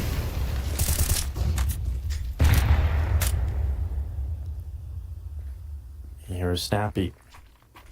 Once he got, he loves an aggressive play out of cave. He loves this. They go in for the fight. He does so much damage. Snappy can't get away anymore, though. Oh, but he's got Matt in here. They won't expect this. I think that's the last bullet coming through from Rez to secure that kill. Oh, he's got it. Timing is everything, though. He's got the wall for protection as well. That's Rez gone. Now he peeks out. Oh, a second from Madden. Great work. And Sunpius is just here with the op, like, when do I get to have any fun? When is anyone actually going to peek this? It's actually Nerds who will be challenged next. Immediate dink and cleanup, and that secures the fact that NIP have to commit to this B bomb site. No chance of a fallback, and the elbow shows. Yeah, Sapias ain't going to miss the shot, but it's not going to do enough damage to bring down the beast at the first attempt. So Vladin will do that instead. Hetrick's gone. Acetite sustained early damage from Snappy's aggressive maneuver, and he ain't going to get any closer to that B-bomb site. 11 rounds now for Ents. Money still decent enough to get the purchase for NIP. Again, disruption. Disruptive defense, being aggressive from Jaguar. Snappy doing it, getting great damage, but no kills. Madden following it up, finding a double kill. And then all of a sudden, you've got low HP players trying to recover the round, and it's never going to be likely for NIP. That was the big kill that sealed it, that forced these 22 and 25 HP players of S-Tag and Hetrick to just come up the ramp to their death. Vladin with a double. It ends 2 rounds away from that Faze semifinal match. And how exciting that will be. Faze returned to the #1 spot in the world. Ents coming at them as a wounded warrior with a stand-in, but that matchup always delivers. Snappy versus Carrigan. I'm just excited about it. We're just here on Nuke, on Ancient rather, thinking about that matchup. You're right. Historically, it has always delivered, but also going into the new game, and as you mentioned, the stand-in situation, then you have to ask the question: is can Ents still deliver to the same degree that they have in the past? That'll be their test against Faze. Still have to get there. It's not decided just yet. But it could be in this round. Yeah, all indications are that we will get the Ents Faze matchup in the semis. And it really does feel like it's down to moments like this and it's going to stay alive for NIP. Rez on the bottom of the B ramp looks up to the site, and Sampaius is taken out. Rez is looking for Horton. What Hello? Yeah, he fell asleep at the wheel. Good find from Snappy. Oh, well. But yeah, that's Nerds trying to get some information as well. It's Vladin. Okay, well, let's see. Yeah, a little snoozy round here for Ents, and it has allowed NIP to be in a comfortable position in this round, but of course you can wake up from your slumber. The desolation of Ents. Oh, it's going to be the kill for Config, and Vladin left the default burning away, and he will burn where he stands. So that's 6 rounds for NIP, and yeah, weird round, you have to say, Madden especially. Yeah, well, yeah, given Rez the opening kill on that B ramp, Rez showing Madden he can do the same exact thing. Just it was curious watching Madden just kind of walk out looking towards cave, nade in hand, caught off guard by Rez again. 11-6, and NIP fighting back to pistols for Ents.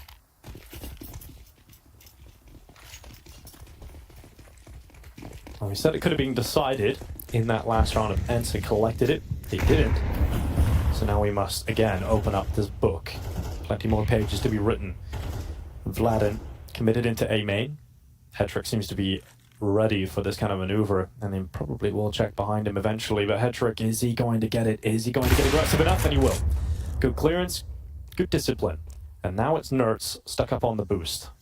Oh, it actually catches the scope. That's exactly the player that he would have wanted. And Nerds gets a second on the dive down from off the top, but doesn't get away with a weapon, doesn't get away with his life. Yeah, but what he does is take enough bodies away to where they can't actually press any kind of advantage over an A snap. He's looking for that gap, looking for the indication. Now he's got it, transfers over, he knows the fight's going to be there, but can't handle it. Steps into the light and sees the light as Rez will take him out. Sampaius' reaction is to get deeper into the bottom of the ramp itself. And Rez has stepped back beyond those double doors. He's got to go get the bomb. No one else is in position to do it. Aztag is holding on to A main. Config has position outside mid. It can only be Rez to pick it up as he backs away and traverses through T-spawn once again. Oh, the rotation's coming back from Madden towards B, and the bomb is going the other way. So perhaps Sampaius heard some steps and was calling for the rotation over, the gamble to put 2 players there. But with this rotation over now, there's no shot here. It's going to be 7 for NIP. And unfortunately, those kills happen in A main, so there's not even rifles that anyone from Ents can pick up. No AK-47s on the ground in B lane or in middle. So should be a 7th round, although Madden can still throw a spanner in the works as he shifts towards Temple.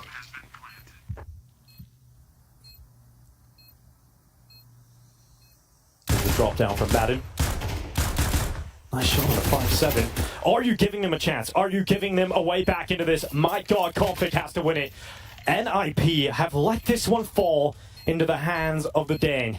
He has to pull this off. He's got the position for it. They run him in, and Sampaius hits the headshot. What the hell just happened? That's incredible. All across the board. Nerds with the double kill. Sampaius on the flank. Madden with one more. Man, NIP individually losing battles against pistols all throughout the round. There is absolutely no way. That's the knockout punch. That's it. You've actually just knocked yourself out, basically. Like, this is ridiculous. Sampaius comes in. How does he win that fight? That should have been an easy kill for Attack. And then Config, he's like, oh, shit, guys, I have to win this. Yeah, and even Config could have played this a little bit differently. He goes for the surprise factor, but there's no chance after that. It's just 2 back-to-back fights. Could have played the bomb a little bit differently, and that's Config not using the time on the bomb. Well, that is the one that probably has broken the back of the Ninjas in pajamas. It's Nerds, Snappy, and Vladin taking one huge leap forward. Wrap it up, boys. That's it. Semi-finals locked in. Ents have a matchup with Faze, and NIP are out in China.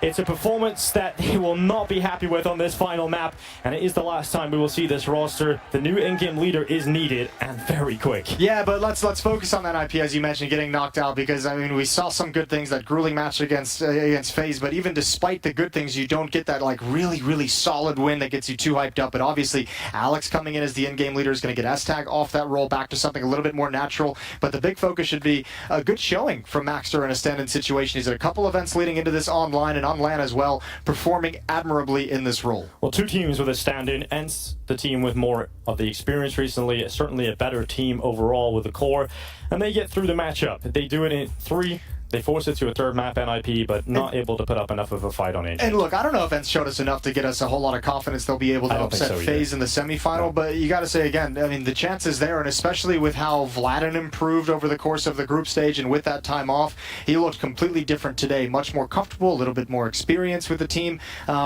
And looked a lot sharper today. He definitely looked a lot sharper, and I think a lot more comfortable in his own skin. You know, he felt like he wasn't making as many nervous plays, killing his own teammates. But he did have one of those. He did have actually. Yeah. He did actually do that. But it was funny. But yeah, it was fine. It was fine that time around. Semifinals locked in. It's going to be Faze versus Ents. To break down this matchup, we've got Trace and the boys on the desk.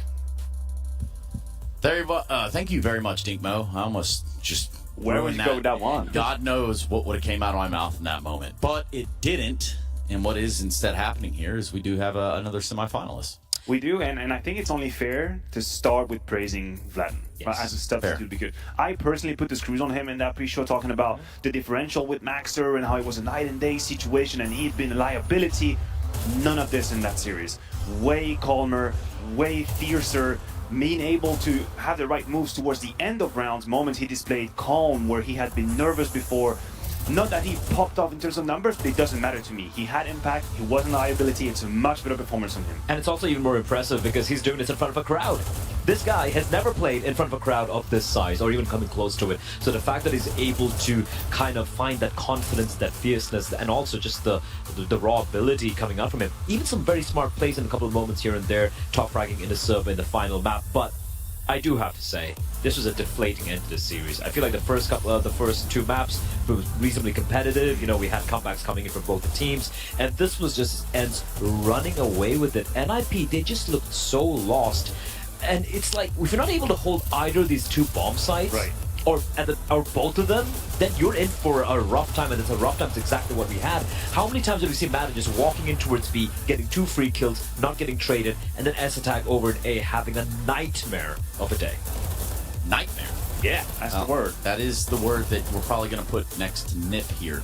But again, you know, you make it out of groups, you come through here, and, well, I mean, I guess the NIP magic just runs a little dry. I mean, listen, it's not a question of expectations and then being disappointed. It's just about the quality of Counter-Strike you put forth in this last map. And I think this is way below what they have shown in the entire event. And that's what saddens me a little bit. Like, it really gives us a flaccid taste of NIP and what they're going to do in the future. I didn't like that too much. I'll be honest. There's some words that go together, and I don't know that I've ever heard those two words in particular get used together. But yes, flaccid taste is what NIP is going to be leaving us with. I don't know about the taste, Trace, of flaccidness, but it was a flaccid performance coming out from NIP. That word way too much. I know. Okay, let's just wrap it up with a flaccid. All right, it was a placid performance though from NIP. That's, I think, a little bit more gentler. But yeah, that's it from this particular, you know, showing from the NIP. They had a great run in the group stage, but they were clearly outclassed here in the quarterfinals. So check it out. Nerds has got some words for us. Beauty of having a 360 stage. We're completely surrounded by it all. And you were enjoying the crowd, mate. You were warming up to it. You wanted to get them on your side? Yeah, I mean, I want, like, it's not in every event that the crowd is cheering for both of us, and we felt like it's really good, and thank you. 的确，在这种两边都有观众的一个场馆，他感到也是觉得非常非常的特别，而且大家都非常非常的热情，为两个队伍都在加油打气。Now I want to talk about going into this game and just the things you tried to fix, because obviously we saw you guys in that Astralis game get beaten down on 2 maps in a way that I've never seen before, right? You lose it without a standing chance. So what did you guys fix? What did you guys work on? I mean, after the match against Astralis, we had a lot of talks what we need to do. And right now I feel like the best way to play an Ancient is just to control the pace. Just don't let the other team control how Astralis did, and this is the best how we need to play.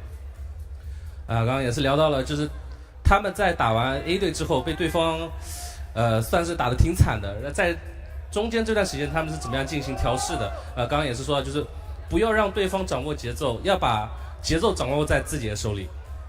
And looking at just coming into this Ancient, right, you said about controlling the pace. You guys dominated. Do you think they made a mistake? Because we're looking at NIP's past record on this map. It hadn't actually been strong, but do you think they expected you to be weak? I'm pretty sure they thought like it will be easier match in Ancient, but yeah, sometimes it's not going how we think.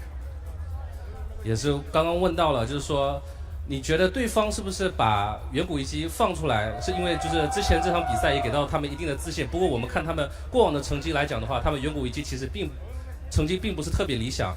那自己也说到，是的，就是刚刚其实打这张地图的时候，他们就已经很自信了，就是他们对这张地图非常有把握。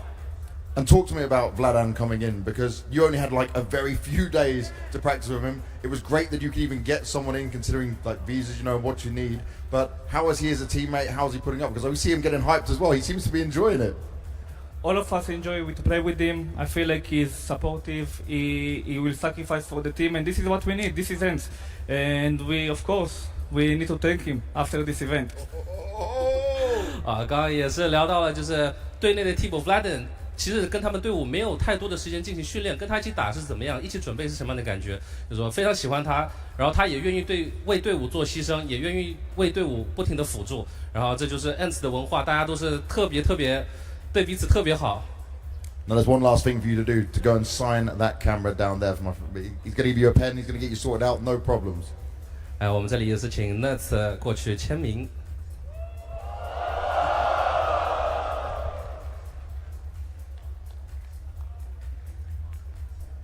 Shanghai, give it up one last time for Nerds and Ents!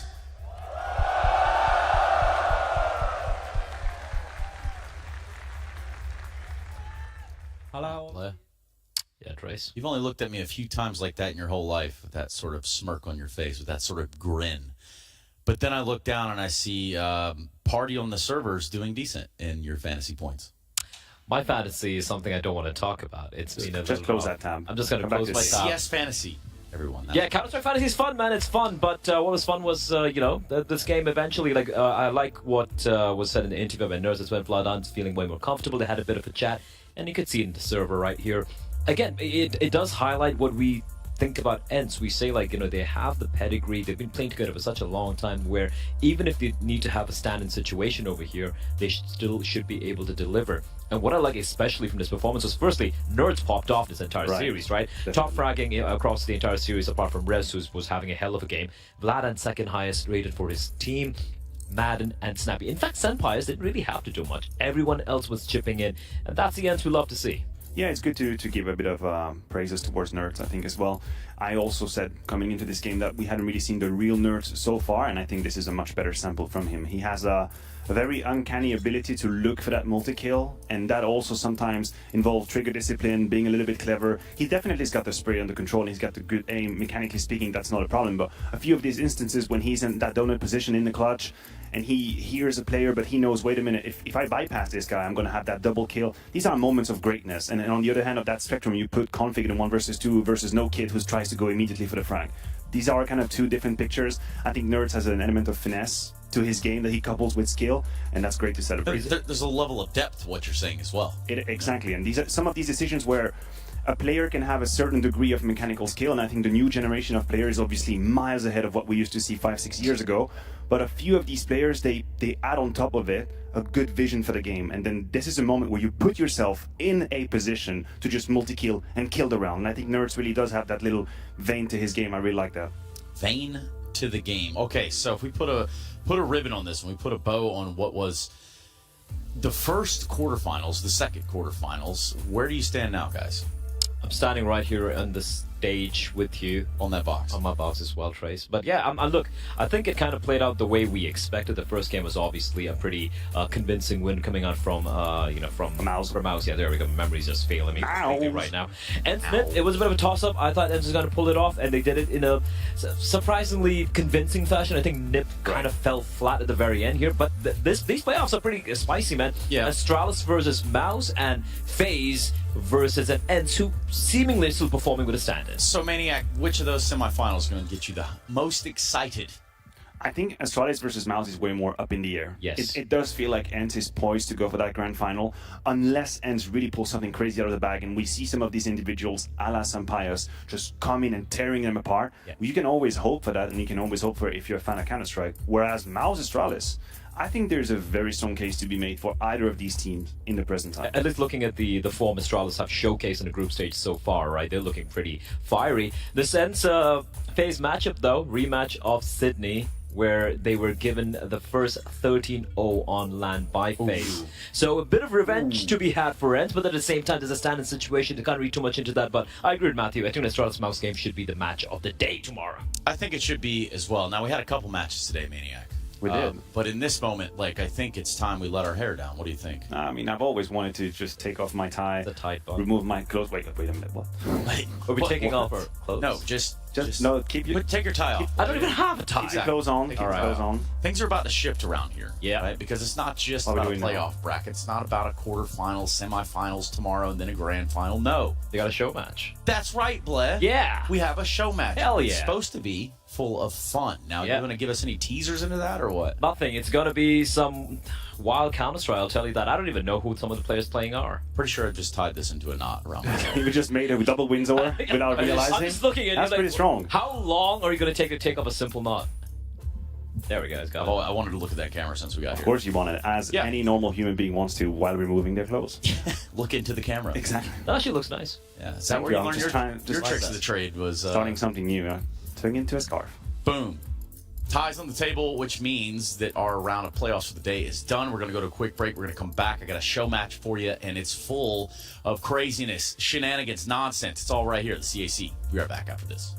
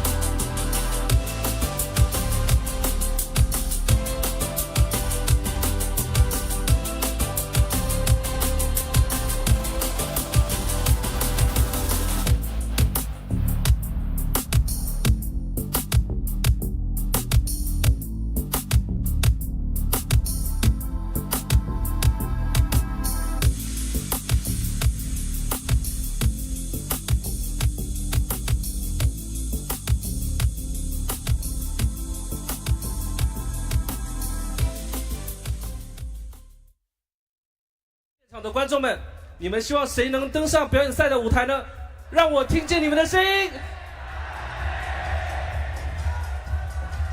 好的，选手们已经准备就绪了，下面有请 Team Bomb。And their opponents. Put your hands together for Team Kit!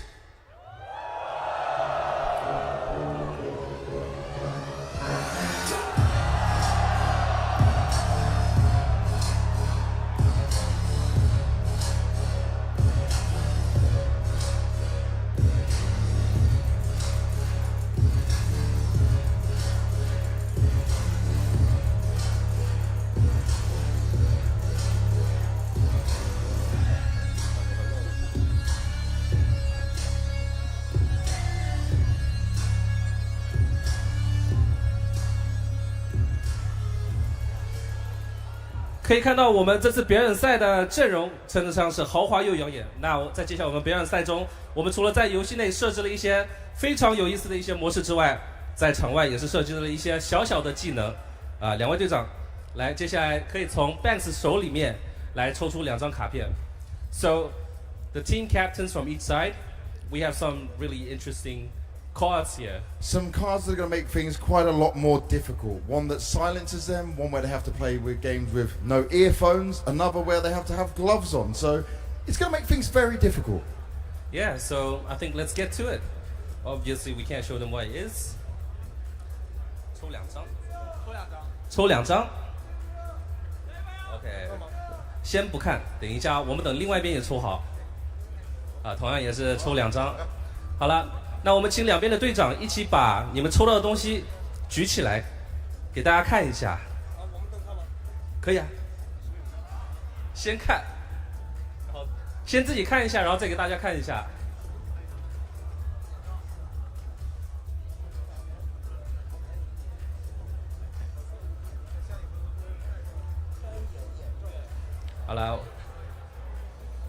好了，那我们也请两边的队长，既然已经稍微看了一下嘛，给观众们也展示一下吧。来，我们往那边展示一下，对着那个红灯，有没有看到那边那个红灯？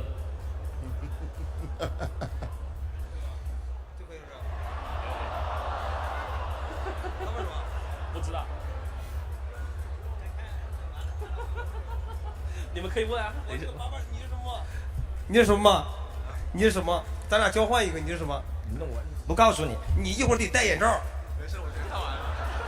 我一会让你搞个好玩的。Alright, so they were just asking each other, what did you get? And Danking said, I'm not going to tell you, but you're going to wear an eye patch. Oh, okay. He's going to put it on him straight away. I like that. That's going to make things too hard, man. I would not want to be playing like that. Yeah, it's going to be awfully difficult. Alright, now. 那当然，我们现在就是抽卡都抽完了嘛。那你们有没有什么想要对对面说的？其实要说什么不用说太多，但是瑞子刚给我们下达一个指令了，说一定要把康飞哥给打爆。他说。So there's not much to say here, but Rez did tell them, Config, you should watch out. They're gunning for you. Okay, they're going for Config. Config, they want to come for you. What do you have to say to that? Rez has already got you pinned. I mean, he'll be surprised we got something for him as well. Okay, something's planned. I like it. We'll have to wait and see how it goes down. 看来 Team Kit 这边也是为了 Rez 有做一些准备啊。好了，那我们既然双方话也放完了，然后卡也看完了，那请双方去备战席准备一下我们的表演赛。They get to take their seats and we get to see how this show match is going to go down. But there are quite a few things that could go massively wrong here. There's been some adjustments, right? There's been some mutations going on. Yeah, definitely. There's been so many interesting things. 等一下，这场比赛表演赛非常有意思，而且里面也有非常多的彩蛋。不过此时此刻，我们要把我们的时间交给我们的分析席。Well, I don't know, Julian. Yeah. There it is. That's perfect. Can you tell? You look good, man. I can't see you, bud. I can't see you either, funnily enough. Here, Jacob, before I give myself a... We figured we wanted in on the fun as well, right? It's not really a holy show hell. match if we can't see stuff. Wow. Okay, yes. So there's a show match, and perhaps that should have been one of the cards they got. Like, you have to wear Pimp's glasses to play the game. Or another tough one. Worse than an eye patch. Maybe a pair of glasses. Like, I'm gonna convinced, ship his. I don't think I could see the crosshair through those. honest to God, that was a powerful thing. Big crosshair, huh? Yeah, it's a big crosshair, too. Nonetheless, Team Bomb versus Team Kit. So you know that we have a show match on our hands. Some of the names, some of the familiar faces as well. Here on the desk, too, as if they need an introduction. So we're going to skip all that. Maniac, Pimp, myself, Trace. Yo. Guys, we look at this show match and we see names like Sakula, Config. But it's not Alex. exactly the same. I thought you were going to go for like the honorary, like almost royalty blood of Chinese Counter-Strike. Then you put Config in that list. So what are we talking about now? People with two arms, or he's in the show match. So He's in the ultimately, show I have to say that it does make sense. Yes, Dan King, Rez is up there. Zacher, he ain't going to make it easy for nobody. No. You gotta respect Rez and Config as well, playing along. Poor people just been smacked in the quarterfinal, and they're like, no, fine, I'll play the show match. You gotta respect the sportsmanship. Gotta respect it. But also, you have to respect that there are some kind of strange rules in place, Jacob. And I know you know them all by heart. So Yeah. I mean, there's going to be a lot of different commands in play. I think there's a server admin over there that's going to have a fun time, good time, you know, making the game miserable for these players on the server and slightly random. But that's the fun part about the show match. So let's just go over the ones that I've been told are active all the time. And that's a very short list, all things considered. Now, this one will get your interest right off the gate. MP _ anyone _ can _ pick up _ C4 1. Okay. So anybody in the whole service. The CTs will also pick up the bomb. Yeah. We've seen that happen in a different place, right? Yeah. CTs picking up the bomb, planting, yeah. Imagine just picking it up as a CT and just kind of running away. I know exactly what you mean. Or planting it and defusing it immediately and you win the round. See ya. Yeah. Cash. Wait a minute. Hold on. So I'm seeing cash for. I'll just read the command out here. Let's Take your time. Cash _ player _ killed _ teammate has a value set of 10,000. So we're not sure. Does that mean you get a 10,000 bonus if you kill your teammate? Is that what's happening? I think so. I do it in a heartbeat, man. That's a good reward right there. Would you guys turn on your teammates for 10K in game? I would do it for free, man. just for free. Okay. Yeah. Fair. So you get money when you kill a teammate from the looks of it. Also under MP _ buy _ anywhere 1. So this is where it's cool. You can have an execute and then you realize, damn, if I just kill Pim right there, I'm going to be able to buy a gun. Oh, hold the phones. Hold the phones. If you like it, you should put a ring on it, like this guy is putting a ring on it. Jacob, tell him congrats. Congratulations. Nice. There we go. It's very heartfelt from your soul. This guy. I can tell. That's cute. Yeah, I wonder what. He's in a bit of a shock state, huh? Didn't see that coming. Well, the crowd's loving it. Yeah, crowd is loving it too. And speaking of love, you've got to love. Even though sometimes it seems that we live in a world where it doesn't necessarily find its way around. You know what? Even if it's hard to love someone, Trace, you gotta try anyway, right? Yeah, I mean, I'm stood here next to you, so Exactly. For many years, actually. Many moons, even. Yeah. So I see some of the ones that are randomly activated as well. Now that's where things do get. Give us the best one. Okay, let me just read this. Y'all talk about something. Okay, here we go. Grenade damage times 10. I kind of like it. We've always talked about CSGO nades. So if you do 10 damage with a grenade, it actually means that person dies. So just a grenade. That's correct. Yeah, 10 okay. times 10, that's 100. The math checks out. Okay. The Yeah, math okay. checks out. It is correct. That's gonna be wild with the Molotov, huh? 2 ticks of a Molotov and you're gone. Oh man, this is like, literal magma. The floor is lava, literally. MP _ random spawn 1. Can you actually spawn anywhere on the map? It's just random, I guess. Like, I assume. Maybe we should take that the other way around. What is normal about this show match?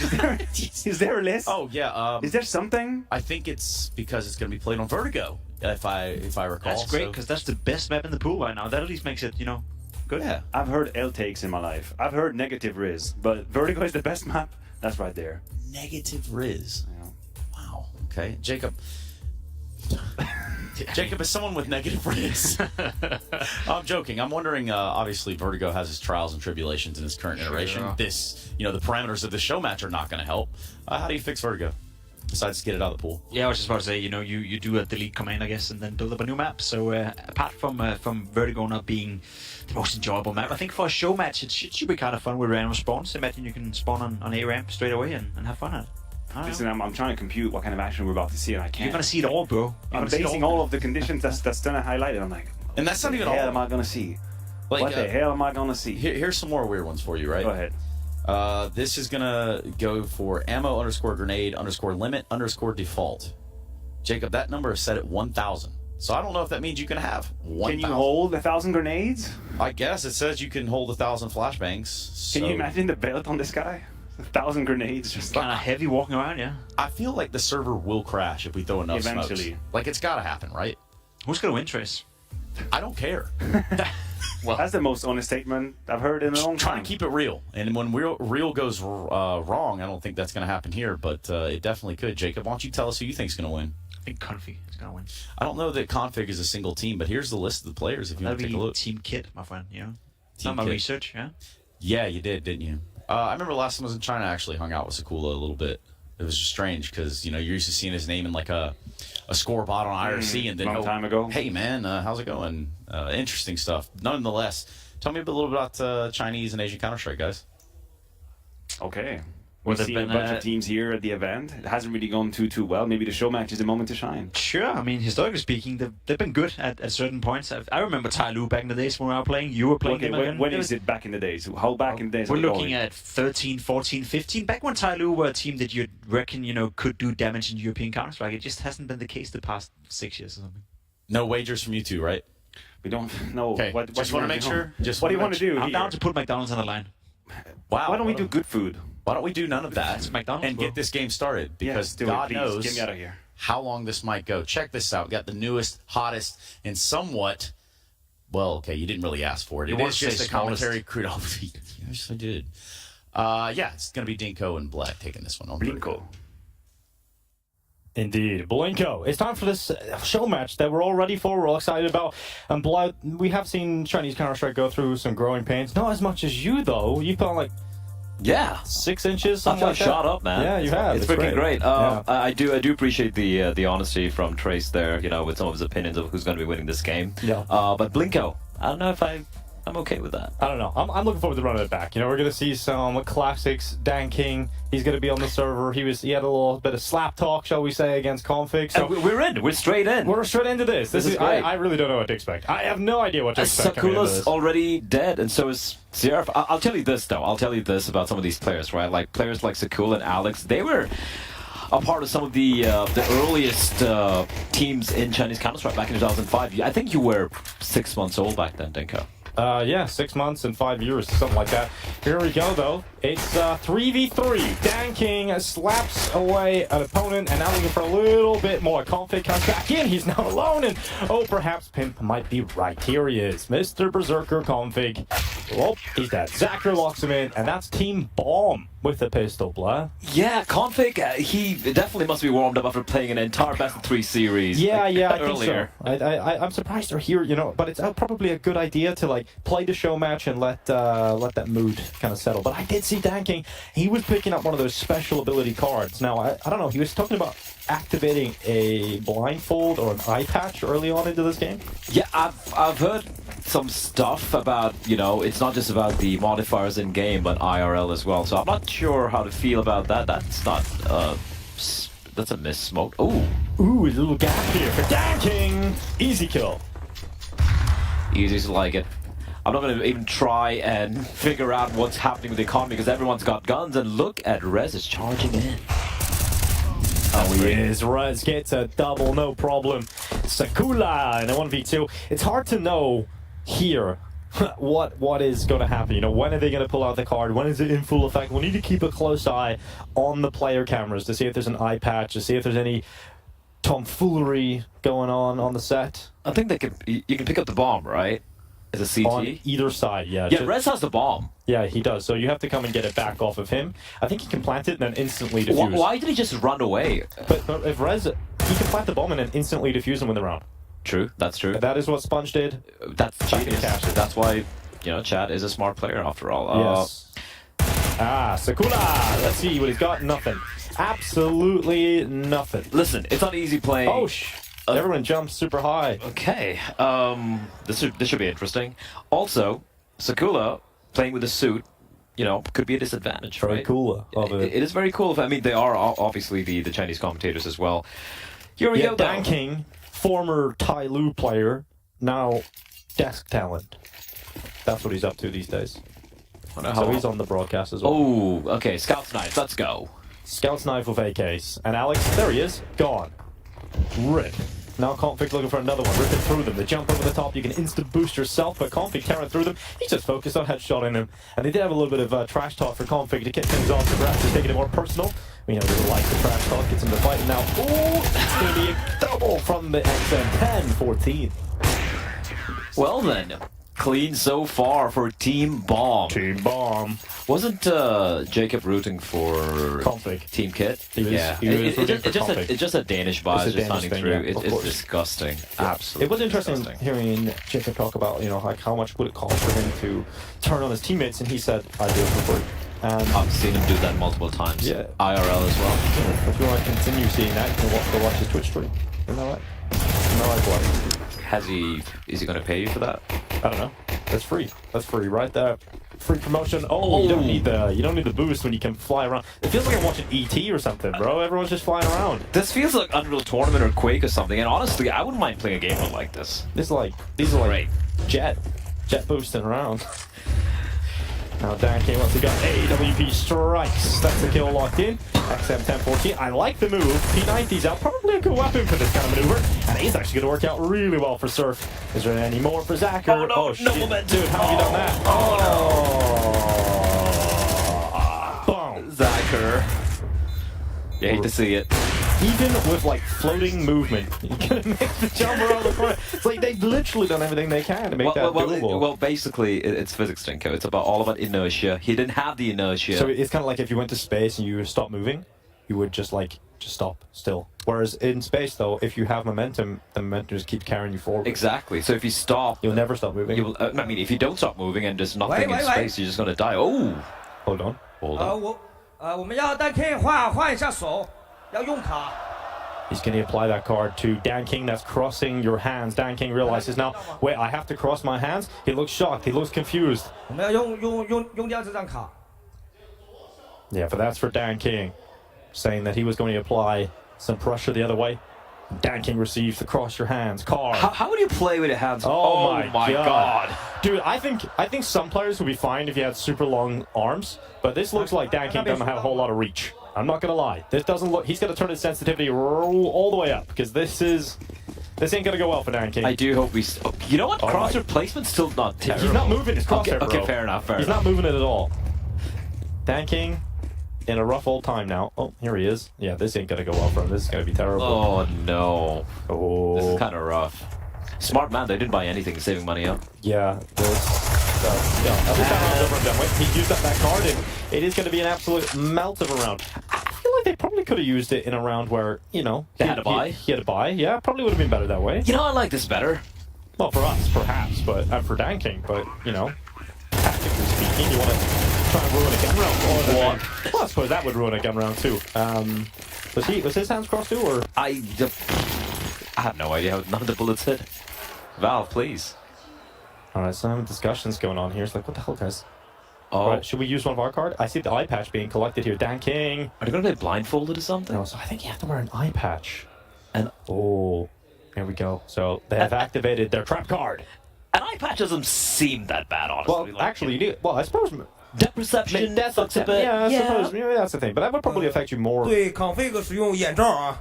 Config? Why Ooh. config? He seems to have it out for config. He wants to fight, man. He wants to get into this. Just an eye patch. I mean, I don't think it really matters a config. Config's like, alright, fine, I'll wear this eye patch. I think it might look good with an eye patch. Yeah, let's see. Config is a pirate. There he is. People loving it. Yeah.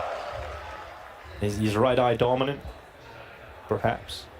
I think you can decide which eye you apply it on. I will say this though, right?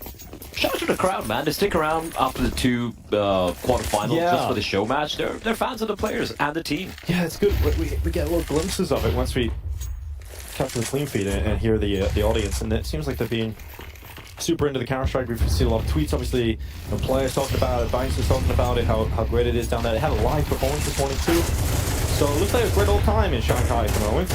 That performance was lit. That was really cool, yeah. Very cool. And I was like, I know this song. Where do I recognize it from? And it's from the music pack in the game. Oh yeah, okay, yeah, that would make a lot of sense actually. You got the artist playing it live. Well, Freestyle, he's gonna get caught stacking. Oh, he's pissed off, man. He had to play cross-handed, and he's had enough. He's had enough, and I do wonder how many rounds Config has to keep the eye patch on. Should be just one. Just say, Danking. He's just keeping it on. He's like, all right, I'll give them a chance. I'll just keep it on the whole time. Surely that was only for one map. I guess he likes it. A real one would be like, put a condom on your head. Wait, what? Get the condom head in. What is happening here? Ooh, Danking. There we go. That's a nice little replay for you. And Team Bomb 4-2 up against Team Kit. It's going to be an opening maneuver for Team Kit here. Danking gone. Could do nothing about it. And Zacker's going to be playing in behind the generator. Smoke out blocking his vision. Molotov follows in behind. And a flash layered here, Blag. Give us your best play-by-play. All right, here we go. Rez just pushing on up. Zacker holding the op. Finally having an opportunity to wheel it, considering G's not in the team right now. Gets on. Get the second kill as well. Looking for more. The third flick doesn't land, however. And all of a sudden, it's a 2v2. Jamyang strikes. And it's all on the legend, Alex. All on Alex. Gone, dead, locked away, seal the key. It is Jamyang with 3. Team Kit looking relatively solid now. I did try to do the Yanko play-by-play for a second, then I realized I just can't. It's that was the best live commentary from Yanko.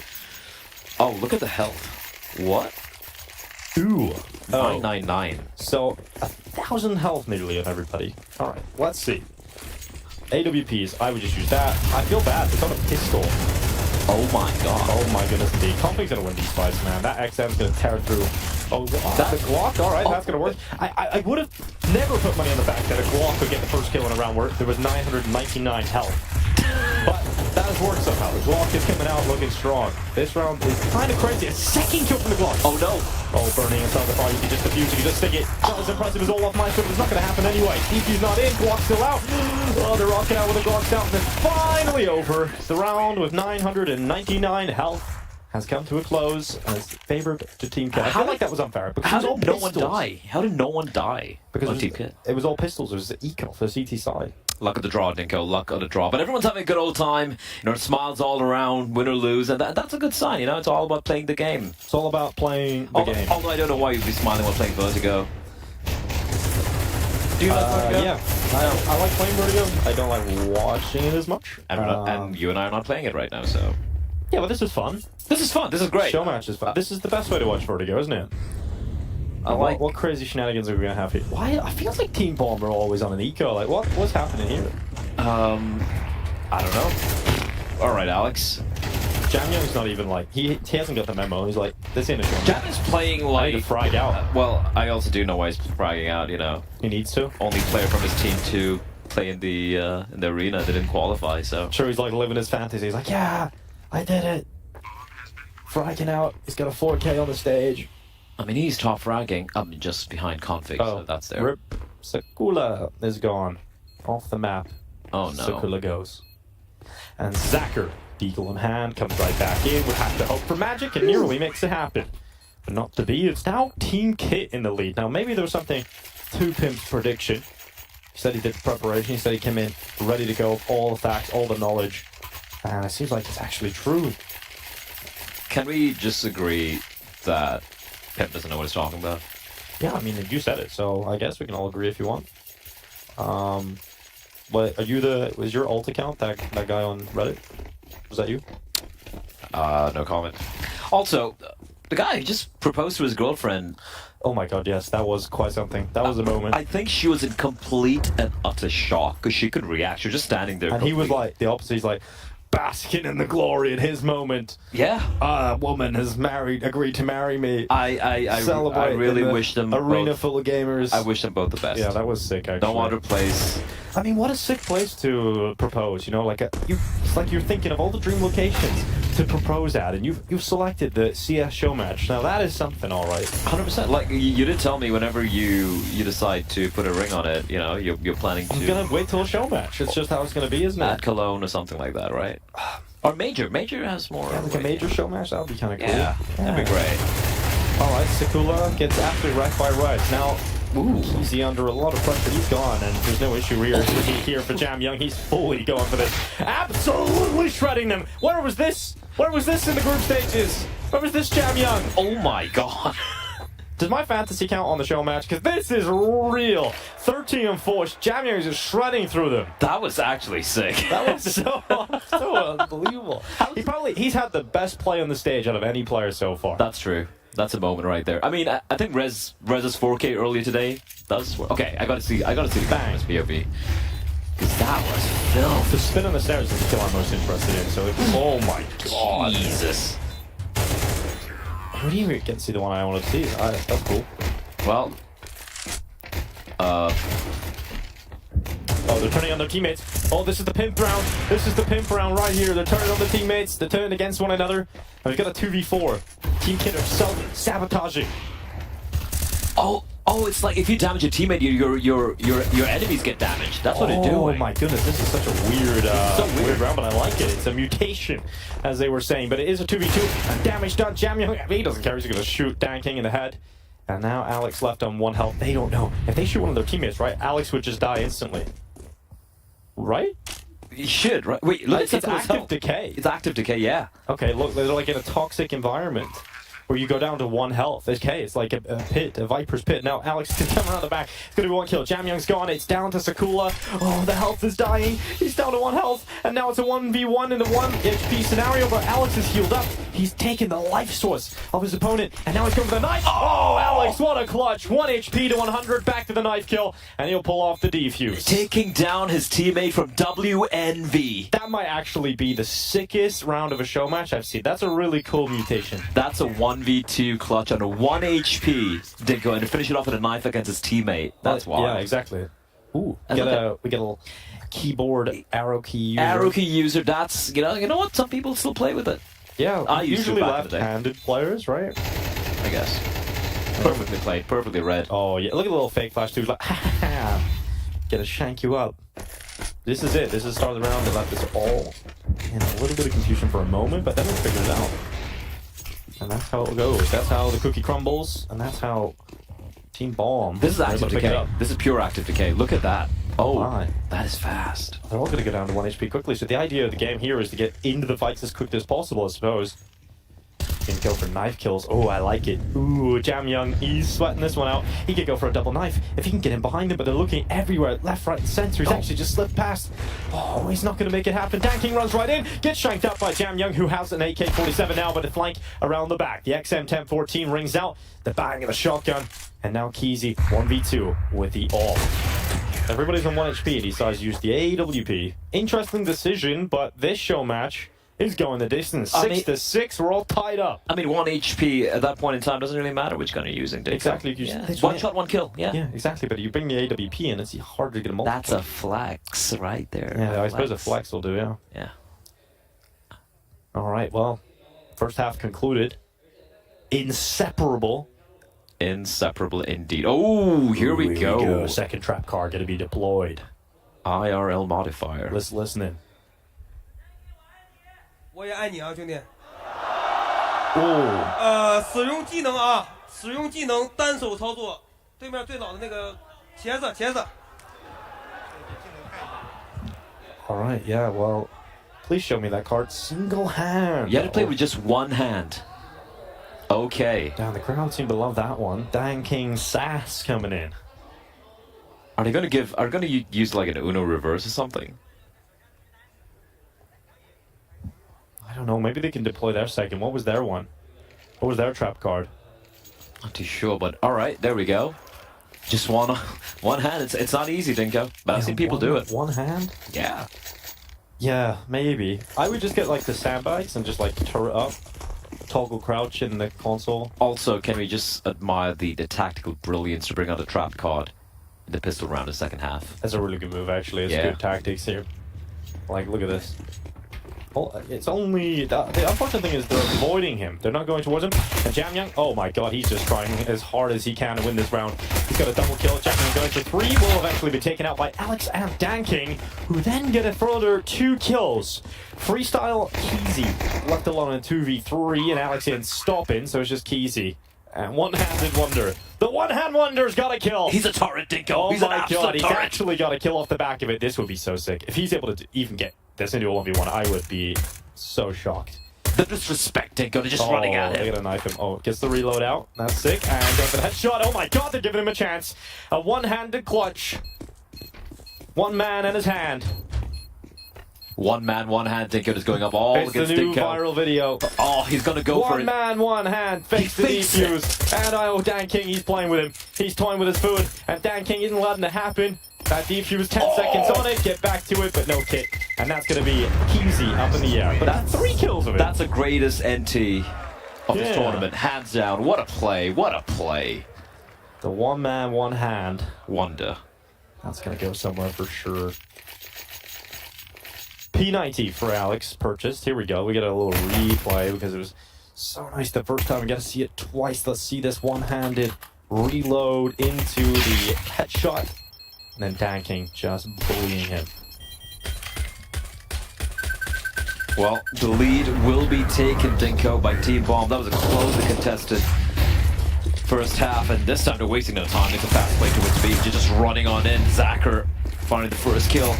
Looking to do more, and well, they're just getting absolutely shredded. 2 more CDs remaining, and DanKing eventually will fall to the max 7, but that should be it. It's going to be round number 8 for Team Bomb. It should be. Well, no ecos up. They have all the money in the world. They can go for whatever buy they want. I wonder if Config's still playing with an eye patch. Yeah, I do wonder. I haven't seen him in a while. Can we see Config production? I don't know. Like, obviously, you know, I don't know this is being played in Shanghai. I don't know if that's our choice. Yeah. Oh, camera's up.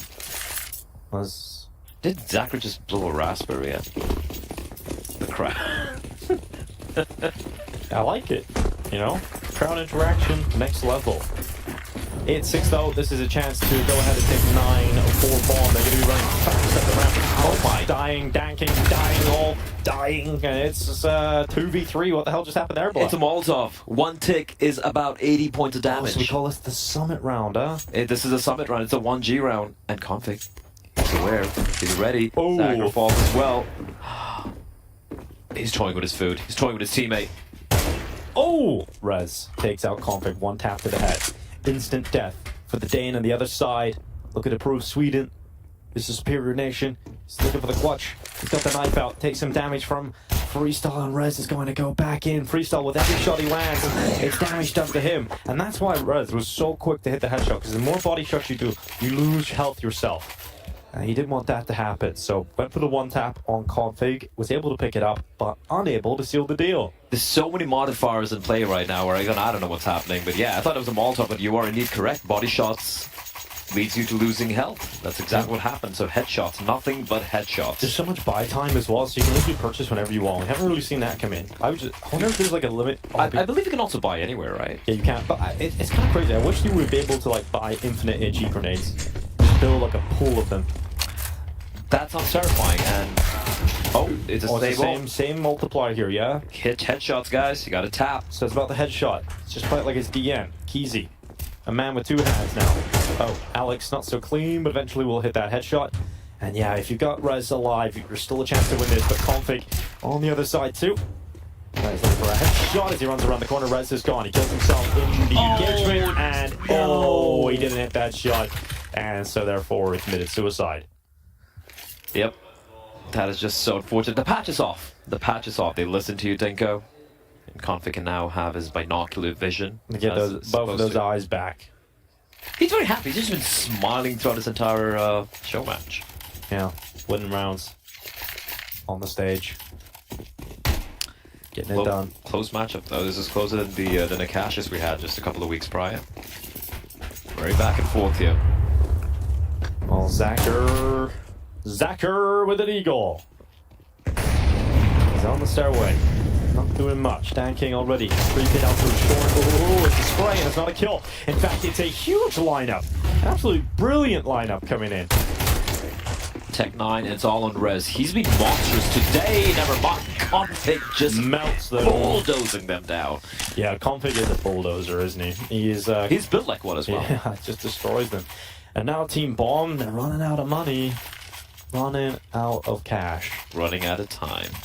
200 armor. Oh, the Juggernaut. That's freestyle. Here he is. Complexity are back. The Juggernaut returns to Counter-Strike. And this time he will not fail. You are slow though. Freestyle's the Juggernaut though. Oh, Rez is the Juggernaut on the other side. Oh man, look at the weaponry they have to work with here though. Oh, Rez. Juggernauts are kind of cool. They are. Imagine you could buy a Juggernaut in regular Counter-Strike. I wish we could have like a game mode in CS where a regular mode, right, where you can actually play as or against a Juggernaut and Config from behind and go. They're escorting the Juggernaut, but Config's come around the back. Spent a few months inside of the Juggernaut, and well, he has got himself a headshot traded out by Dan King and Rez with the big Tech9. He's low on health. I think he's taking a lot of damage from the bullets. Oh, it's a flank. It's not a quick flank, but it's a Juggernaut flank. And Zacher's gone. He's out of there, so it's down to 45 health. Juggernaut that's dead. And it ain't gonna happen for them. Team Kit up to 10 rounds. 3 remain. Ooh, the Juggernaut's back. And they're not gonna go away, yeah. Why can't we get tactical shields out?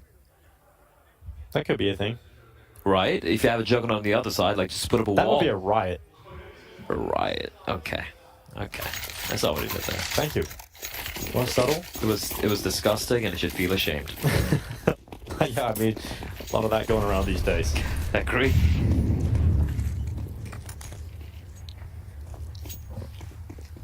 Well, the P90. She felt ashamed about that. The Juggernaut. The P90 as well.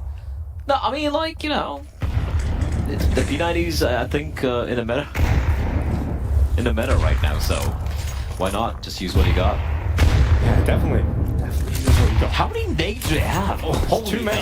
This is the round I was asking for. This is my dream Counter-Strike round. When the nades come in, they're infinite, you can blow everything up. And this is a massacre on top of the ramp. And there's a quick flank coming in as well. Here's Sakula around the back. Easy kill, and just Rez left alone. Unable to win the clutch in the previous round, but he's freed up now. He doesn't have the burden of the Juggernaut on his head. He's going to run right into that P90 and get absolutely destroyed. 11 rounds for Kit. And that's why you want to have the P90, Dinko. No shame whatsoever in using it. No, none for that instance. Ooh, a weird spawn coming in here. I like it. Oh, no, it's going to be instant spawn kills. Oh, Surf is going to go for the shot. He's going to go for the movement, but he knows he's up against the Juggernaut. So that's he can survive this. He's done. Like that, you can't do anything about that. Oh my god, that's so unfair. That's unreasonable. Easy. Easy. What's he got? P90. That's right. Oh, goodbye. Oh, no. Zacher, do it to him. Do it. Oh, no. Not able to get it done. Despite my best Palpatine inputs. And now down to 3 players for Team Bomb. Can I just say Alex's, his posture is probably the nicest I've ever seen.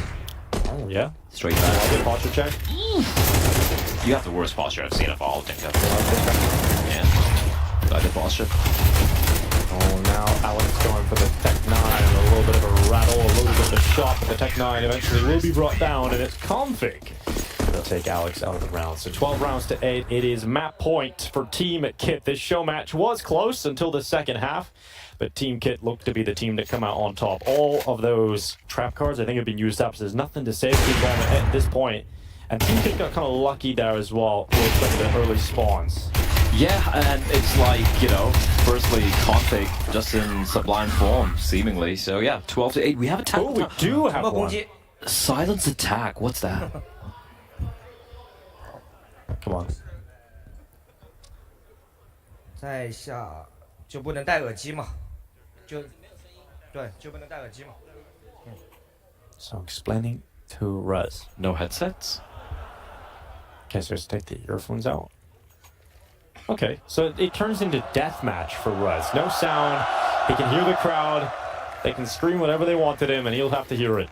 I mean, I don't really think they've been using much sound, honestly. And here we go again, Binko. Potentially the final round. Oh, Jamyoung, is he spotted? Yeah, he gets his head down, flash in, and Zachary down close. Jamyoung, though, relies a little too much on the utility and ends up getting taken out by Rez. So even without sound, Rez is still able to frag out. Now that is over. And it's Config looking to frag out. What a shot on Zachary. Now just Zanking left in a 1v3. He'll make his way back down the stairway. Good kill. But that's about it right now. It's Dan King to clutch a 1v3 to keep his team in it, but the greatest clutch of Dan King's career right here. This is his chance, Dinka. This is his chance to bring it all back, but he's going up against Config and KZ. Dan King wrapping around. There's nothing he can do, and that is gonna be it. Team Kit with the win. They make it comfortable. Oh, no! Config with a backstab. Oh, Config, what a sick way to close it. That'll be 13-8. That's a snake way to close it out by the Dane, but then again... Damn, Config. Damn, man, like, at the end, again, the Danes. I have to say, though, Blur, that was a very fun show match. That was great. And I think that's one of the best ones we've ever had. That actually might be up there, absolutely up there. The only thing probably missing were giant chickens, but everyone is having a great old time. For me personally, it was great to see people like, you know, like Alex, like Sakula in the server. Haven't seen these guys in years. Legends of the Chinese Counter-Strike scene. And yeah, on a more serious note, I'm very happy to see them still involved, still loved, beloved by the crowd. 刚刚这场表演赛大家看得过瘾吗？ Yeah, so I asked if they enjoyed the show match. I'm sure they did. Seeing Config with an eye patch on, it was like a pirate. I love that. Yeah, it's amazing. 刚刚 Config 戴眼罩也挺好玩的。 And we have to ask some of our friends about their skills within this game. You know, 2 for 18 did Seraph hit? He got 2? He got 2, yeah, I was impressed with that, to be fair. That's impressive actually. 刚刚好像有人只有杀2个人啊。 谁呀？社夫，哎，是吧？杀2个，是吗？等一下，等我一下。应该社夫杀2个，社夫杀2个嘛。Yeah, the whole team confirmed. Yes, Surf got 2 kills. Thank you very much. We needed to know that. I'm going to have a quick chat with Config while he's here because, Config, how did you enjoy the eye patch? I thought you looked a nice pirate. I don't think it's very good to play one-eyed. I think that was a little bit harder than expected for sure. 戴眼罩感觉怎么样？刚刚比想象中还难一些。做个海盗并不是很舒服。So we need to have a little conversation with our friend down here. Saraf? 2 kills. Yes. I don't know what I'm doing here. 就杀了2个人，他也不知道自己在这里干嘛。I'm just a translator. Just a translator. Yes, that's it. You were translating for Rez? All the time. 他只是上台当个翻译，帮 Rez 做翻译。 So was he helping you out a lot? Of course, he did everything for me. Wow, there we go. Team support. I like that. That works. 刚刚是不是有帮到 Rez？ 有的，他非常有用。 Well, that was a very fun all-star match. I did enjoy that from start to finish. Sorry, they were just saying that. I was being a little mean. I enjoyed it from start to finish. What did you say? What did you say? Well, when I said he was useful, I had to pause. Yeah. You're so mean. So mean. I'm sorry. Well, I think Shanghai, you enjoyed today, right? You have been one amazing crowd, that's for sure. You put up one hell of a show that's been enjoyable from start to finish, and it's great to be back in China. Welcome. 好啦，那我们今天的比赛已经全部结束了。那我们也再次感谢我们全明星的选手们。那最后你们有没有什么想要跟观众说的？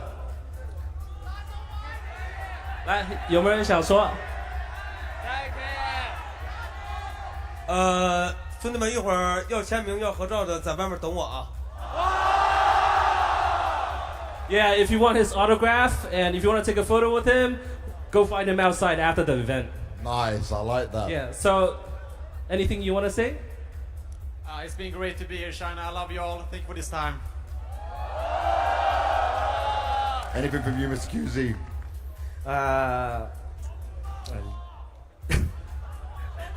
骂不了一点啊，回家骂，回家再骂。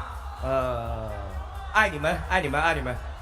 回家骂，回家骂。现在骂不了，回家骂。Yeah, don't diss him here. Just like wait till he goes home. You know. I like that. So everyone will stick around.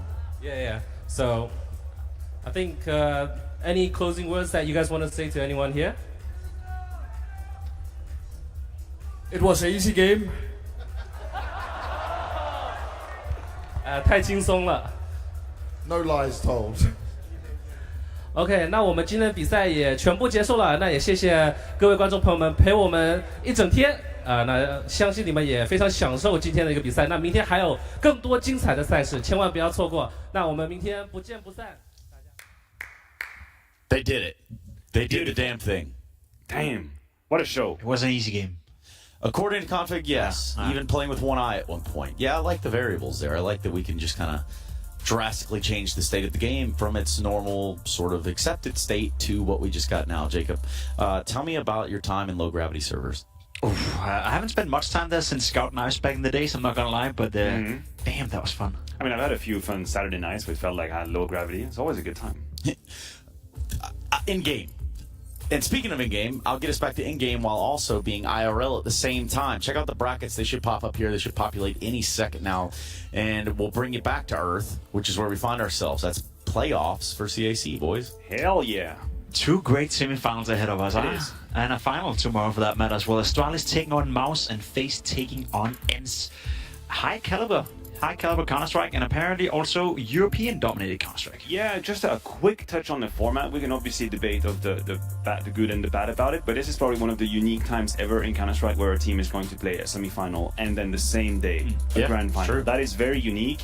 We're going to have to see if experience kicks in, if physical condition kicks in to be able to stomach these 2 back-to-back best-of-3s. Semi-final 2 is straight before it. And it's very interesting. You say that. We have seen it several times where a team might have to play 2 BO3s, but now when a grand final, or both grand final teams rather, come through and they've already played once in a day, who's going to help? Who's going to hurt? What would you prefer? Would you prefer to play the semi-final, have a 2 to 3 hour break, and then to the grand final, or you would just prefer to go straight from one to the other? That's a good question.